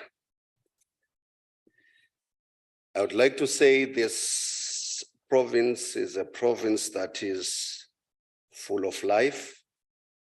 KwaZulu Natal, we have 11 districts. Among them, we've got 5 districts that are functional in terms of men's sector. And among those districts, there is also a eThekwini Metro, which we would like to say as the province, we really applaud the leadership there because they are supporting our programs full time,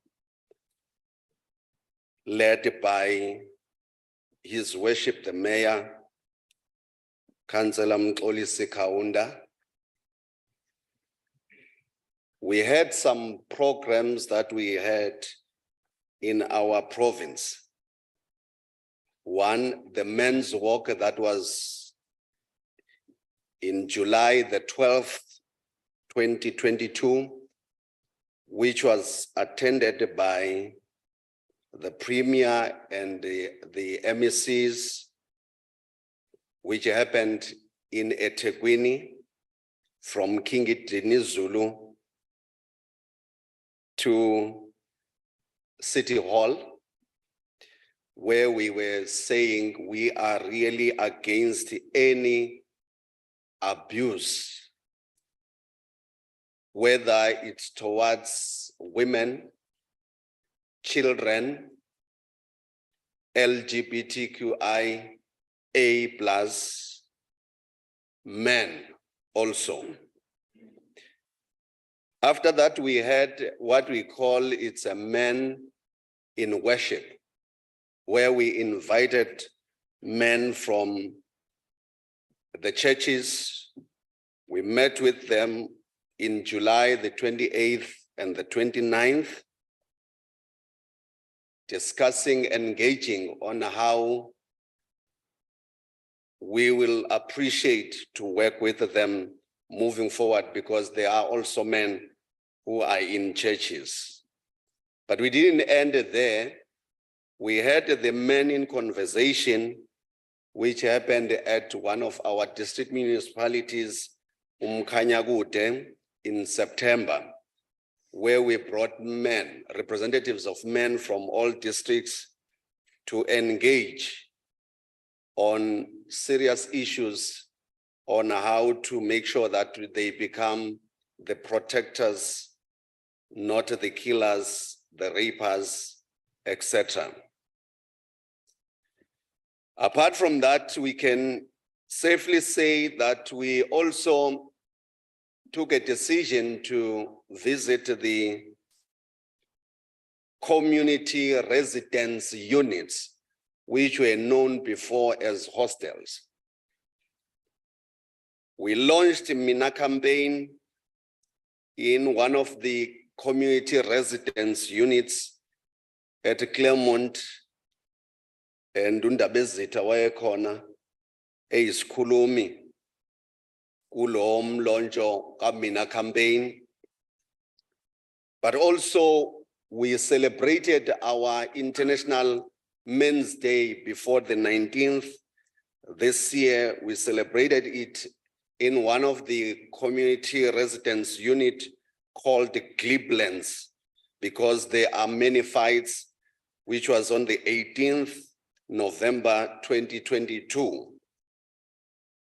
We can safely say, as the men's sector in the province of KwaZulu-Natal, we were also influenced by an organization or a movement called Faith-Based Child Protection Movement, by them saying, every child is my child. I was a voting delegate there.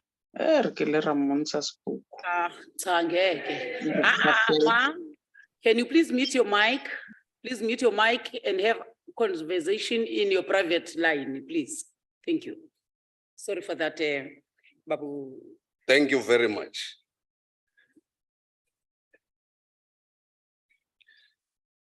Tina njengamakhosi asivamisile ukuphazanyiswa. Siyocela thina seParliament sihlonipheke. So we, as I said, we were influenced by this movement, and we've tried and we've planned to have the boys' counseling sessions, which are going to start on the 23rd up until the 7th of December in all districts. We are starting from eThekwini on the 23rd to have a boys' counseling session, which will culminate towards a camp that will be on the 12th to the 16th in one of the areas at Easton.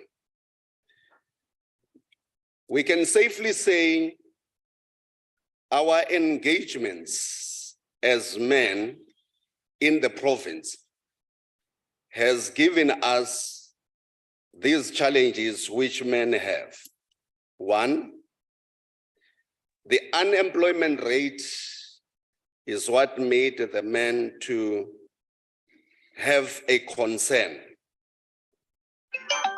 The crime that is happening in our areas was also a concern for men. The rapists that sometimes you find out that there are men that are arrested, and then after 6 months, you hear that it was a mistake that they become arrested. After maybe some of them have lost many things, and that became a concern in our engagements. The resources In most of the districts where we are working, we are finding it very difficult, as others were saying, that the political will is not what satisfies us in those areas. Even if there is a budget, but you find that there are challenges for us to access that budget in closer. We really appreciate to be in that province. And also, we are pledging ourselves to make sure that we eradicate, reduce the gender-based violence. But our request is that all of us, let's now stop pointing fingers at others, but let's work together for the benefit of our country. Thank you. Thank you very much. Siyabonga, siyabonga. Baba uMazibuko siyabonga. Unzima ukususa inkosi. Bengasazi ukuthi ngizokwenza njani ukucela insu. Uyabuya manje?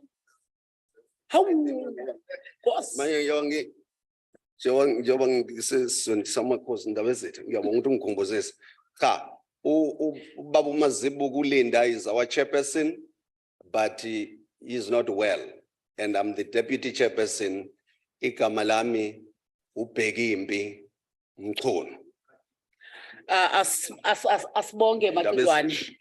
Asibonge ma ukhulume kahle uMacingwane okhulumile. Ma ukhulume kabi uLinda okhulumile. Thank you very much Baba Macingwane.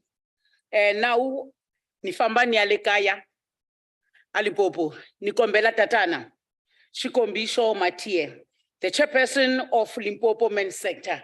Nikombela nwina tatana mibulabula na yina.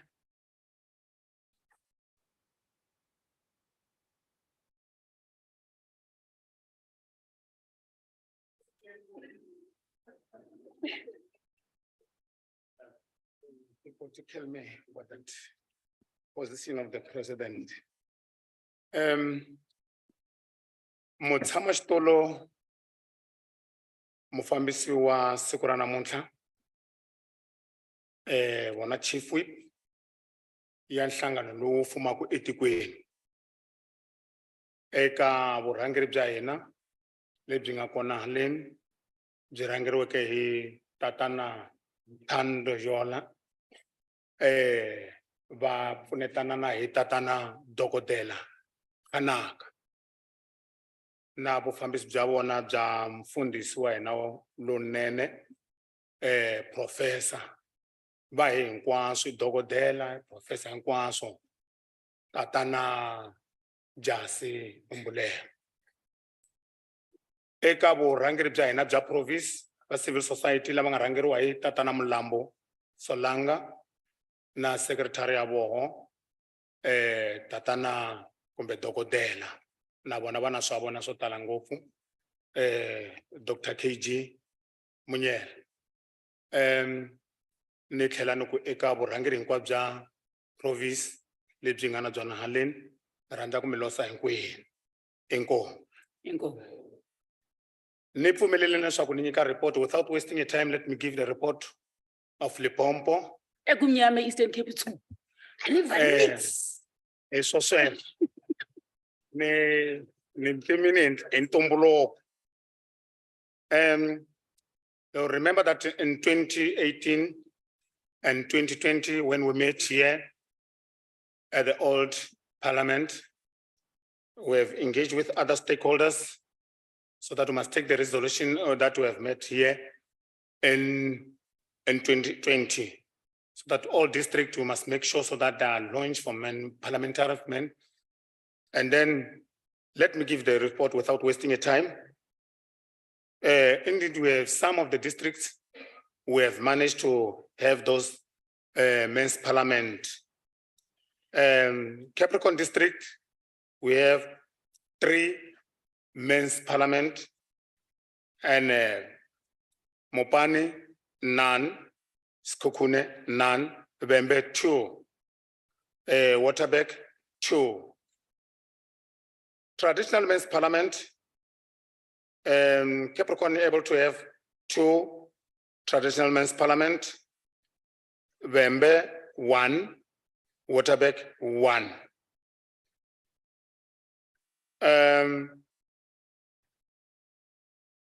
About the elections that we have, because some of the district we have new leadership. Capricorn, we have elected the new leadership, also November and Waterberg. The other one, it's about the dialogues that we have. These dialogues, they should prove also that the gender-based violence, the causes of gender-based violence, we get it from the dialogues that we have.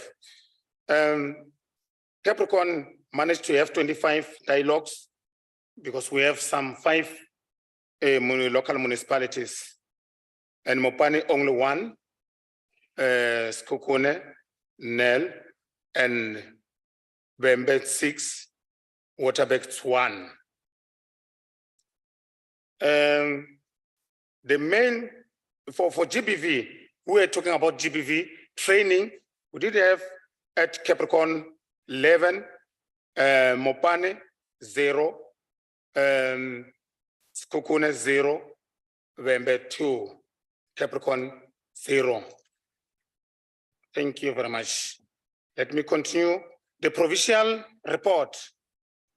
We are able to have 2 provincial men's parliament and 1 traditional men's parliament. And then also boys assembly, only 1. We also have, after those dialogue that we have seen so that the main drivers on gender-based violence, it's unemployment rate in Limpopo. So, more special at the 3 departments, Department of Health, you know that they are having so many community health workers doing a very, very, very good job, but at the end are not being recognized in the way things should be. So we appeal today, the ministers are here, deputy ministers are here, just look on this issue, because those women are the ones who are supporting families. They also support us because we're not working. So we play with the Department of Health Minister to take this into consideration. And the second one is the DSD. DSD, as we have some challenges there, but we need your help, your intervention. The report, you can get it from DSD in Limpopo, Deputy Minister, just check on that. It's one of the drivers that is giving us the problem, including Department of Education. They know they have some letters to engage with them. We have tried in several times to have with them. I think because even today, the Minister of Costa is here, Manana Konsasana Ndlamini Zuma. In case just go and look for this. We It's some thank of the that you drivers are in here, your department. Madam Konsasana Zuma. Honorable member on the virtual platform, please mute your mic. Please respect this National Men's Parliament. All participants that are on the virtual platform, switch off your microphones, please. Thank you. Ninkesini ku sireletiwa abahloniphi lokubalola mina kubalola munhu nkulukumba. It's the big man who's speaking here. So I was talking about Mayor Nkosazana Dlamini Zuma. Some of the things that we saw so that in your department, some of the corruption that are made by some of the MEC in Coxstars, it's causing a lot of problems to our communities because the community. So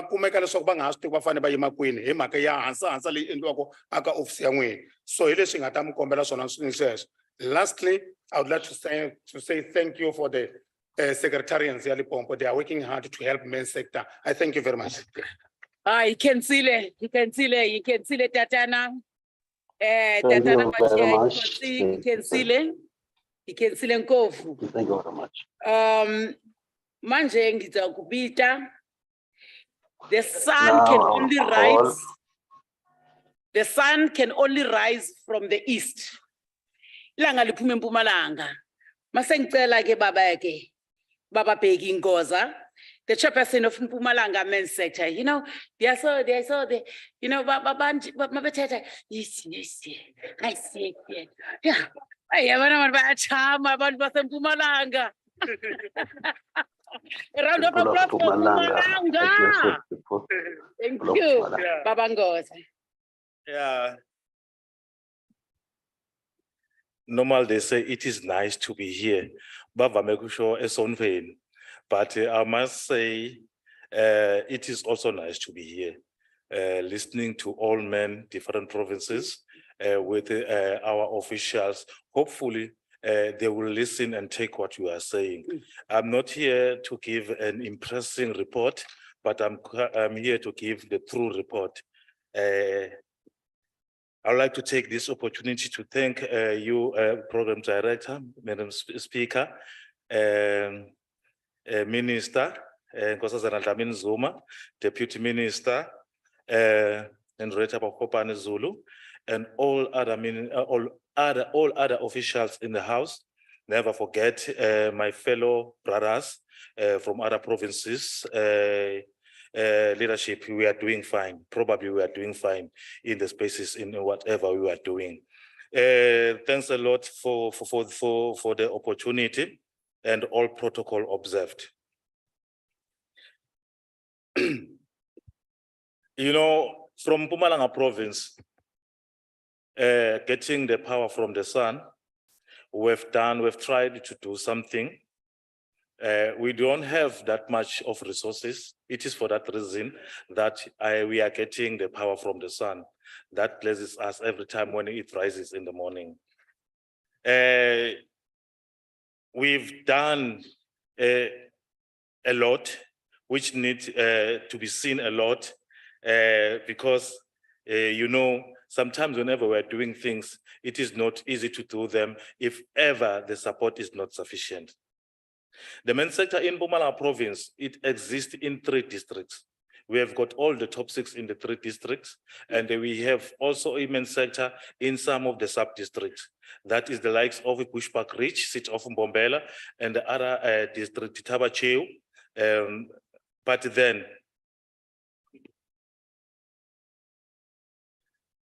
we have not yet finished all the sub-districts to ensure that we do have immense sector. Technology.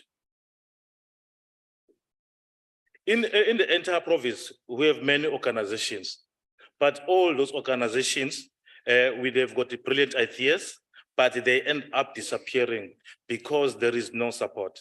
Support comes if you are well capacitated and know on how to do the management things for your organization. We have also noted that the number of organizations that appears carrying funding already, but never seen in the ground before. Never seen participating in any area of the civil society, and only to find out that many organizations which were or are volunteering clearly, their service remain where they were because they need to be helped, but they have powerful experience. In any way or the other, we are losing out troops to fight gender-based violence. We are crying out loud as in Mpumalanga that despite the effort that we are putting, but if we are getting tripped down because of lack of support, other organizations are just dying along the way. Other organizations are just disappearing. You find out that a lot of job that they are doing, the difference that they were giving to the community, the impact which was there is just disappearing.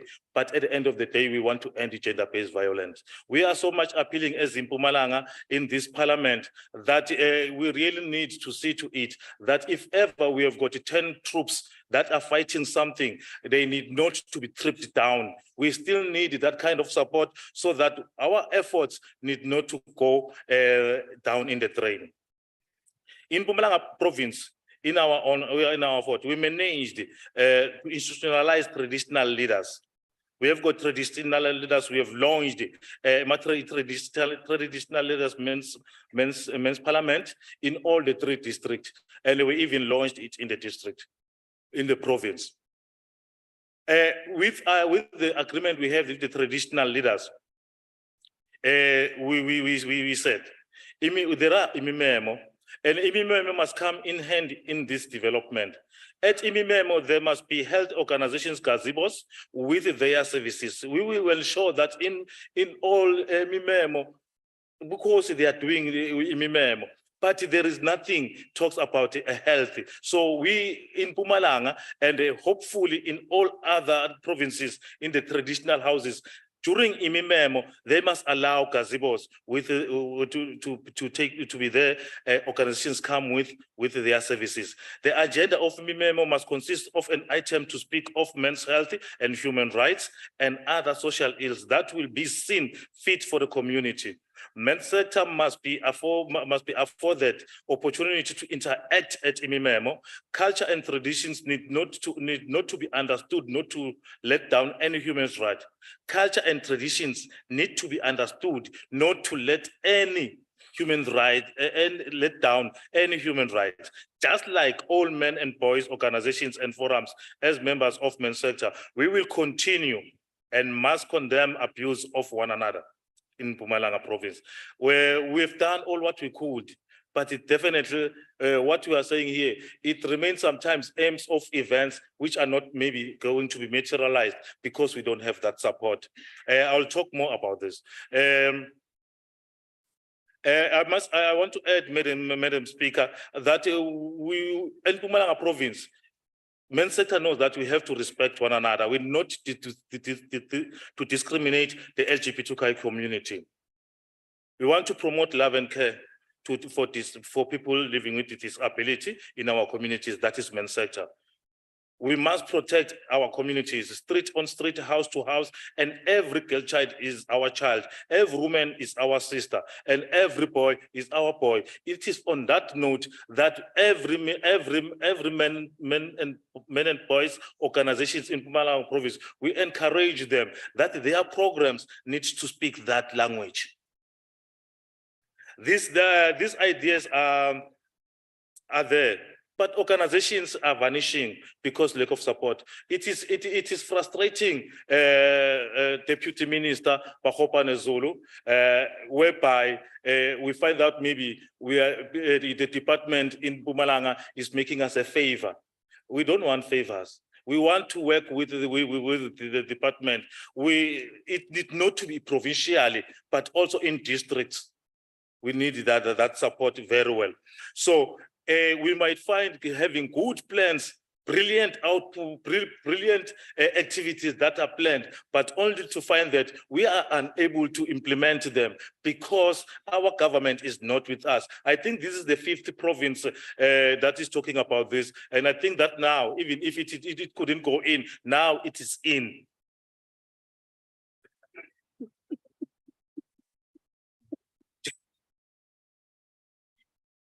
We have good news since we are trying in Mpumalanga province. We have done something. We have made interventions in our communities. We are now together with our traditional leaders, and we are so proud that we will never leave them behind. We will continue working into our traditional leaders, and we will make sure that we in the traditional spaces, there are traditional men's forums. We want those traditional men's forums to be part of the men's sector. We want those traditional men's forums to be together with us when we are doing plannings. In that note, we know that we've tried our utmost best to conquer HPV. We have managed to conquer that fear of men or that stigma of men in traditional houses to go to clinics to test, to know their lives. Because we know that men are suffering death that they could prevent just because they have got that stigma, they don't want to go there. We do have challenges. The challenges of industrialization and effects of COVID-19 in changing the work market from hard skills to soft skills. COVID-19 has neutralized us somehow, but our minds are still awake. It is for that reason we are here and telling this house that as Mpumalanga province, we will continue fighting those challenges and ensure that at least at least a certain percentage, large percentage of men is increasing in clinics doing their HIV test, increasing in TB screening, increasing in everything that a man needs to know about his own health. We are going to push this and ensure that we push this in all local municipalities, in all wards, as we are advancing to go towards now. All wards, each and every street need to have a man who is part of women's sector, who is part of, who is knowing what is happening. We need to ensure that all those perpetrators, they know that in their streets, there is someone who's going to call them into order. The Son is going to give us power. We've got also the challenge of lack of understanding of gender equality. We will just go down and do that. That is one of the things that we want to ensure that we ace or we champion deputy chairperson, because it is not good whereby you find out that people are still abused or are still discriminated or still having a problem of meeting a man at night, a masculine man at night, running away. We want people not to run away from us. We want them to come to us.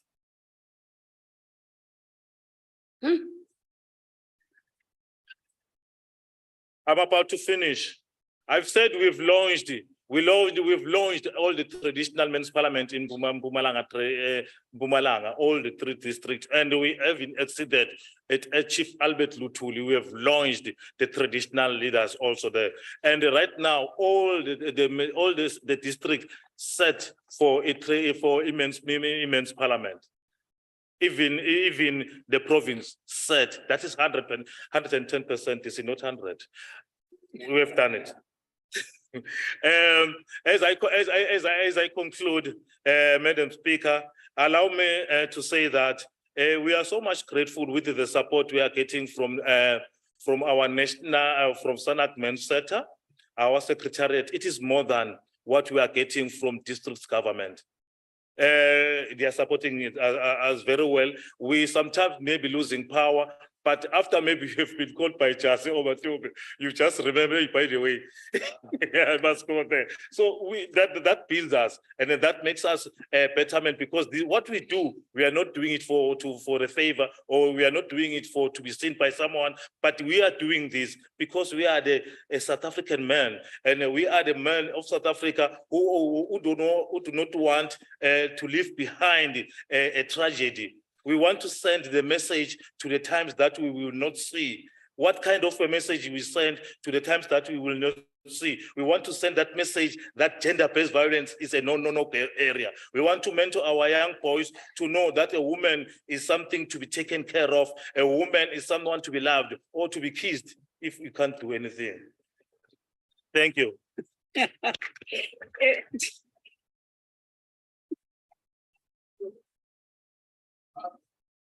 Thank you very much, Mpumalanga Chair. Thank you very much for that moving speech. There is a province where there's a lot of diamonds. Yirmia no for settle fund in World Cup province na fore.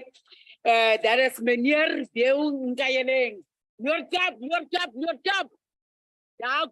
top. A round of applause for Northern Cape.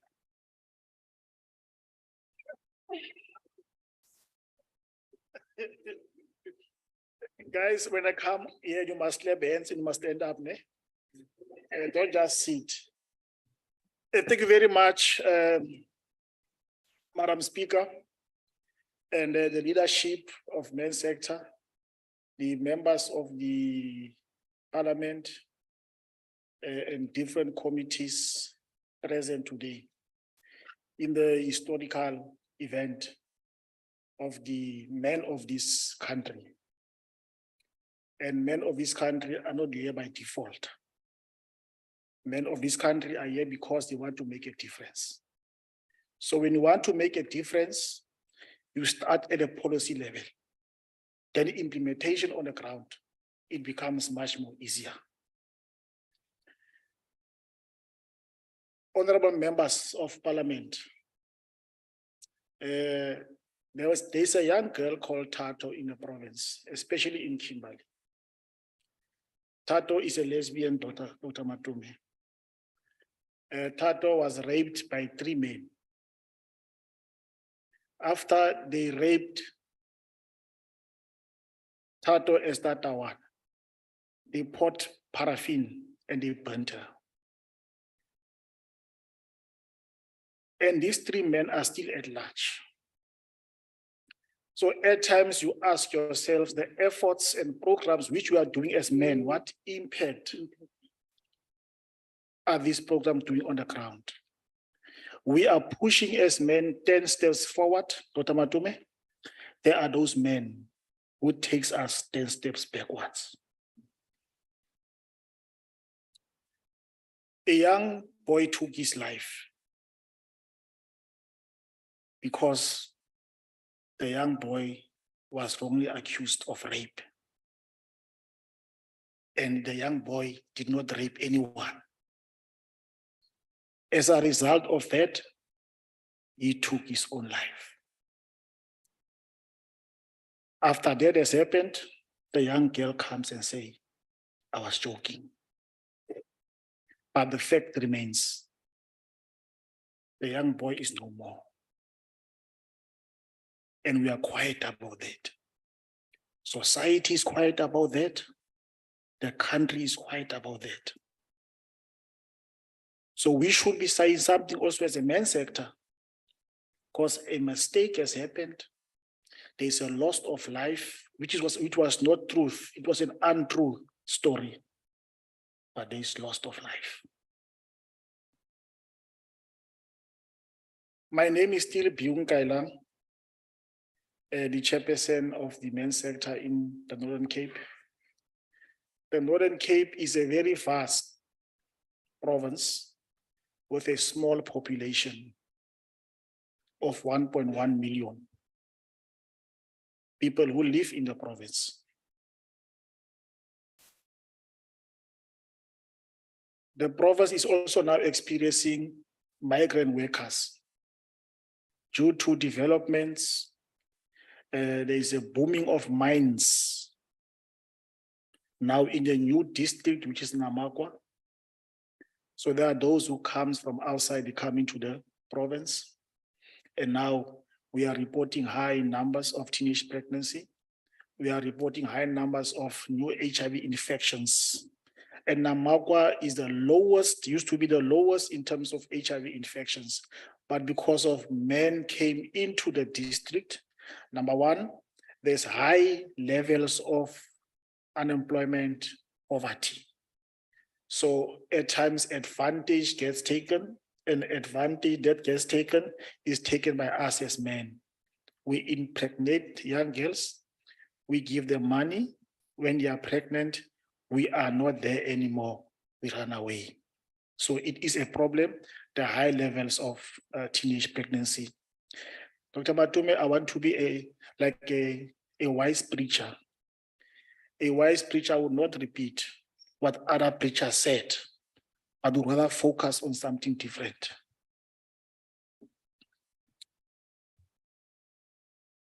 There are murder cases which are happening in the province.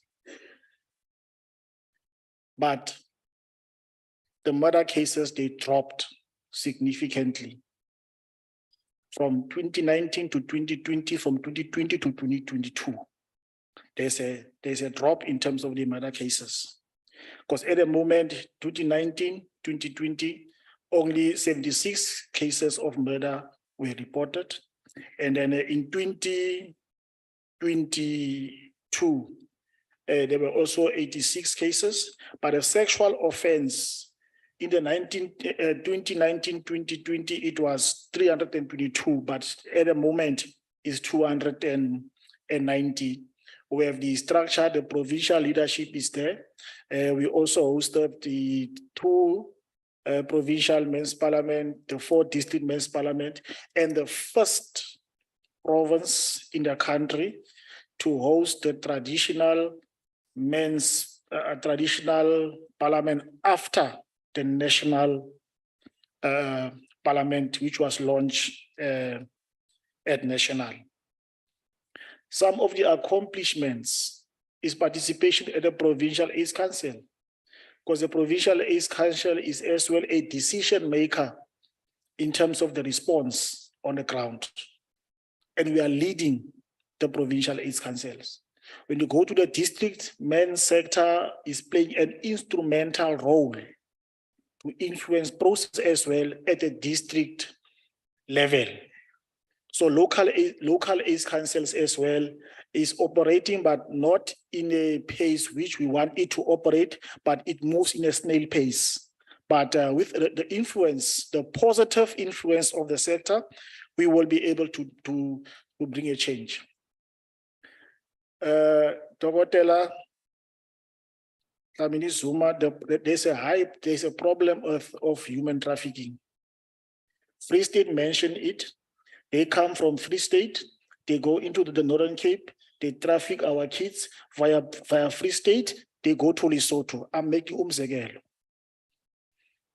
I'm not saying they're taken to Free State, but the question of human trafficking now, it has become a nightmare. And Sichaba, we have a role to play also as men to make sure this level of human trafficking which are happening, we must make a plan to make sure there should be a total drop of human trafficking, because each and everything that is wrong, it comes back to us, presiding officer, as men.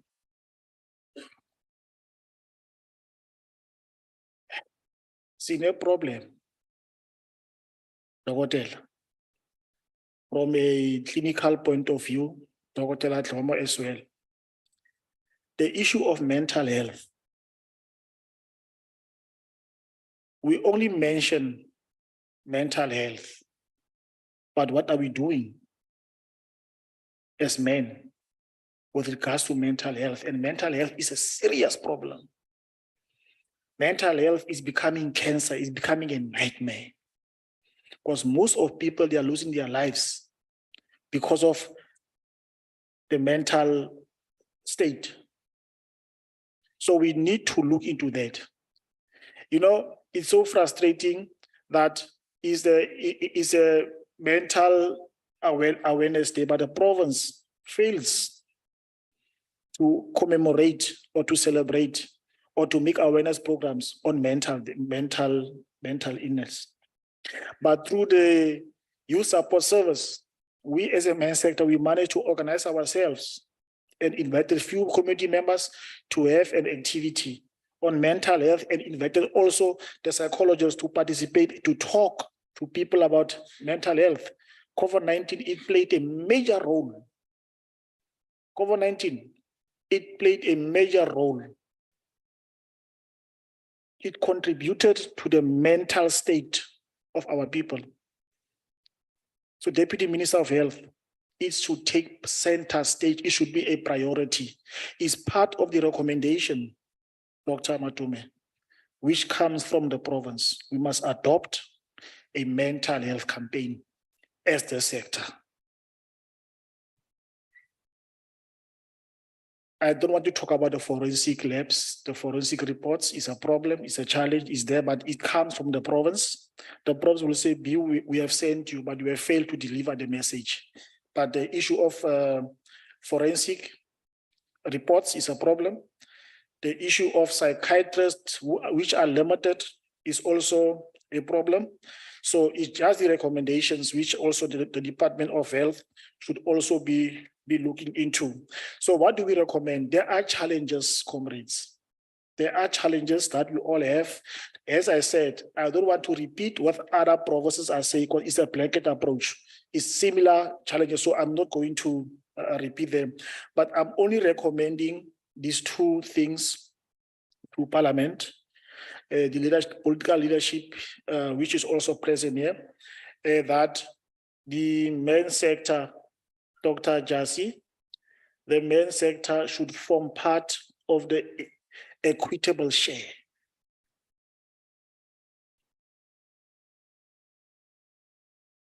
We are recommending it should form part of that.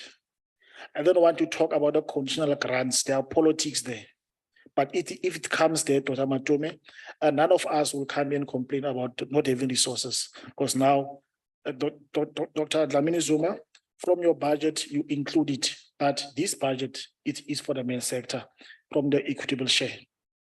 The second recommendation that we must move with as this collective, I said earlier on, for me and for us also in the province, mental health is a crisis.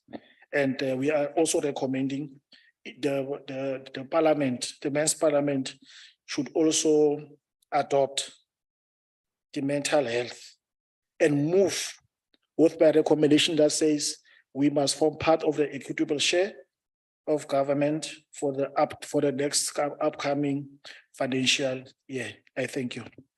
Thank you very much, Meneer Ngayeleng from Noord Cape Bayatanki, on site Huur Bayatanki. Yanong, haki kupe buyeteli pili babukoni bupirima. The province of Platimanam, Ndate Saki Tloteng, chairperson of the Northwest Men's Sector. A round of applause. Dumelang bagaetsho.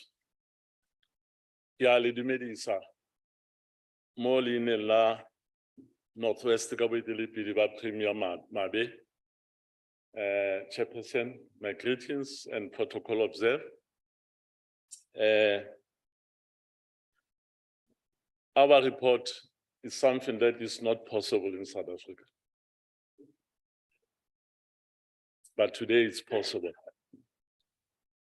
I'll firstly start to thank Department of Social Development because I have to do that.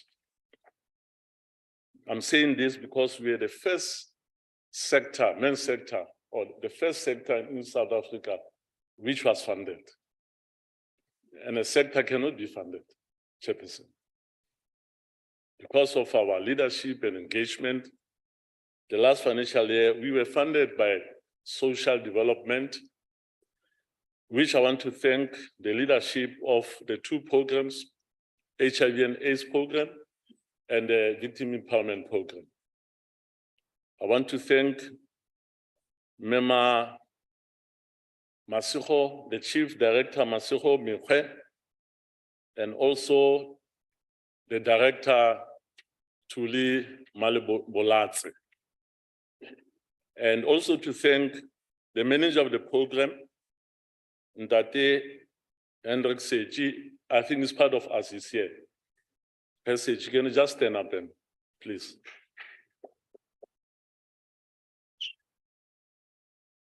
I'm saying thank you because most of the time we cry and we point fingers to the government to say they are doing nothing. Minister and Deputy Minister, you are doing something. And we are happy. Something is happening. I'm saying this because I was telling my top six that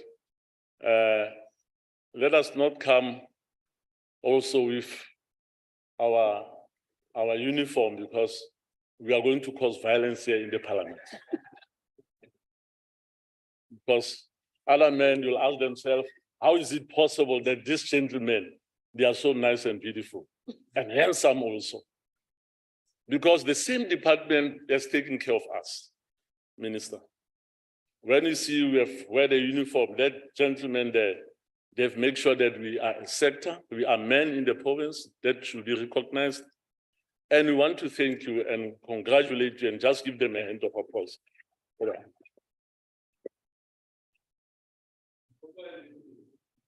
Thank you. Our report is precise. Number one, you work with us only if you are a man. If you are not a man, you cannot be in our space. Secondly,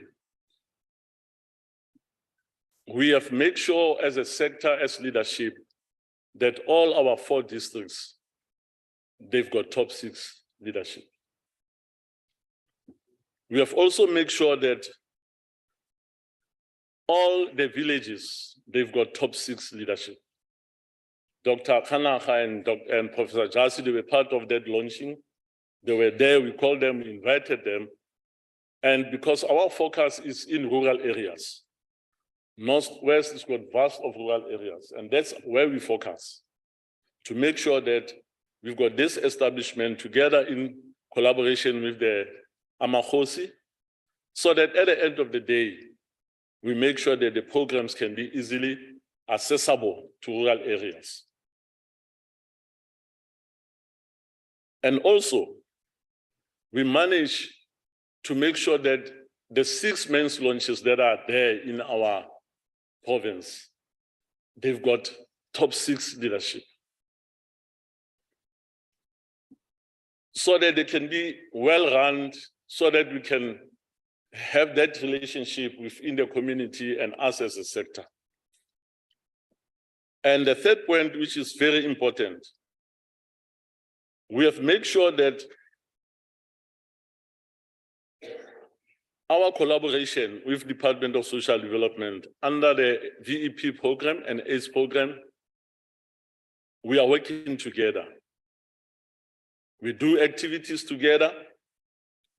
We establish a program called Mona Emelela under the VEP program, which means Men Stand Up, where we managed to launch it in the 2 districts, that is Dr. SM and Dr. KK. This program is a ward-based program. We concentrate on the wards. It's a program that makes sure that locally at the wards, we are visible there, working together with the wards committees.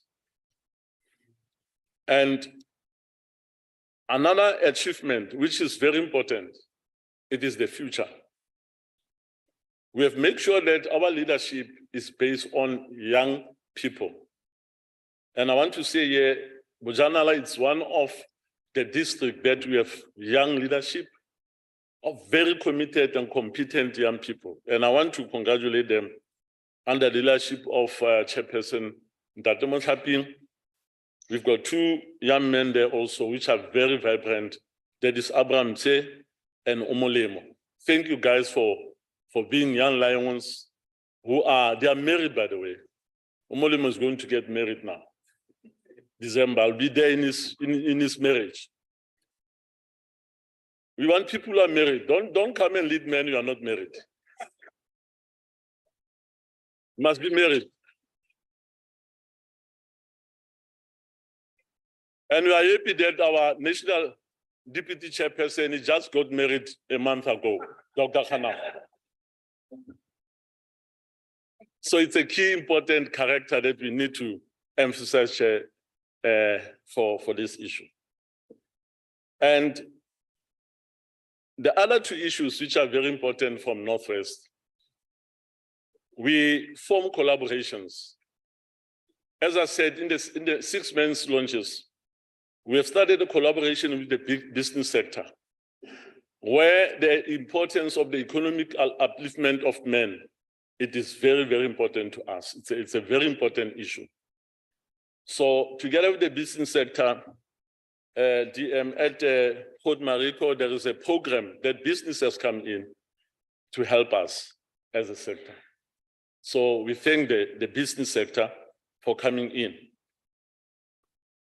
And we managed to launch also this year 2 men's parliaments, Ngaka Mudiri Molema and Bojanala.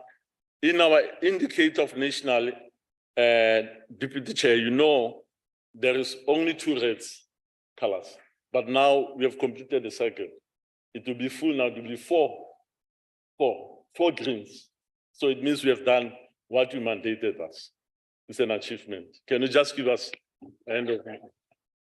Yeah. And I just want to mention the challenge that we are having. There's only one challenge that we are having from us as Northwest. Leadership challenge. Not in the political side or government side, the leadership challenge in men's sector. We elect people who've got the interest of being elected in positions, but they are not committed to their positions. It's only when we eat, now they start to come to want to eat with us.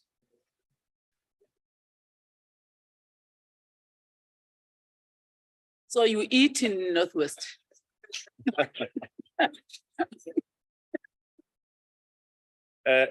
Chairperson, we in Northwest, Reja Mashi.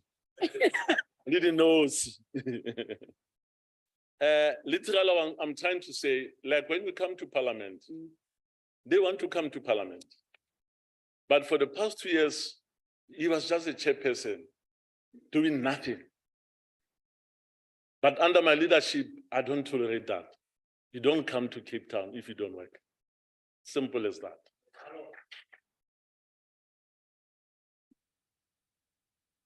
In conclusion, I want to conclude by saying, God is good. All the time. All the time. God is good. There is nothing possible.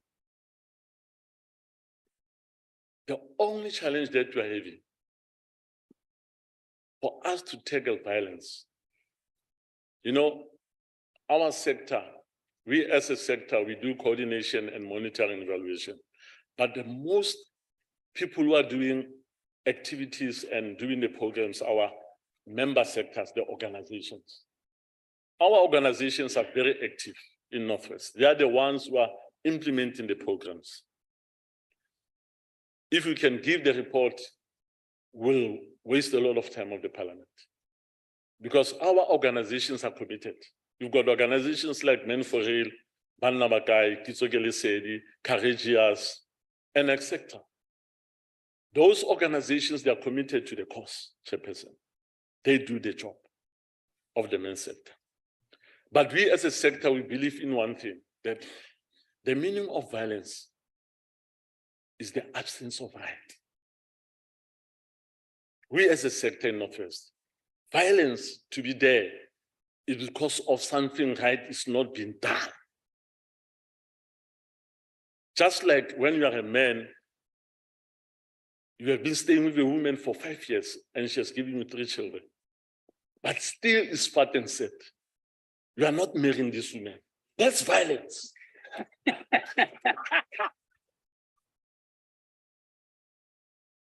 you. Thank you very much, Chairperson Tatesaki.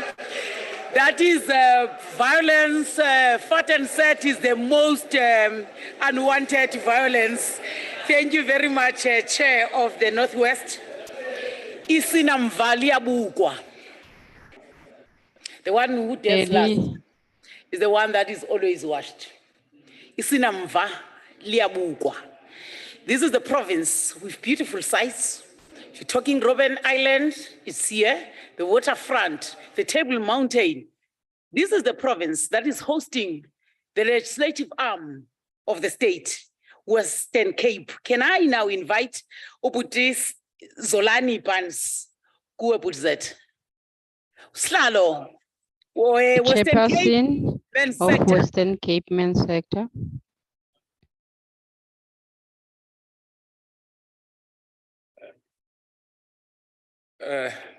Sihlalo wezigaba zonke zabosebe In uhulumeni all protocols of government, ngibulisa let me greet the Minister of and Culture also uMamu uZulu ndiyabulela kakhulu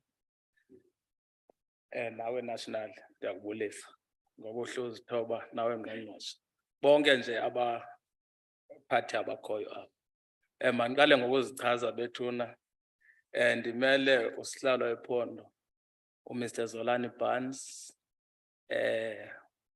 akekho away the country so uyawacela ke ba i-present le report for i-province sihlalo Ngubani ke wena mhlekazi for records. okay ndingunkosana wasemampondweni kwasigcawu usindile phaa kuloko mnganozana ozuka Flagstaff lapha ke kweli phondo lentshona koloni ndilapha kweli phondo lentshona koloni Let me first account before I go anywhere, because you want accountability. Yeah? That is the first thing. But before I do that, as a Western Cape Men's Sector, we want to take this time to apologize to all women and children of this country who were abused by men. And also extend our apology to those men who were killed by the other men because of their sexual orientation. We humbly apologize as the Western Cape leadership. We say we will fight up until this game is over. But currently, we are busy getting into the streets, creating a spirit of activism so that we make noise with or without resources. I think it is important for me to outline that, Madam Speaker. Coming to the reports, we've managed to host we've managed to launch Western Cape Traditional Leaders Men's Parliament last year on the 18th of November, 2021. This year, we've managed to sit as the Western Cape province before the national sitting, as we were mandated by the national structure. However, we didn't meet in a prescribed area minister venue. These sittings are institutionalized, but the Western Cape Men's Parliament was held at the Department of Correctional Services, not in the provincial chambers that it's supposed to be. I'm raising this deliberately so that you know what are the challenges.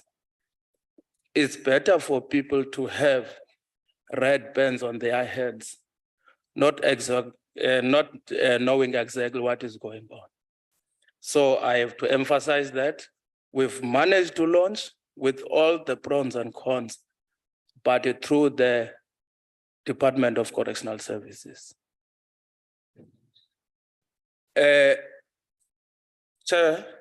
Madam Chair, when it comes to local municipalities, we've managed to launch Oudtshoorn, Kanaland, Mossel Bay, Knysna, and Bido. Still to be launched in the Garden Route, it's Hesekwa and George. I have to highlight this, Madam Chair. Oudtshoorn and Mossel Bay, the mayors of Oudtshoorn and Mossel Bay, they are part of the executive of the men's sector in the Garden Route. I think we need to give. So we cannot really say in all the problem is leadership. There are those leaders who are embracing this program. So we cannot paint everybody to say leadership, because this is our leadership. The ministers that are here are our leadership. The deputy ministers are here are our leadership. So the problem is there, but it's not to every leadership in this country. Let me also go to, I've indicated that we've also managed, Madam Chair, to launch the Cape to sit on the Cape Metro last week on the 18th. There is an interim committee in Karoo. That is where Garden Route is a little bit struggling there. In a nutshell, Garden Route has quite performed very well in this province. I'm sure they've got As you can see that they've got also mayors in their executive in the Galten route. So they are doing quite well. When it comes to other regions, the Boland, the Overberg, and the West Coast, we are really still struggling there. But what I like is that we are on the ground creating activists so that we don't wait for government to say, let's give us a space so that we can sit. But if we go to the streets and mobilize and do the marches, I think we are doing well on that as well. So the other thing I want to highlight, Madam Chair, is that as the Western Cape, we have strengthened the stakeholder engagement. Throughout the province, we are working with stakeholders. Currently, you send one email, it goes to all the stakeholders. So it's very easy to communicate. I think that is the approach that Western Cape has actually implemented, because we cannot get people from the vacuum. We need to work with the stakeholders like the NGOs and Deputy Minister. There are officials from DSD that we are working with.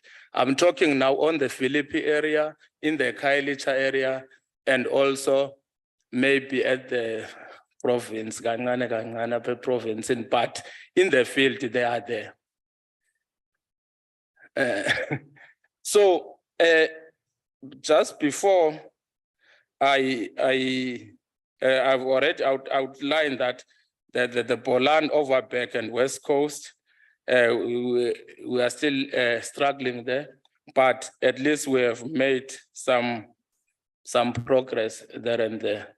So in a nutshell, Madam Chair, the Galten route has achieved almost 80% on their performance that was set by the national. And as a metro, we were still struggling, but we've managed to sit as a metro. As a province, we've managed to sit, and we had the traditional leaders sitting last year. So even if there is no house for traditional leaders, Minister Apepondwen, we are showing you that we actually don't really need a house to work. So we do work here. So lastly, angibonge kakhulu nge-commitment nange-support yenu as Parliament, so that I know ukuthi makusetshenzwa ngama-resources awuvele uphuphe nje ubone sekuphuma imali, funeka imali iphuma. I'm sure noba noko uMr. Dr. Khanaka uyakhuluma nani, siyabonga. Thank you very much, Mntanenkosi Asibonge. Isibongo Mdram, Sibonge Faku. Siyabulela kakhulu. That was Western Cape Men's Sector. Utata Unkosana Sitau. Now it's interaction by delegates, physical and on the virtual platform. I'm interested to start on the virtual platform. If the admin can just indicate if we may get 4 hands from the virtual platform first. Do we have 4 names on the virtual platform? Do we have participants who are interested? Who's assisting me here? On the virtual platform, Zama, can you indicate? Whilst they are still trying to sort out to take us 4 names from the virtual platform, we only have 15 minutes for this interaction. Can I request that we take 1 per province? I want to see how provinces are seated. The previous session was dominated by 1 province. I will take them in an alphabetical order. Can I get see a person from the Western Cape? Western Cape, you are number 1.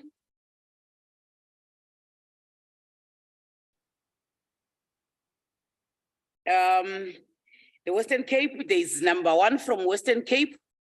Can I get someone from Northwest? Northwest, 1. Nibabini ngoku. Jikunjonge. Nijonga jongane mamboy.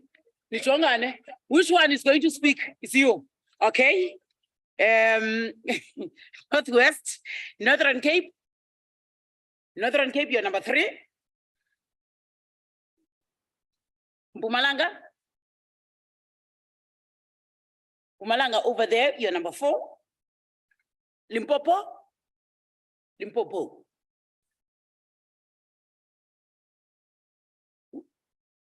Are you? Do you want to? Okay, no hand from Limpopo. KZN. KZN. KZN, you're number 5. Gauteng Province. GP. It's two of you. Which one? Can I take you, Chief? And Gauteng is number 6. Hak Free State. Free State, over there, number 7. Eastern Cape. Okay, number 8, Eastern Cape. Let me start with Western Cape.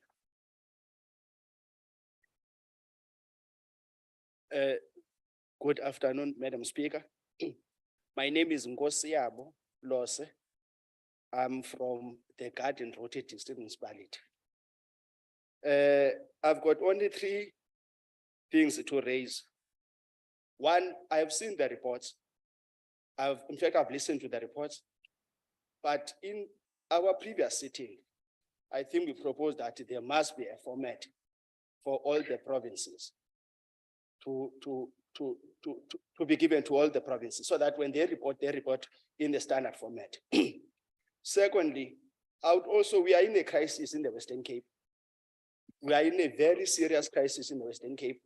And in my understanding, a nature does not allow a vacuum. In the Western Cape, the only district that is functional, it is the Garden Route. Garden Route is functional with the resources. We've got a budget, we've got promotional material. But our province, our leadership in the province, we are not pleased with. In the previous sitting, there was no sitting. There was no report of the Western Cape. As a host, we did not report in our previous sitting. This current report is a current, if we listen, it is the report of the district. I would advise, let me put it like this. I would advise that, Prof, you assign people per province, especially in those provinces that are dysfunctional. At least there must be someone from national who will babysit the province, I may put it like that. At least we know what is going on, at least we understand what is happening in our provinces. Thirdly, how do we make sure that as a man, we contribute fully in the implementation of a national strategic plan for GBV and femicide? I would like to raise this. At least in 8 pillars of the NSP, we must allocate each pillar to a province for 6 months. Then after 6 months, we change the pillar so that we know what are we doing in terms of contributing to the NSP. And the action plan must be derived from the National Strategic Plan for Men's Sector programs. Thank you. Thank you very much, Western Cape. The next province, Northwest.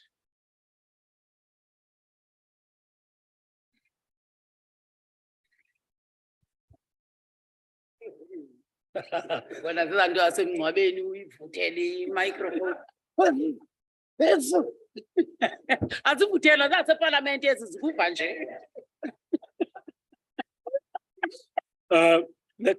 Thank you very much, Madam Chair. And thank you very much to have our minister in our midst and deputy minister and the rest. Madam Speaker, I want to raise this point on a very serious note. It was raised here. Let me just start by saying that I do acknowledge and,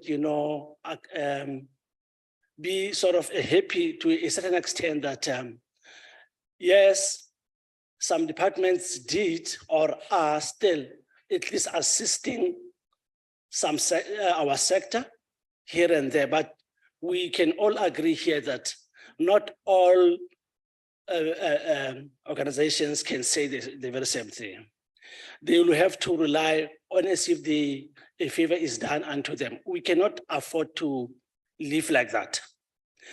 You know, my brother here earlier on indicated very correctly to say, let this sector be institutionalized. It should be funded on a regular basis. It shouldn't be as if now a favor is done. And you have even heard that there were so many good programs that these men are sacrificing to keep on doing. But what can they do if they are not resourced?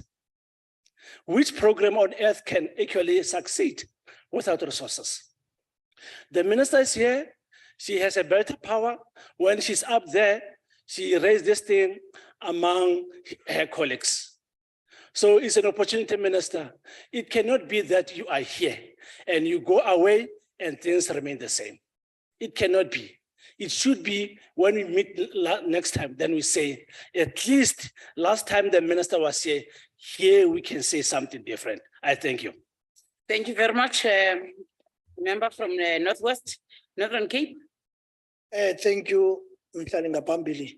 It's Eric Reid from Northern Cape. As the Northern Cape, what we bring forward is that in the next sitting of the Men's Parliament, we should be getting all the MECs from the provinces to come and table program implemented reports here in this house, and also indicate what were the commitments from the provincial governments, from all the departments that are there.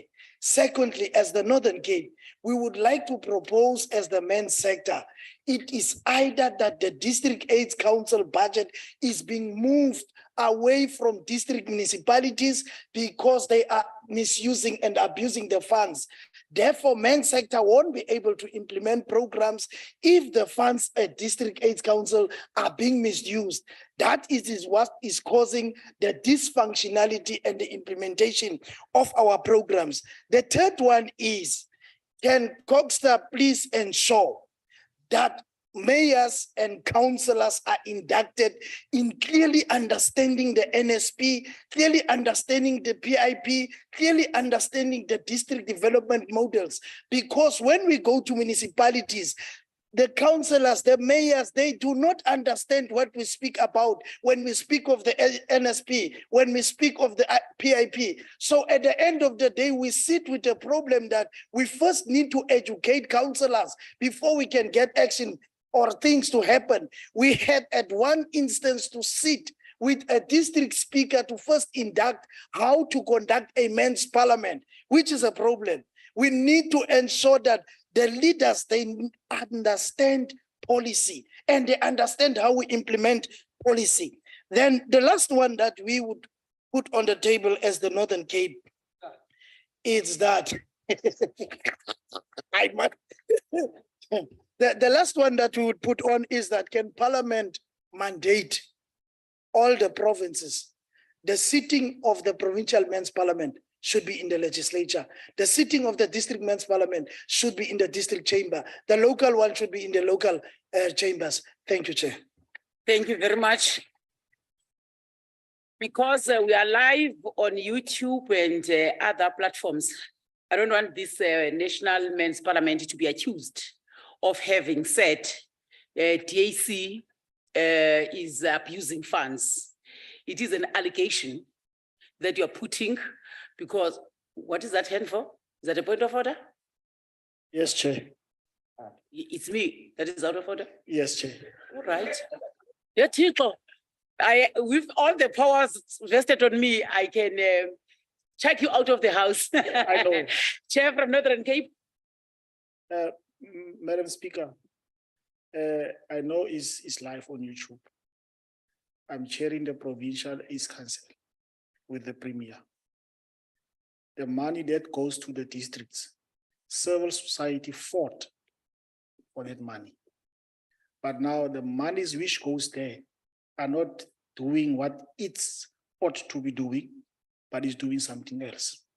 When programs needs to be implemented, there's no money. When civil society must have their meetings, there's no money. When the district aids council needs to sit, there is no money. So money can only be used when there are programs. So when there is none, we must get accountability. The mayor must account. The manager in the mayor's office must account. I'm on record. They can come to me and ask me. I'll be able to provide reasons for why are we saying that. So on record, they are abusing the money. Thank you. Okay, that is Northern Cape. Whoever want to follow that should follow Northern Cape, not the entire National Parliament. Thank you very much, Chair, for that clarity. Speaker number 4, Mpumalanga. Thanks, Chair. And also I'd like to say, pass my greetings to Dr. Honorable Nkosazana Zuma, Mr. Vapela, and my leadership from National Men's Sector and all leadership from provinces. I'm Adam Dobe, coming from Mpumalanga, from the organization of Tungela Resources Horo Men's Forum. My point is, I've listened to most of the reports that have been given by different provinces, and this I didn't hear. It's not the first time I hear about it. And when I hear this point that I want to drive firstly is about, it's also coming, if you look at Article 5, the last bullet point of our men's charter, which says, we should advocate for and educate other men about gender equality. And then I've heard this emphasis on some services that we say as men, we want to be serviced by men. And then when you look at that, there's one thing that is found in wounded masculinity. That is the false belief or false concept about what it means to be a real man. There is this one of big boys don't cry, meaning that vulnerability. So men, if you say that you want to be serviced by men only, it means you're saying that you are not vulnerable, because if you see yourself going to a woman and say that you have a problem, it shows that you are a big boy, you don't want to cry. And what type of young men are we raising? Are we grooming to be real men with positive masculinity? And also that, it comes back to us to be accountable, that we must seek to ease, we develop ourselves. If I can ask a question, how many of us here are social workers? How many of us here are nurses? They're not there. So whose responsibility is that one to see to it that we do have social workers there, we do have nurses who are going to service us. So let us be vulnerable as men so that we don't have that wound or don't have that bitterness in us. If we have a problem, we know that there's a help, irrespective of the sex of or irrespective of the gender of the person who's going to give me a service. The next point is, there's also another article from the men's charter, that is Article 2 from Chapter 1H, which says we want to work towards a free society, a society free from substance abuse, violence, coercion, crime, degradation, exploitation, and intimidation, and human trafficking. Human trafficking is a very big problem in our country. This one that needs the country and the state, because it's a big problem.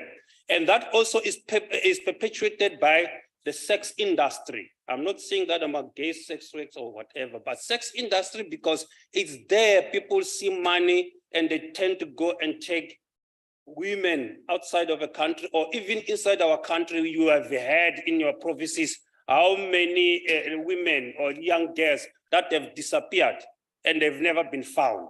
So it means that the state need to work very hard on this when it comes to human trafficking, just like what Qatar did and said, no, they don't want alcohol in their stadiums. And there's no alcohol in their stadium at the World Cup. So the state can do it. We said it earlier in the morning, talking about the steps that the government took when it comes to COVID-19.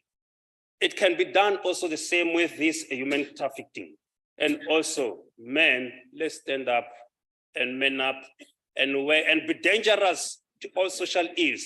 If you go to some of the provinces, I'll just give an example. You go to Johannesburg CBD, you find this person being mugged by 4 or 5 men, and the others are bystander and taking videos of it and not intervening. Some will say no, because we don't know those people if they can harm us. But you are many and there are only four people. So let us stand up as men and be accountable. So my point was, let us all take responsibility. I've heard all let us be all accountable. We have heard about the resources that we don't have. Yes, with the little that we have, let's be accountable. Thank you. Thank you very much, Mpumalanga. We do have Limpopo at S12 chamber. Limpopo at S12 chamber. Next door. Limpopo. You're recognized. S12 chamber. Limpopo delegate, you are recognized.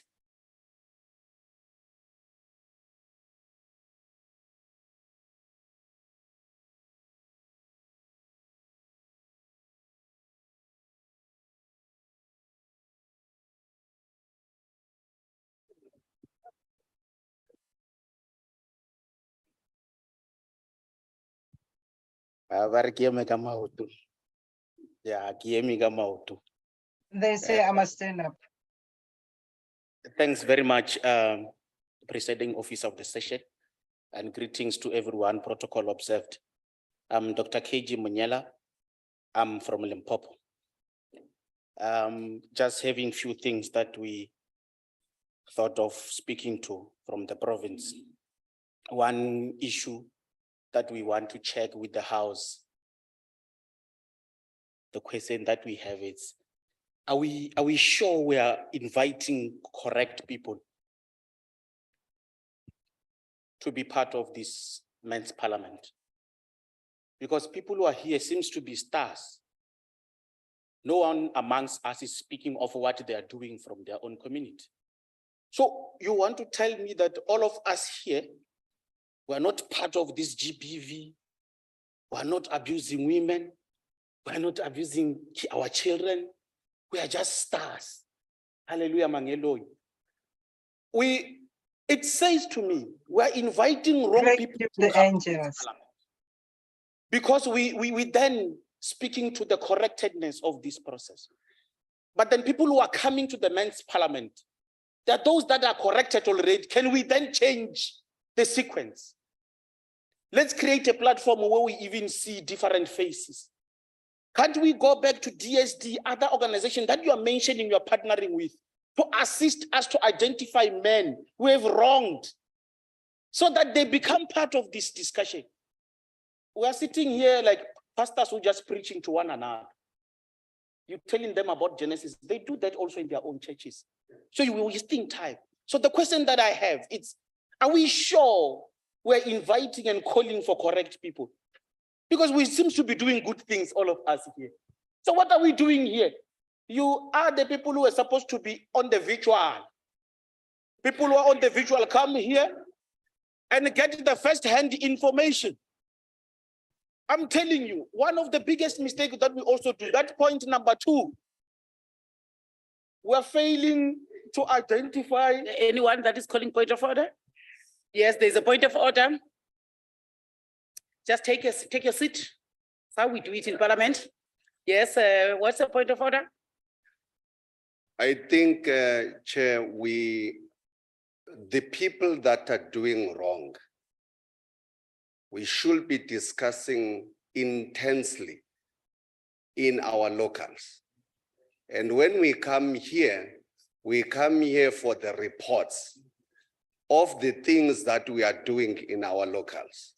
So therefore, the speaker that is before me, maybe he is lost, he should withdraw what he has said unto us. Because we are here for reports, we are here for the things that we've been trying to do. Thank you. Thank you very much. Point of order sustained. Thanks, Madam Speaker. Maybe it's because I'm in that other room. I'm disadvantaged. I also wanted to call many points of orders, but I was disadvantaged. The other thing that I'm thinking we should also look at, one province identified one of the key root causes, which they spoke to the absent fathers, to say, if you are not there to nurture your young boys, sometimes we even went to extension of thinking present fathers or presentism is about giving money throughout. Some speaker one even said, you are just becoming an ATM. The people that you even give money to, they don't even know you, but they just know there's a father who give him money. So we want to be there to our fathers, to our boys, young girls, and growing up. Remember, the anger cannot only be on boys. Even the girls, they develop anger.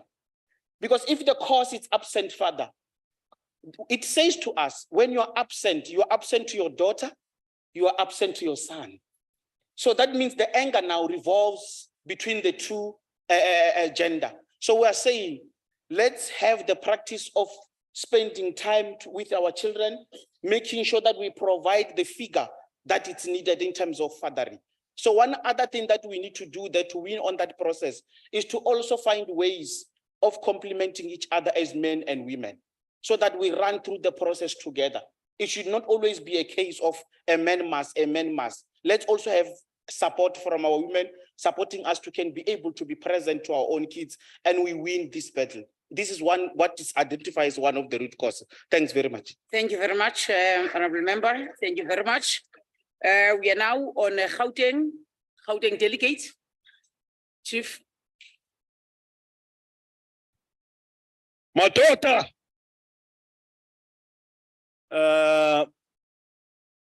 Protocol observed. My point is going to be very short. It is about the justice system that we are having. Because it seems as if it is very friendly to the perpetrators.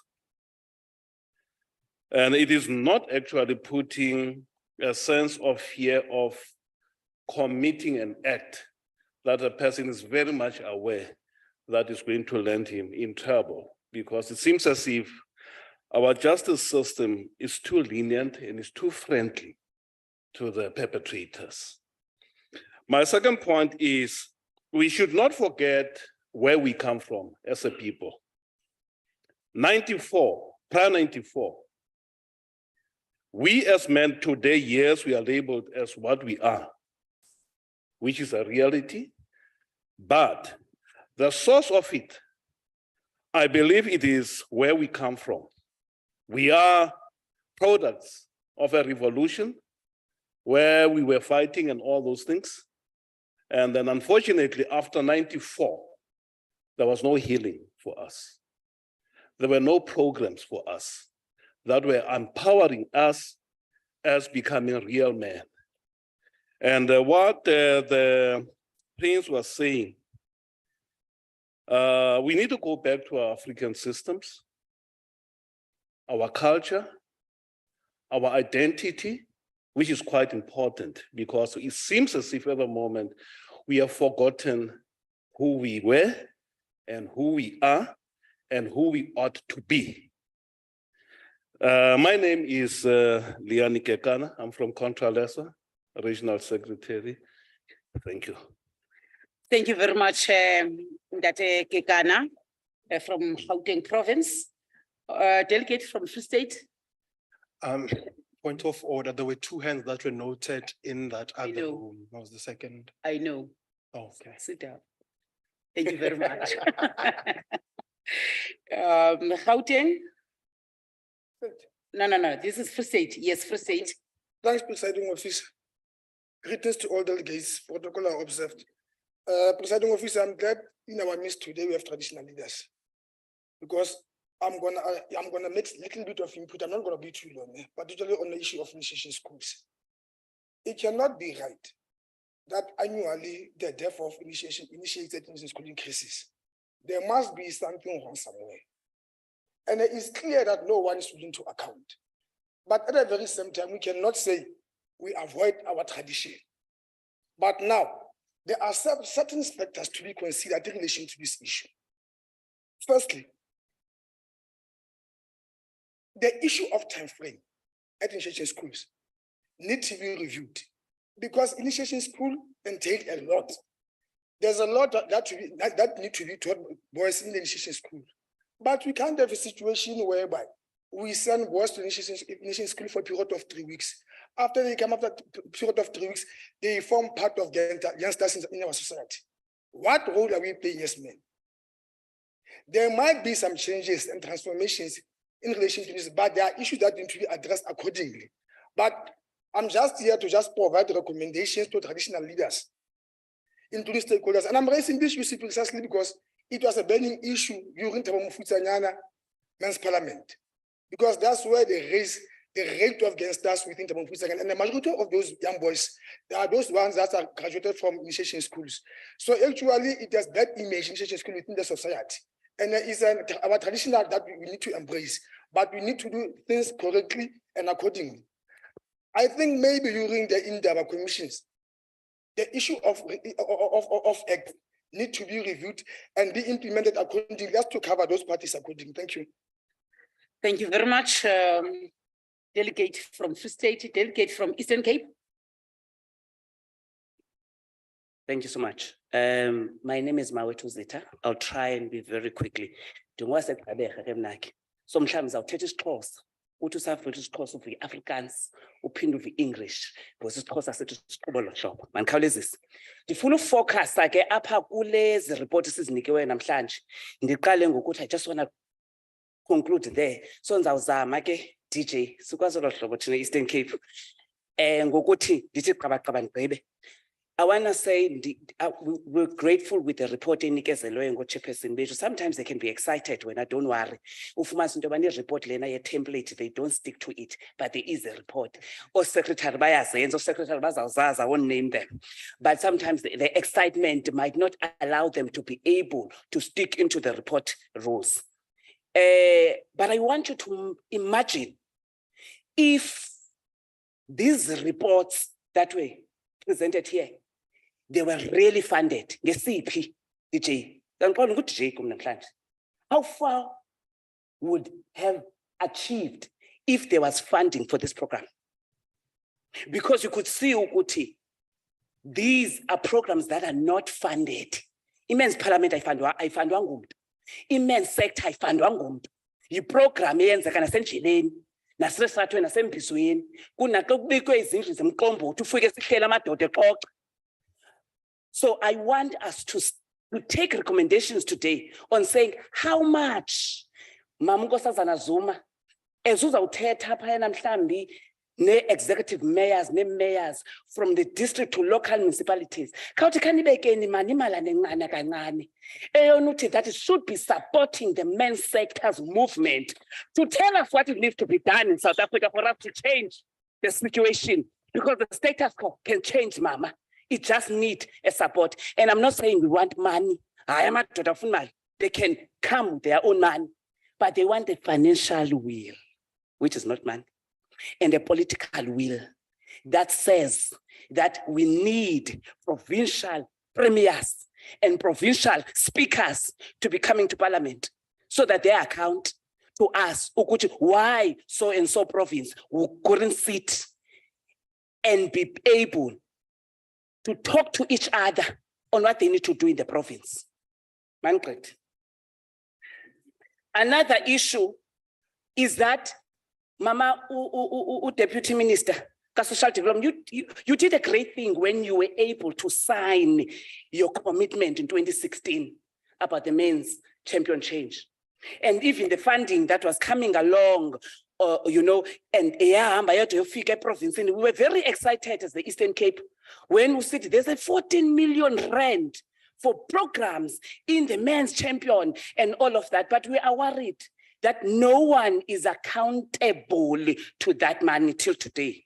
And we are saying, we are only asking one favor. We are not saying, I'm not going to stand here and say fund men.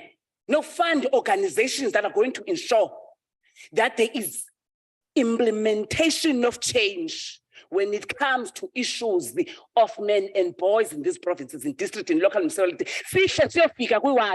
But we're saying, can you take us as men's sector, just give us a little bit of making us advisory committees for these funds that are given in these provinces that are supposed to be dealing with issues of men and boys, so that we are able to make the organizations accountable that you end up funding, so that we're able to come back here and stand there and not be too excited that we can't stick into reporting, but we're able to turn to tangible outcomes and results of what the money that you gave into provinces, or through your support that the money went there, city ihambe yamapa. But now we are not able to do that because this money flows somewhere, somehow. Another one.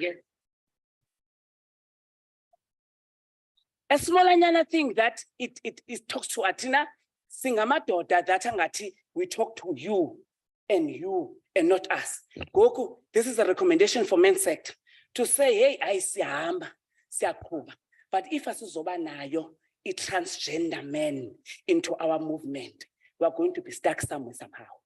So we need to start in investing in making sure that in our sittings, I'm not talking about leadership, I'm talking about members. Can we have transgender? In the Eastern Cape, DJ, we do have LGBTI in our leadership. We do have disability in our leadership. And we'll make sure that every time we come into this room, we might not be coming to this one because the previous one, but every time we come here, you will see boys with us.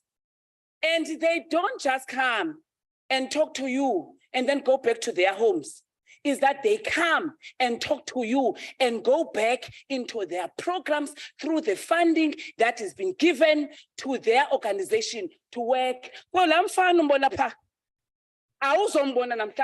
and then come, so you want to find out, you don't know, you will go, we care. We care, kwepi district, zamfane mathole, kwepi local municipality, kwamnquma, kwepi isito, bhasawe, mandihleke, Gokuti, DJ, maybe we also need to give, as back to men's sector, we also need to give these provincial secretaries to be the ones that are giving report, because they are the ones that are compiling this report. Maybe they will be able to deliver so that we don't leave by that door, maybe not really getting what has been done in the provinces. Ngiyabonga.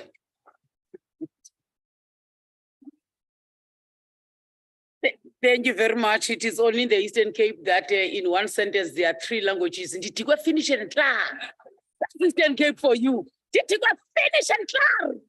Thank you very much. There was another guest from S12 from Gauteng province. Thank you so very much. And I would also say thank you for the invitation to be part of this parliament. The latter speaker has said it all. But first and foremost, this house needs to be sensitized to say there is no sex industry, but there is sex workers. That's the first thing. And also, not repeating the words of the latter speaker, but when we speak about institutionalizing a responsive men's movement, we must be talking and speaking about dismantling patriarchy. Someone of the speakers spoke about a family value system. Don't say get married, speak about family values, and then now we know that you're talking. We must also speak about a movement that champions mental health, that also champions psychosocial services that needs to be mainstreamed in society. Men are suffering in silence and no one is listening to them. One of the latter speakers said, be vulnerable, but you just can't be vulnerable as a man to a woman, because once you're vulnerable, that's a weakness they play around on. So when you speak about vulnerability, you're speaking about mainstreaming psychosocial services, mainstreaming mental health services. I must not only go to F-farms and say, I need help, only to be told to go to there are no male psychologists or therapists. What is that? When you speak about social workers, there are male social workers, but the Department of Social Development does not want to absorb them. Then where do we as men go? Where do we turn to? Who do we turn to again? We can't be condoning those things. So that's what, when we speak about revolutionizing a men's movement, we must be speaking about that. We must be speaking about youth inclusiveness in such settings so that the words and abafana, boys and young men are also heard in these chambers also, so that not only men who are above 45 and beyond can only discuss issues of men, whereas there are still young boys and men who need to be groomed in that very same way. So that's what we mean when we must say we are institutionalizing a movement for men. That's what it must come down to. That's the boiling point. Thank you. Thank you very much. Thank you very much for that parting shot from participants. On the virtual platform, there are no hands at this particular moment. We have received all 9 reports and you have interacted on all 9 reports. There are clear suggestions coming from you, and I hope the leadership, the national leadership is taking notes of such and what must be corrected. And I heard you saying that from KZN was omitted. KZN, all right, Kibaba. Ngena ke KZN. Ngiyabonga sihlalo ngiyexolisa ngoku-interjecta ngesikhathi sakhuluma. Ngingokabiyela ngivele KZN. Ngibonga kakhulu, ngicela ukubulisa abahlonishwa engiyazi ukuthi bonke banobuhlobo ne-KZN obuthizeni. Siyabonga ngalokho. Sibonge amakhosi akhona. Sibonge umntwana nhlanganiso ukuthi uye wahamba nathi ibutho lakhe namhlanje. One, izinto engizokhuluma ngazo zimbalwa nje ngoba isikhathi sesidliwe yinja. Ngizogcizelela kulokhu kwe-institutionalization of ama-men's programs ukuthi uma ngabe kuma-organograms singakayitholi kahle kahle into ekhuluma nge-coordination of men's programs, kuzasazaba nengqaka engathi kubahlonishwa bami abalapha kungahamba lokho kube khona. Udokotela uDlomo wayeza nayo esese KZN bavele bamthatha bamuse national basishiya sigodola kodwa kulungileke kuyophinde kulunge ukuthi akube khona a functionary okhona ku-organograms ukuthi umsebenzi wakho umele izinto zamadoda. Ngikusho yini lokhu na? Amadoda yisector ehlala ikhonjwa ngomunwe nje. Ukhuluma nge-rapist kukhonjwa indoda, ukhulume ngomuntu oshiya ingane zakhe kukhonjwa indoda, ukhulume ngombulali kukhonjwa indoda, ukhulume ngesela kukhonjwa indoda, ukhulume ngabantu abaningi ababoshiwe kunabanye abantu kukhonjwa indoda. Kodwa even from a presidency kukhona i-Ministry of Women, Children and People with Disabilities ayikho indoda. Angeke uyibone ngizohamba uye ka-DSD ubheke kukhona into ya-children neyaka senior citizens yase-national ayikho indoda kuphi angani ayikho ndawo kodwa yibona abantu abama-culprits sekwenzeni wonke lama-social ills ahluphayo.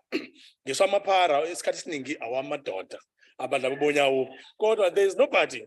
Institutionalization ayiqale lapha kube khona ama-functionaries abantu abaqashwayo kuthiwe lo ipost yakhe nje ucoordinator entweni zamadoda abizwe-ke nanoma ngayiphi ipost from national iqale presidency kuze kuma-provinces kuye kuma-districts kuye phansi kuma-locals kube khona abantu abanjalo abazobheka ukuthi ama-programs asiza ukulungisa lesi simo samadoda sihamba kanjani. Manje cha lutho nje alapha ukuthi ama-loose cannons adubula lethanda khona dubula noma kanjani bese kuwa phansi kulimala abantu. Ngiqhubekele phambili. Okwesibili, uma ngabe siqashwe lowo muntu akube khona phela a blueprint ye-province ne-province ethathele ku-NSP kodwa ya-customized to that particular province ukuze ikhulume ngokuthi how is funding be directed kuma-programs amadoda, iziphi inhlelo kufanele zenzeke ibe khona la kwi-program kungadependa ku-NSP kuphela ngoba kwesinye isikhathi ezinye izinto izozomitha ngoba i-KZN for example ayifani no-national ihlukile nento zayo ezidinga zicaciswe la kwi-document yayo. Kufanele kube ne-provincial document ethathelwe kwi-NSP ekhuluma ngezinto ukuthi amadoda azohamba kanjani azafike lapha efanele afike khona nama budgets and all those things kube khona lana ne plan kube ne 5-year plan kube no annual plan yonke into kube la kule document le ezokwenziwa kodwa ngeke kwenziwe engekho functionary eqashiwe ukwenza leyo nto ngoba kufanele yona phela kube yona eyuphatha lo msebenzi okunye okulandelayo amadoda awakwazi ukubika izinto kunganjani ukuthi nike ama province wonke abe nawo ama tools ama screening tools njenganje eKZN sinayo iGBV screening tool lapho uthatha nje ifone yakho amadoda nawo amafoni abizayo uthatha ifone yakho uyivule uchofa uphendule yes ihambe le yantu uye ku-main server then you get a call usizakale ngaphandle kokuthi uye kumuntu uyokhuluma naye ngoba lo muntu mhlambe uyasathi uzokuhleka noma uzokwenza njani kodwa udaba lakho luvele ngoba amadoda ayahlukunyezwa ancishwa imali ayashaywa enza zonke izinto ezingaziwa ayasaba nokuzibika lezi zinto kodwa if there is a tool that will be used for ukuthi amadoda nawo alisebenzise njengoba likhona eKZN akulona amadoda kodwa le gender based violence screening tool nawo amadoda angalisebenzisa amanye awakalazi alibe khona leli tool ukuze umuntu angaloku ebika etshela umunye umuntu ngoba uzomxoxela omunye umuntu indaba ifike ingasafani la kufanele ifike khona ibhale la nje kahle ihambe njengoba injalo ibe recorded. Ngiyabonga Sihlalo. Siyabonga kakhulu baba. From KZN. I'm told there is Mr. Sanele Mzimela on the virtual platform. Mr. Sanele Mzimela, you are recognized. Ngibonge Madam Speaker, ngibingelele inhlanganiso. Babekele ecaleni nje kancane siyabathanda kodwa bangangeni la platform abantwana bona. Thank you so much, Madam Chair. We will ensure into that. Usanele Mzimela lo, onobhala women's sector in the district yaseThekwini. Siyabonga kakhulu for inhlanganiso yamadoda that is taking place, and we thank the representative yamadoda that is representing us as the nation lapho in the parliament. But I wanted to bring to the House a memorandum that was recently signed and submitted by District yaseThekwini in the last year.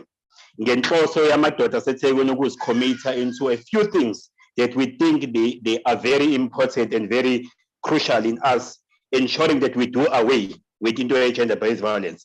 Allow me, Madam Chair, to read through it's a memorandum that was handed over to Metro Mayor to eThekwini. Allow me to read it through. As men's sector in the eThekwini Metro District, we solemnly swear and pledge ourselves to support, protect women and children and men, defend the rights of women and children by defending the rights of men, educate ourselves about gender-based violence, and also be part of all activities and engagements that involve the decision-making that affects men.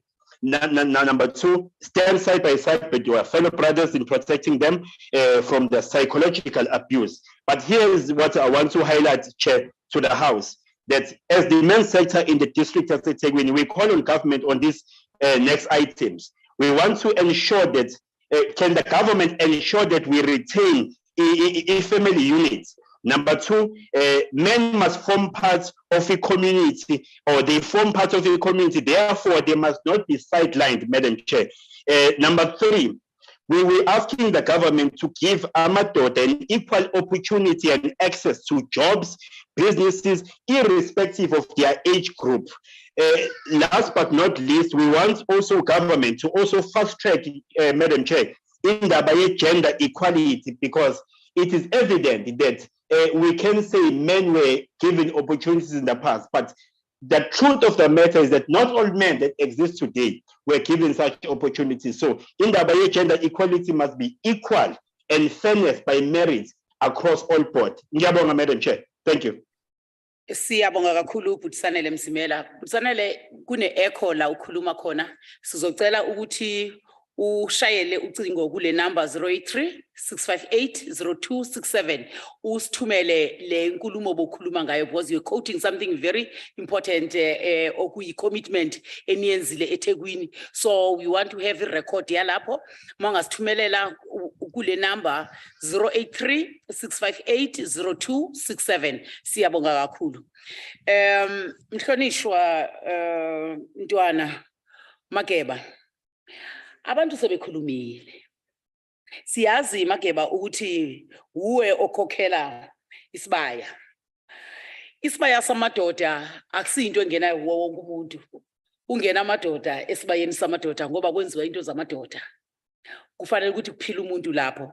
Uthini ukuthi namhlanje Mageba ngibiza wena baba uPrince uNhlanganiso Zulu. A round of applause please.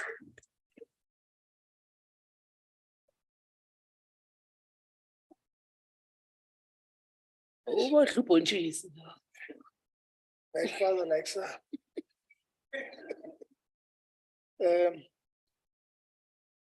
My daughter. Yeah, no. No, thanks so much. Thanks so much.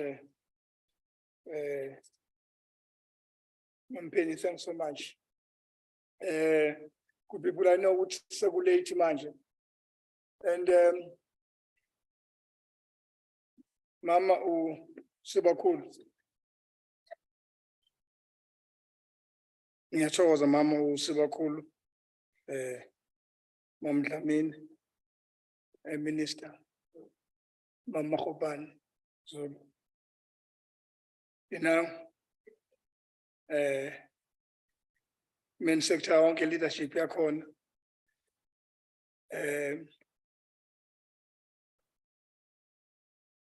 Ndwana, thanks so much. Whatever, thank you. My name is Nhlanganiso, good people. As one of the sons of Upechan.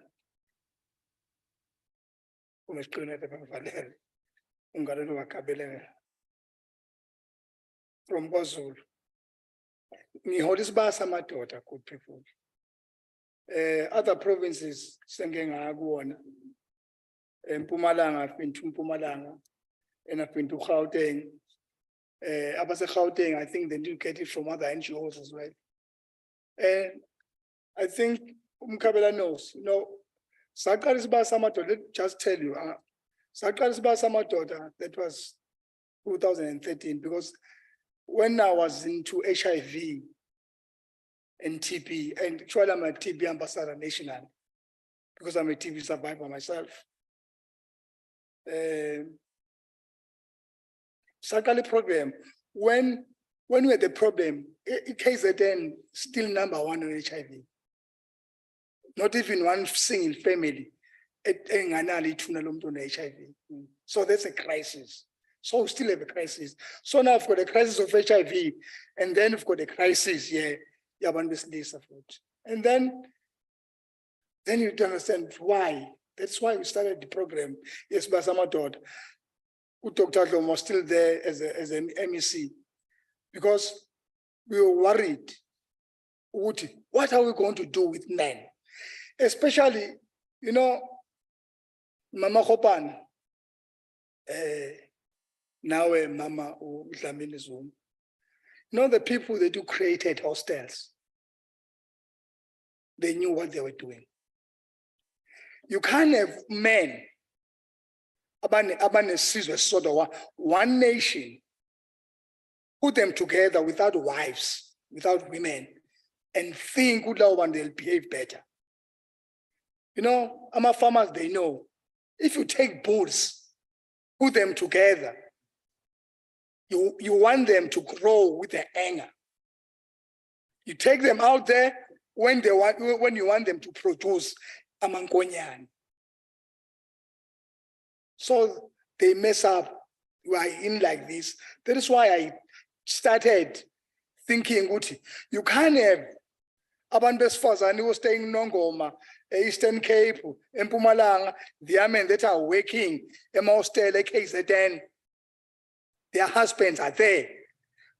When it comes to Easters, December, Maba Chabuleka Indota is an emali, can't is an bomb HIV.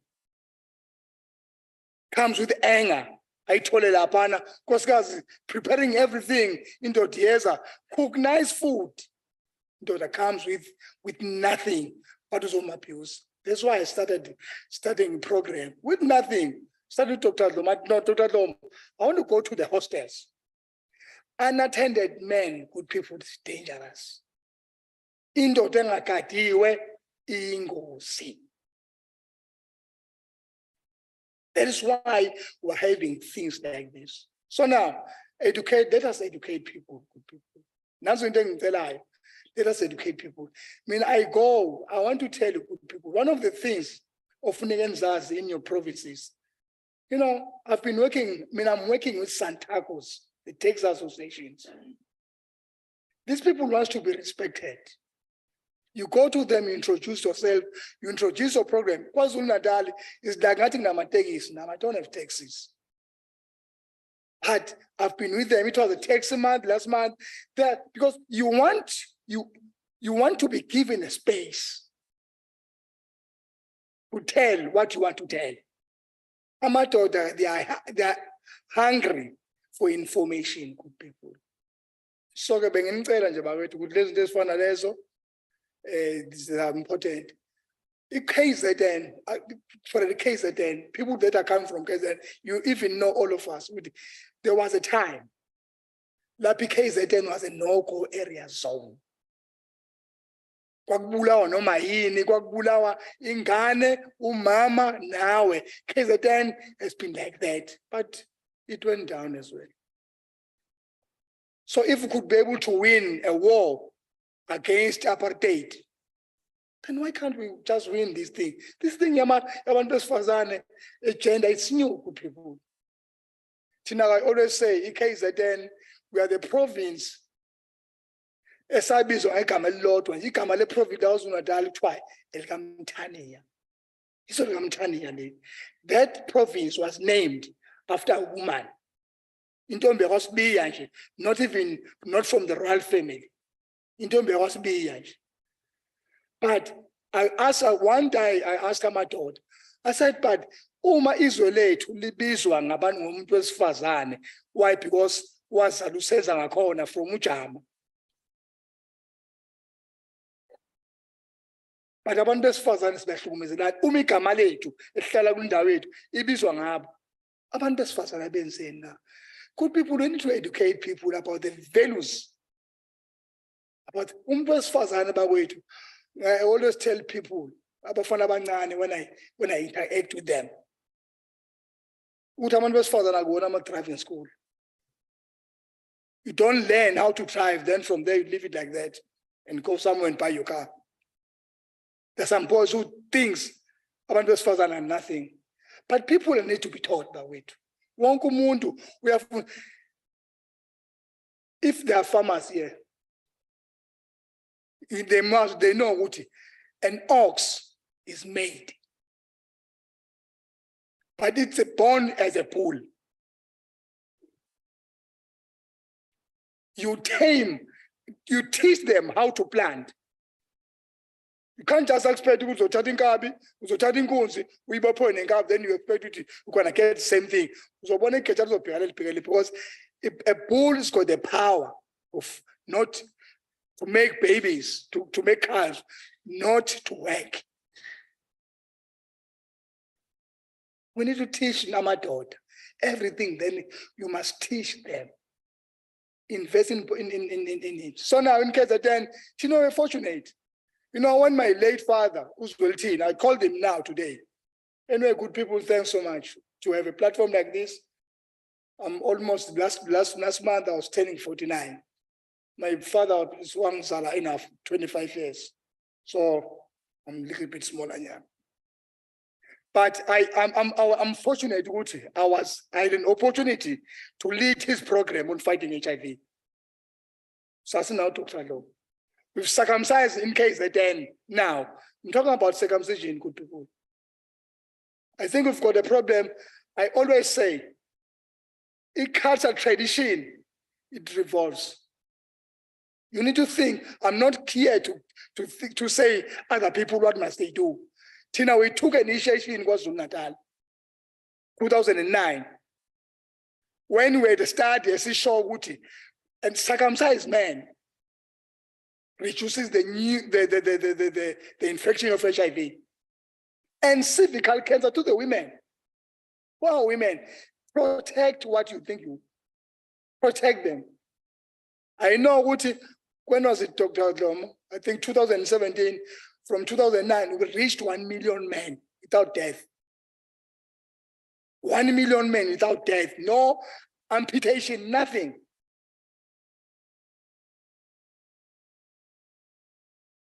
And then you're talking about the father, the forefather, Abafana, the fathers, future fathers of the nation. Because some men are behaving like this because they are penises, they don't have penises. So in the sense, amateur is what we are. You need to protect that. So now that is why even now we're still going very well. And on circumcising, we're doing very well, and still have no death. So we're going for 1.6 now, 1.7 million now. We're trying by all means with everybody. So now the women are engaged and all those things. So now that's why we are taking men's health now, national. But who started that? KZN. So the good people, I'm available. I went to Northwest, and I was also invited by Mpumalanga as well. I was invited. I want to help you, good people. But Ndwan, what I want to emphasize, my aim was, if the king was still alive, I wanted to champion with all the members of the royal families in this continent. They need to lead their communities to fight whatever it is. Number one, HIV and TB as well. Gender-based violence. Gender-based violence against, there's some violence, not against women and children, but against men.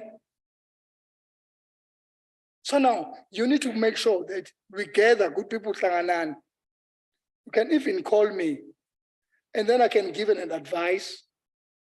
Even in case that then as well, we are trying by all means. We said if we could be able to do these things into the hostels, you know, the Griplands, the way it was slaughtered. But today, there's nothing like that, because unattended men are dangerous.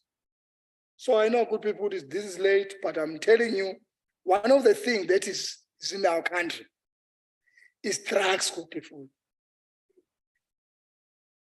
After drugs are in goes. Drugs are not here. Mamu unkosazana are not here. Drugs only umampem. Drugs are there to destroy our youth. Even alcohol, good people. Alcohol is a drug that is permitted, that anyone go to Eastern Cape. How come Guti Ingane zishonele etaveni? And then amadoda athula amadoda. Abantu rapists algazi and all those things. But good people, can you support each other? But anything that you are saying, good people, we need to make sure Uti, the people that you are with power. But in the make sure Uti, you get to the people that with money. Because you don't understand why other big companies are not supporting this thing. But I think we need to put something about good people. Can you start thinking, see something, nothing individual, because if you are alone, you are not going to get where you are, where you are not going to go. But almost in it, something in case that then we call you in number 8, this is what it determines what we want to do. There are big companies here, there are some big shops that you are buying every day. But what are they doing about those things? Why do you always want to get money from government? Good people, and all the best for Christmas. And wherever you are, make sure that you don't abuse women and don't fall down. That's why sometimes, how do you say, in fact, good people, most of the children, most of the girls, most of the women that are being abused by their partners, do you know what is starting doing? It says it's lendo ikala to the brother. Once you start beating your sister,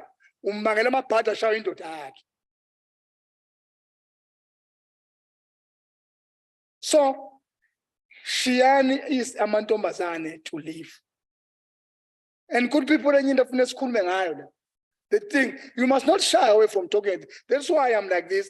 In fact, I'm a married man, good people. I got married 2016. I've got 3 children. Izingane ongahlali nazo, they become a trouble to you. Indoda engiyikhonzile econtrol uziphu no-wallet.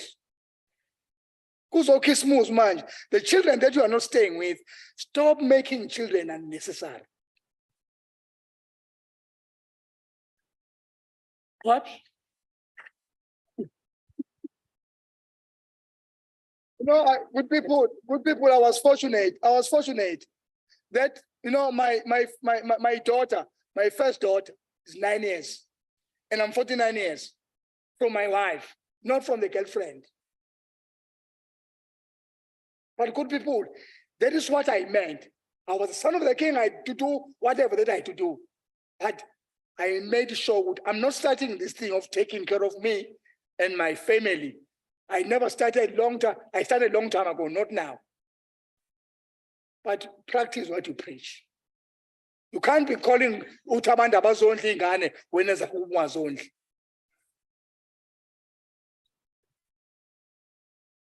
And respect, good people, respect. Abantu abadala bayahlonishwa. Must respect. You've got a big brother, you respect. You've got a big sister, you respect. Hlonipha ukuze nawe uhlonishwe. Ngiyabonga kakhulu bafowethu. Yonke into eningenzele yona, ngiyabonga kakhulu. Khanyago. Thank you so much. And I'm available, good people. Ngiyabonga kakhulu. My worry, we are here in Cape Town. We are here in Cape Town. We are talking about these issues, drugs and alcohol and all those things. But we've got our brothers here in Cape Town, who every day we are watching them on the news. They've been killings and all these things and all those things. But where are they? Where are they? That is why Lendo is Basamato, the good people. I'm opening it, program director. I'm opening it. If you want the idea and the ideology of Isbasamato, you can go and take it to Eba Pedini, you call it as it is, You go to Eba Sutwini, I'm not trying to promote my program, but it is the platform that I have with men and young men, where they sit together, even about 12 about 10, even about 12 about 2, what we are doing is what Nando That is why, even if there's some pregnancy, who's gonna control the pregnancy in this country? It is those people. And good people, can you live in Ghana to Zamantomazan, zifunde?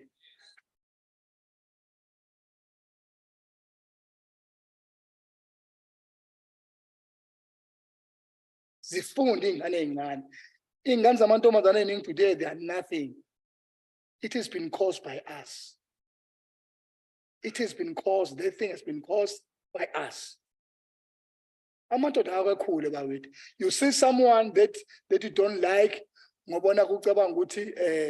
gays and lesbians, then you, why, what? As long as that someone is not going to your lane, why do you hate those people? Why do you hate those people? Because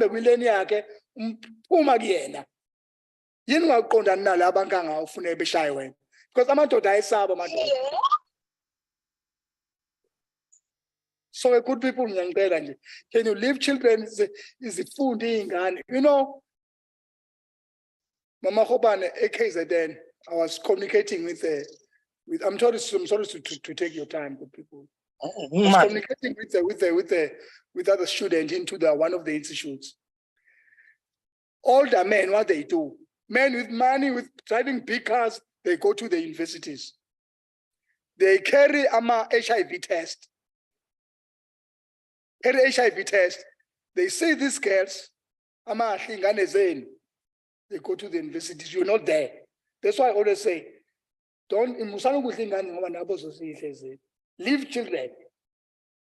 Ziyekeni ingane ngoba now they're gonna find your child.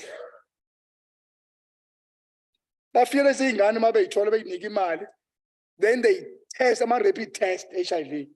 They test them there. If they are negative, they have sex with them without protection. Amadoda enza leyo nto leyo, they are destroying. We are destroying abafazi babeyingane zethu. Kunabafana bengezukushada la, ingane zawo imithiswa yithini. Why are we doing that, men? Uma positive ingane bayilala ngecondom and the money is less. So now, ingane negative, the money is big. And who does all those things? Are the people with the wives? They leave their wives there, they come in. But good people, listen to they listen to this. Why? Because I know Uti. I'm not here. I'm equal out in but I know Uti Ubaba what he was standing for. That is why I've always been standing like that.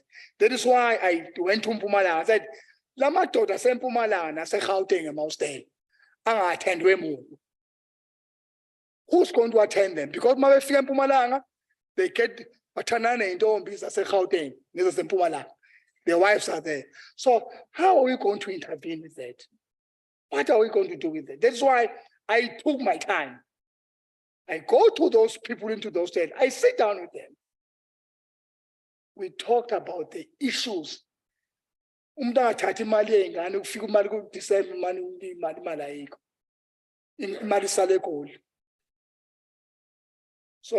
good people, good people. Isibasamadoda is there. Sizonelekelela but everywhere in the province ngiyasebenzana wonke umuntu. If I see ukuthi because mina isibasamadoda I can do isibasamadoda with 5,000 rand. 5,000 rand. I don't need money because ukuthenga inhloko abafana bekwazi. In fact, boys must be even talk to the kuhlinzwa kanjani. How to nihlinza kanjani? Mafana bayazi le nto leyo.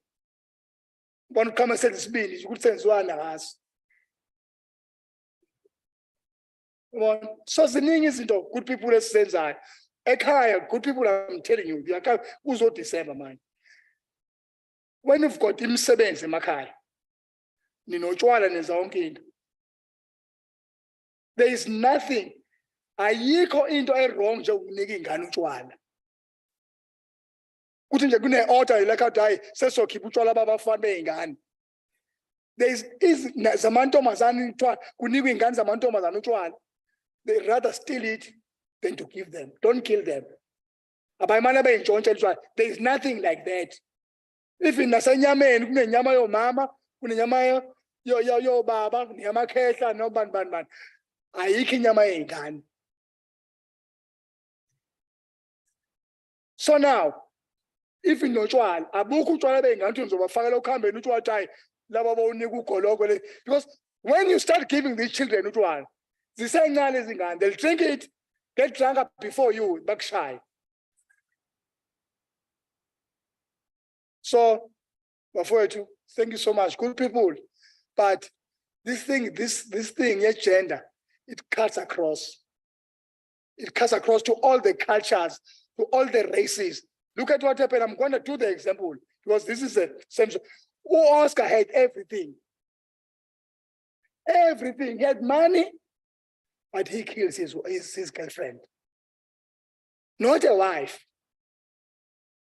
And I don't understand why why don't you allow it? If girl said I love you tomorrow, you'll love someone, not you. Why don't you accept that? Why? Because you are not taught. What you don't think with everything is yours. Now, I've got a wife today, but my wife was not a first girlfriend. Young Alan, but I've got a wife today.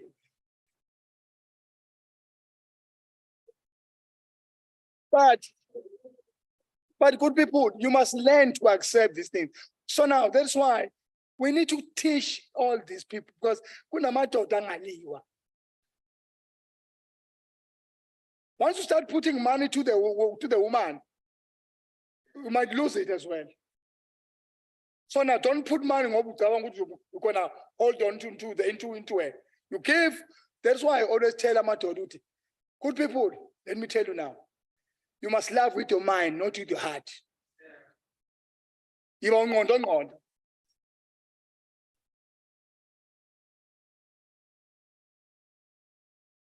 Because the inhliziyo iphakela bafowethu. Ingqondo can think hey, but ngoba sekubhedile then I need to get somewhere. But once wathanda ngenhliziyo, you're gonna break yourself and break that woman. And then what you're gonna do? You're gonna go to jail. Thanks so much, good people. Mhlekazi, thanks so much. Thanks so much. Siyabonga. Siyabonga. Okay.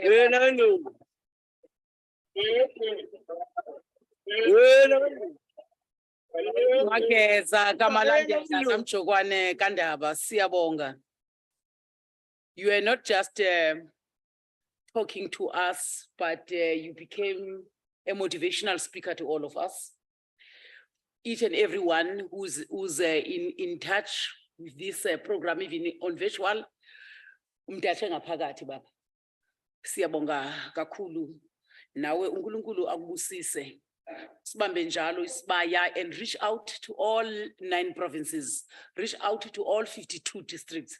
We need real men who can make good to nembeza wethu uphile ngaphakathi. Siyabonga kakhulu. Another round of applause for Magere. Thank you very much. I know isikhathi sisishayile kodwa iprogram funeka sihambe nayo. The next item now on the program is the way forward by Utata Usem Kandlela ngoba utreasurer akekho ngoku besithe makukepturishwa ama notes. Siyazi ukuthi masiyolala sivumelene ngantoni. Over to you, Mr. Kandlela. There is an apology for umama uNkosazana uDoc. Supposed to attend the meeting at manje go 6 o'clock. Ngiyakukhulula mama ukuthi attend the meeting. Uzoba khona kusasa asimshayeleni izandla simkhipha.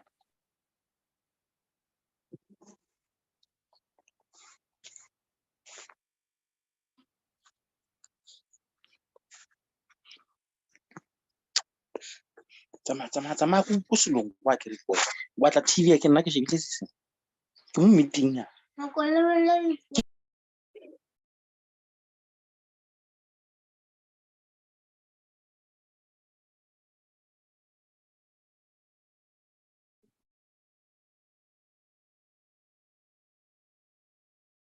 Ungaqhuba Mr. Kandlela. Thank you. Our Honorable Presiding Officer, Honorable Majordina, and also the other Presiding Officer, Honorable Sylvia Lucas, the Deputy Chair of the NCOP, and also in absentia, Honorable Nkosilanga Mavuso, of the Deputy Chair of the National House, newly elected Deputy Chair of the National House of Traditional and Khoisan Leaders, were to leave because of other engagements in the Northwest. Mageba, that is it. And also others in attendance, led by our Minister of COGTA, Dr. Nkosazana Dlamini Zuma. We also have 3 deputy ministers, DM Bapela, DM Bokopane Zulu, and Deputy Minister of Health, Dr. Dromo. And I've seen earlier we had the Deputy Speaker of the National Assembly, Honorable Lichisa Tsinoli. And of course, let me also acknowledge the leadership of the Sanak Men's Sector, Mr. Yola and Dr. Hanaga, as well as the Secretary General, Bishop Dase, and all religious leaders, all traditional leaders, provincial representatives of Men's Sector, and everyone who is here.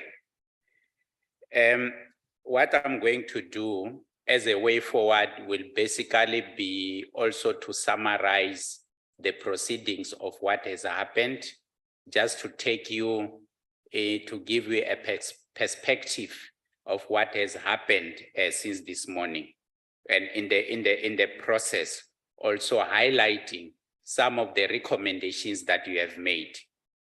Those of you who joined us later, as per program, we started by the singing of the national anthem.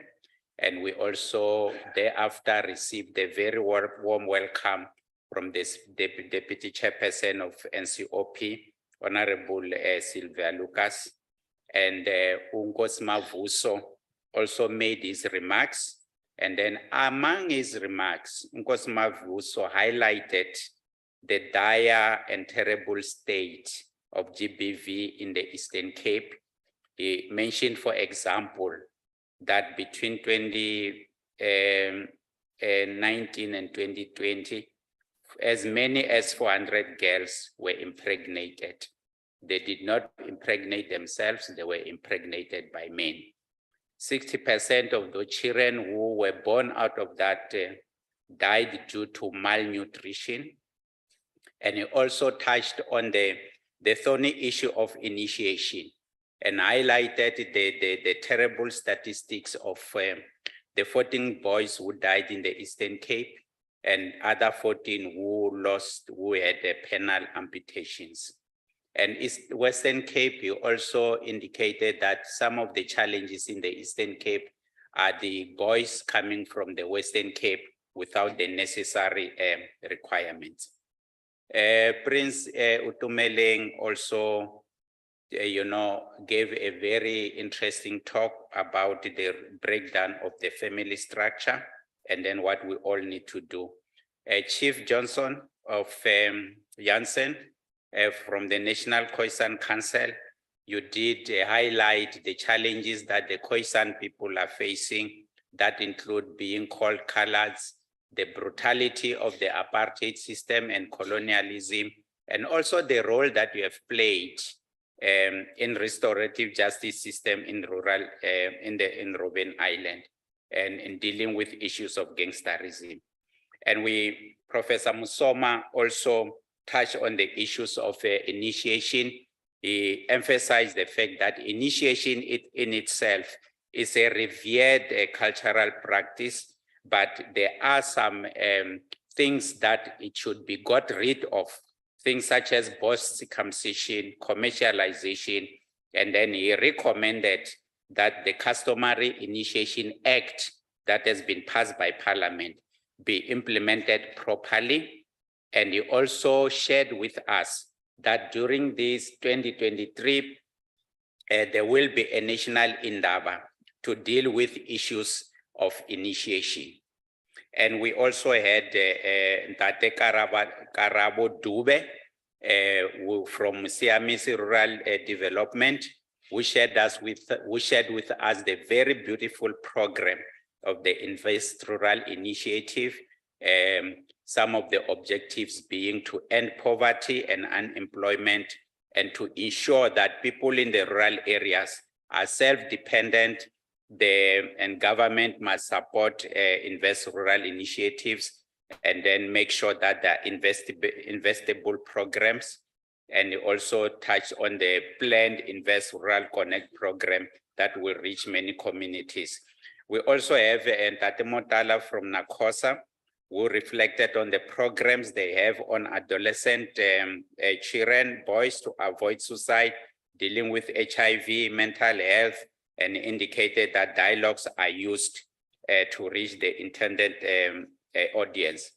And from SAFAIDS, we had Ntate Ngoni Chibukire, who also reflected on the work that SAFAIDS is doing on DSD funded programs, and highlighted in particular the ROC leadership program that trains traditional leaders. And we also had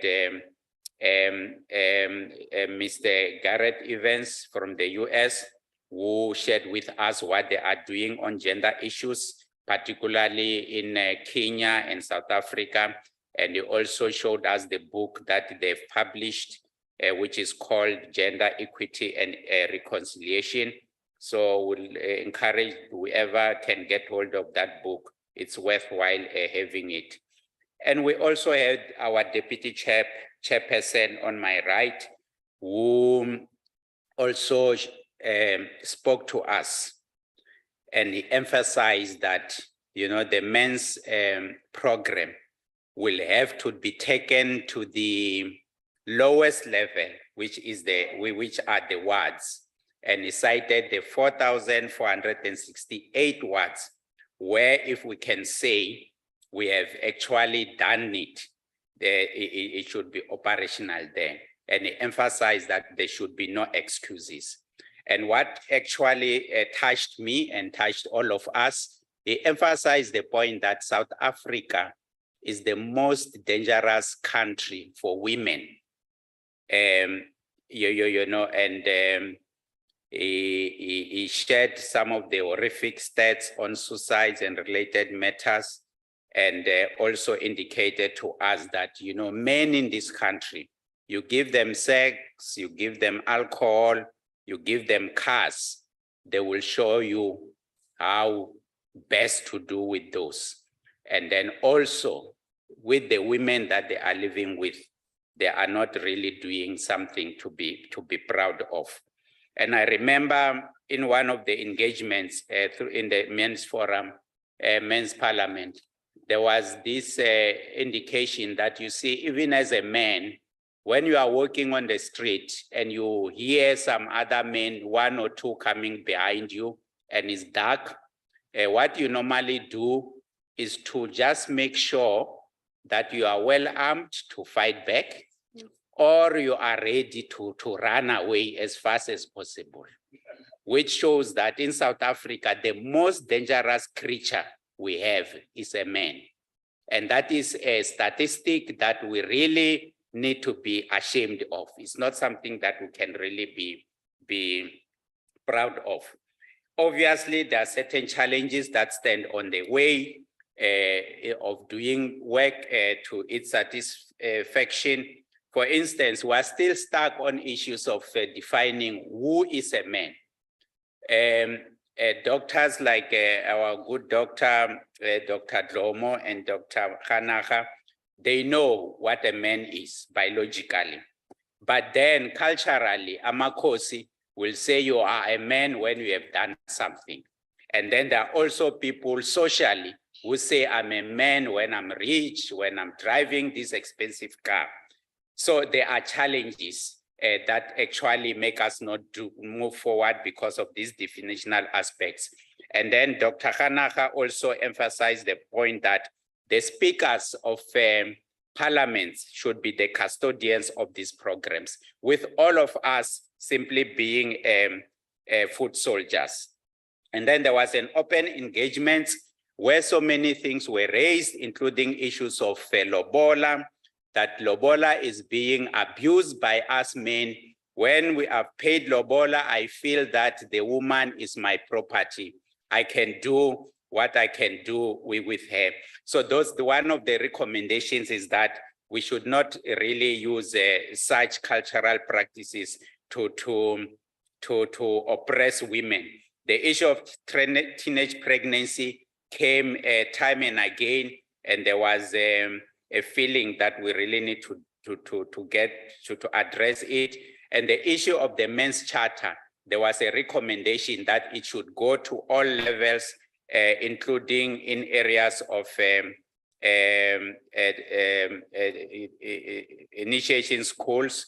And then there was also a recommendation that the men's parliament should be institutionalized, meaning that it should be adopted as a program of government with funds being pumped into it, and to make sure that there are the necessary resources. But there's also the issue of behavioral change, saying it doesn't really help if we nurture our boys as cowboys, men don't cry, and then we contribute in them perpetrating violence. And then when our girl children come home being harassed by boys or men, we don't say much.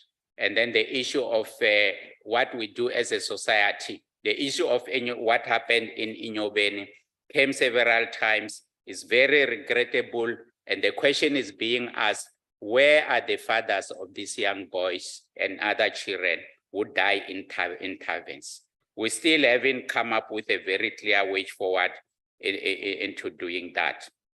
And our Deputy Minister, Bokopane Zulu, also talked to us about the various programs that DSD is doing that can contribute in the fight against GBVF. And she talked about the family services programs, what DSD is doing in creating safe spaces for men, men's lounges, including in areas of traditional leaders, where men are encouraged to come together, talk among themselves, reprimand each other, and talk about issues of health. And she indicated that funds will further be raised to make sure that those men's safe spaces are extended to other provinces. Then she also spoke about the strategy, and she mentioned that, which some of you did raise, the issue of male social workers, saying that in all those safe places, there are social workers, not necessarily male, but there are social workers. The issue of Chomi, Young Yolo, the Big Yolo or Yolo, as well as the recently launched family program that was done in Mpumalanga, boys assemblies, men's championing change, and the issue of Kimoja program that deals with drug challenges, and the village to village program, which is recently done in Amajuba, where she is a champion. And then our Deputy Minister of Culture, Ubabu Bapela, also spoke about the cultural factors contributing to GBV, some of which include Ukungena, Ukutwala, and the belief that women should not own land and others. And he also spoke about the horrendous statistics in areas such as Lusikisiki and one village where he said all the women basically said all of them have been raped. And then our minister also addressed us, and she also shared very terrible statistics about what is happening in our country. One of those statistics being that between July and September, 897 women were murdered in South Africa. We are one of the murder country. And then there were some 9,500 rape cases. And she indicated that many of those are violated by those who were supposed to protect them. Issues of anger, feeling of inadequacy, those challenges. And these things did not happen in the past, because she indicated that even during the war times, women were left untouched. And then she also cautioned parents about the issue of programming women who are getting married, that they must begezela when things are tough, say begezela mtanam, and then they end up dying and coming out in a coffin. And then she ended up by, giving us very good quotes from the late president of Mozambique, Samora Machel, and also a quote from our own OR Tambo, and the wonderful work that Umama Sisulu did. Then we had the reports from provinces, and all provinces did give reports, very good reports, notwithstanding the challenges that have been there. Then there was also an open session to deliberate on the reports, as well as to add whatever had to be added. And then we ended so well by having a motivational talk by Umageba, who told us what his organization is doing. There is a lot that we have learned. So this was basically a summary of what happened, including some of the recommendations. We would like to assure all of you that we will package this report in a way that all the recommendations, suggestions will be extracted, so that you get all of this to work on them as a way forward when you are back to your respective provinces. Honorable Majodina ngithanda ukubonga kuleli thuba unginike lona ukuphawula kancane. Ngiyabonga. Thank you very much, Mr. Kandlela, for summarizing what was discussed today from the first speaker to the very last speaker. And thank you very much. You were such a good audience. Can you give yourselves a good round of applause? You men present here today, you are our hope. We're looking upon you to change the society.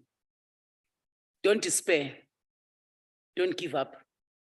Reach out for political buying. Work with everyone that supports the cause. It is not nice for us to call you names.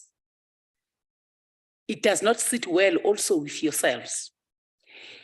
Few as you are here today, you are representing millions that are out there. Be like an yeast. When you make bread, you don't bring a bag of yeast, but you take a quarter of that yeast, put it in a flour, and that yeast will make it a point that that flour, dish, you are that yeast. We know the challenges, zinkulu, but nothing is impossible. If we have managed to defeat the apartheid system, a very brutal system, why can't we defeat this one? Members who are in the virtual platform, thank you very much as well for you for attending this session. Political leaders in the virtual platform and here, Honorable Zungula and many other leaders. Thank you very much for supporting this cause.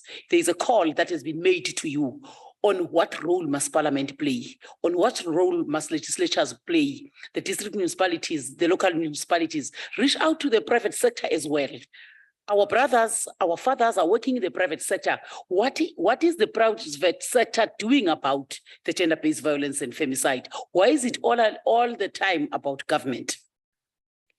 We are not here to blame anyone, but we want to take responsibility, all of us. Delegates, you are requested that tomorrow, please bring your accreditations. Because no accreditations are going to be printed tomorrow. Please take care as much as you take care of your phone. No one leaves the phone. When you left your phone, you run going back because you don't want anyone to touch your phone. Do that with this tag for tomorrow. By 9:45, you must all be seated by 9:45. Asifiki ngo 9:45. We're not arriving at 9:45. We must all be seated by 9:45. Our day is not very long for tomorrow. Mama Ngwenyad, House Chair, can you please come and close? This was a very short tender, man. I still enjoy to be with you. Now, as you send me down, let's do this. Clouds are gathering. Clouds are gathering, clouds are gathering, clouds are gathering. It's raining, it's raining, it's raining, it's raining, it's raining. Thunder, thunder. Thank you very much. Abandaziyo ke bathi TJ Pemza, TJ Waichukucha, TJ kuze kuse. Oh.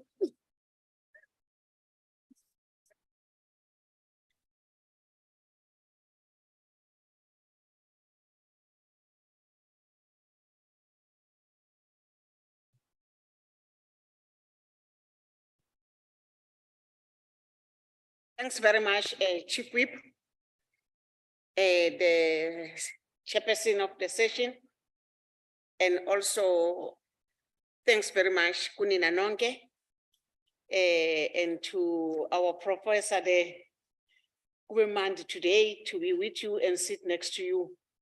And but today, Kubemandi, Botata, Siabulela. Nami timbeke nje amazwi amancinci engifundile kunina. Today, everything that you have said was touching, and hopefully people outside there, they were listening. Tomorrow, I think we are going to have many men that are going to join your debate on visual. Sibonge kakhulu, kumnandi kuba notata, but nina nazi, nandakhula ngena tata, nangoku andimazi ukuthi washonaphi. Into ngayifila ngotata, ngayifila ngobabazala wami, ukuthi ubaba into enjani. So, ndikusho ukuthi, it is very important for nina, ukuthi uma ninabantwana, abantwana benu banakeni. Zibhlungu izinto ezikhulunyiwe apha. Nkosi yami, ubeke konke kuyiqiniso. I wish this program can be program of every day. Ngendlela osokwenakale ngakhona eSouth Africa. Each and every day, abantwana bethu bayabulawa. Ngobekezela. Uqinisile umama uNkosazana, ngobekezela.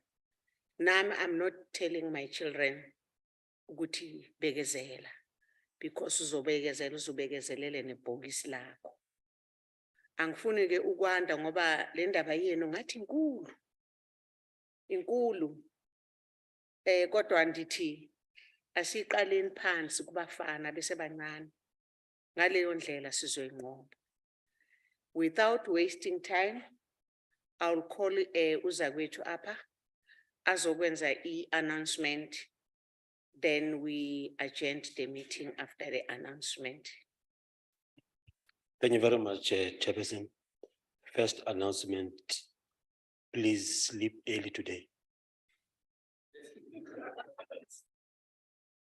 At least 12 o'clock latest in the evening. Because when you come here, I mean, you can't be blaming politicians, Gogulale Parliament and do the same. So many people are sleeping here and it's embarrassing. And we're not prepared to address empty chairs in this house. There's overflow. People who were prepared to occupy these seats. So we can't tolerate in the good transport with more than 10,000 to come here, and then you come here and sleep because we must respect umsebenzi wabantu. Tomorrow there'll be people who will be flying out. That is why you must come early here so that you don't miss your flights. Say as good in a broke, you can't even pay for your tickets. So if you miss that flight, who's gonna pay for it? People who sponsored this event must be proud of us. Lastly, it is not deliberate that we are sleeping in those one-star hotels. We can't transport you from your province to Frustrate to here. We don't have money. So this thing you go stuka, sini organize in a very dignified manner like this and throw us is took. Banileli, we one-star hotel, those things are not right. You can't be fighting GBV and come here and display violence. So please, let's use our sessions tomorrow to give South Africans hope. Thank you very much.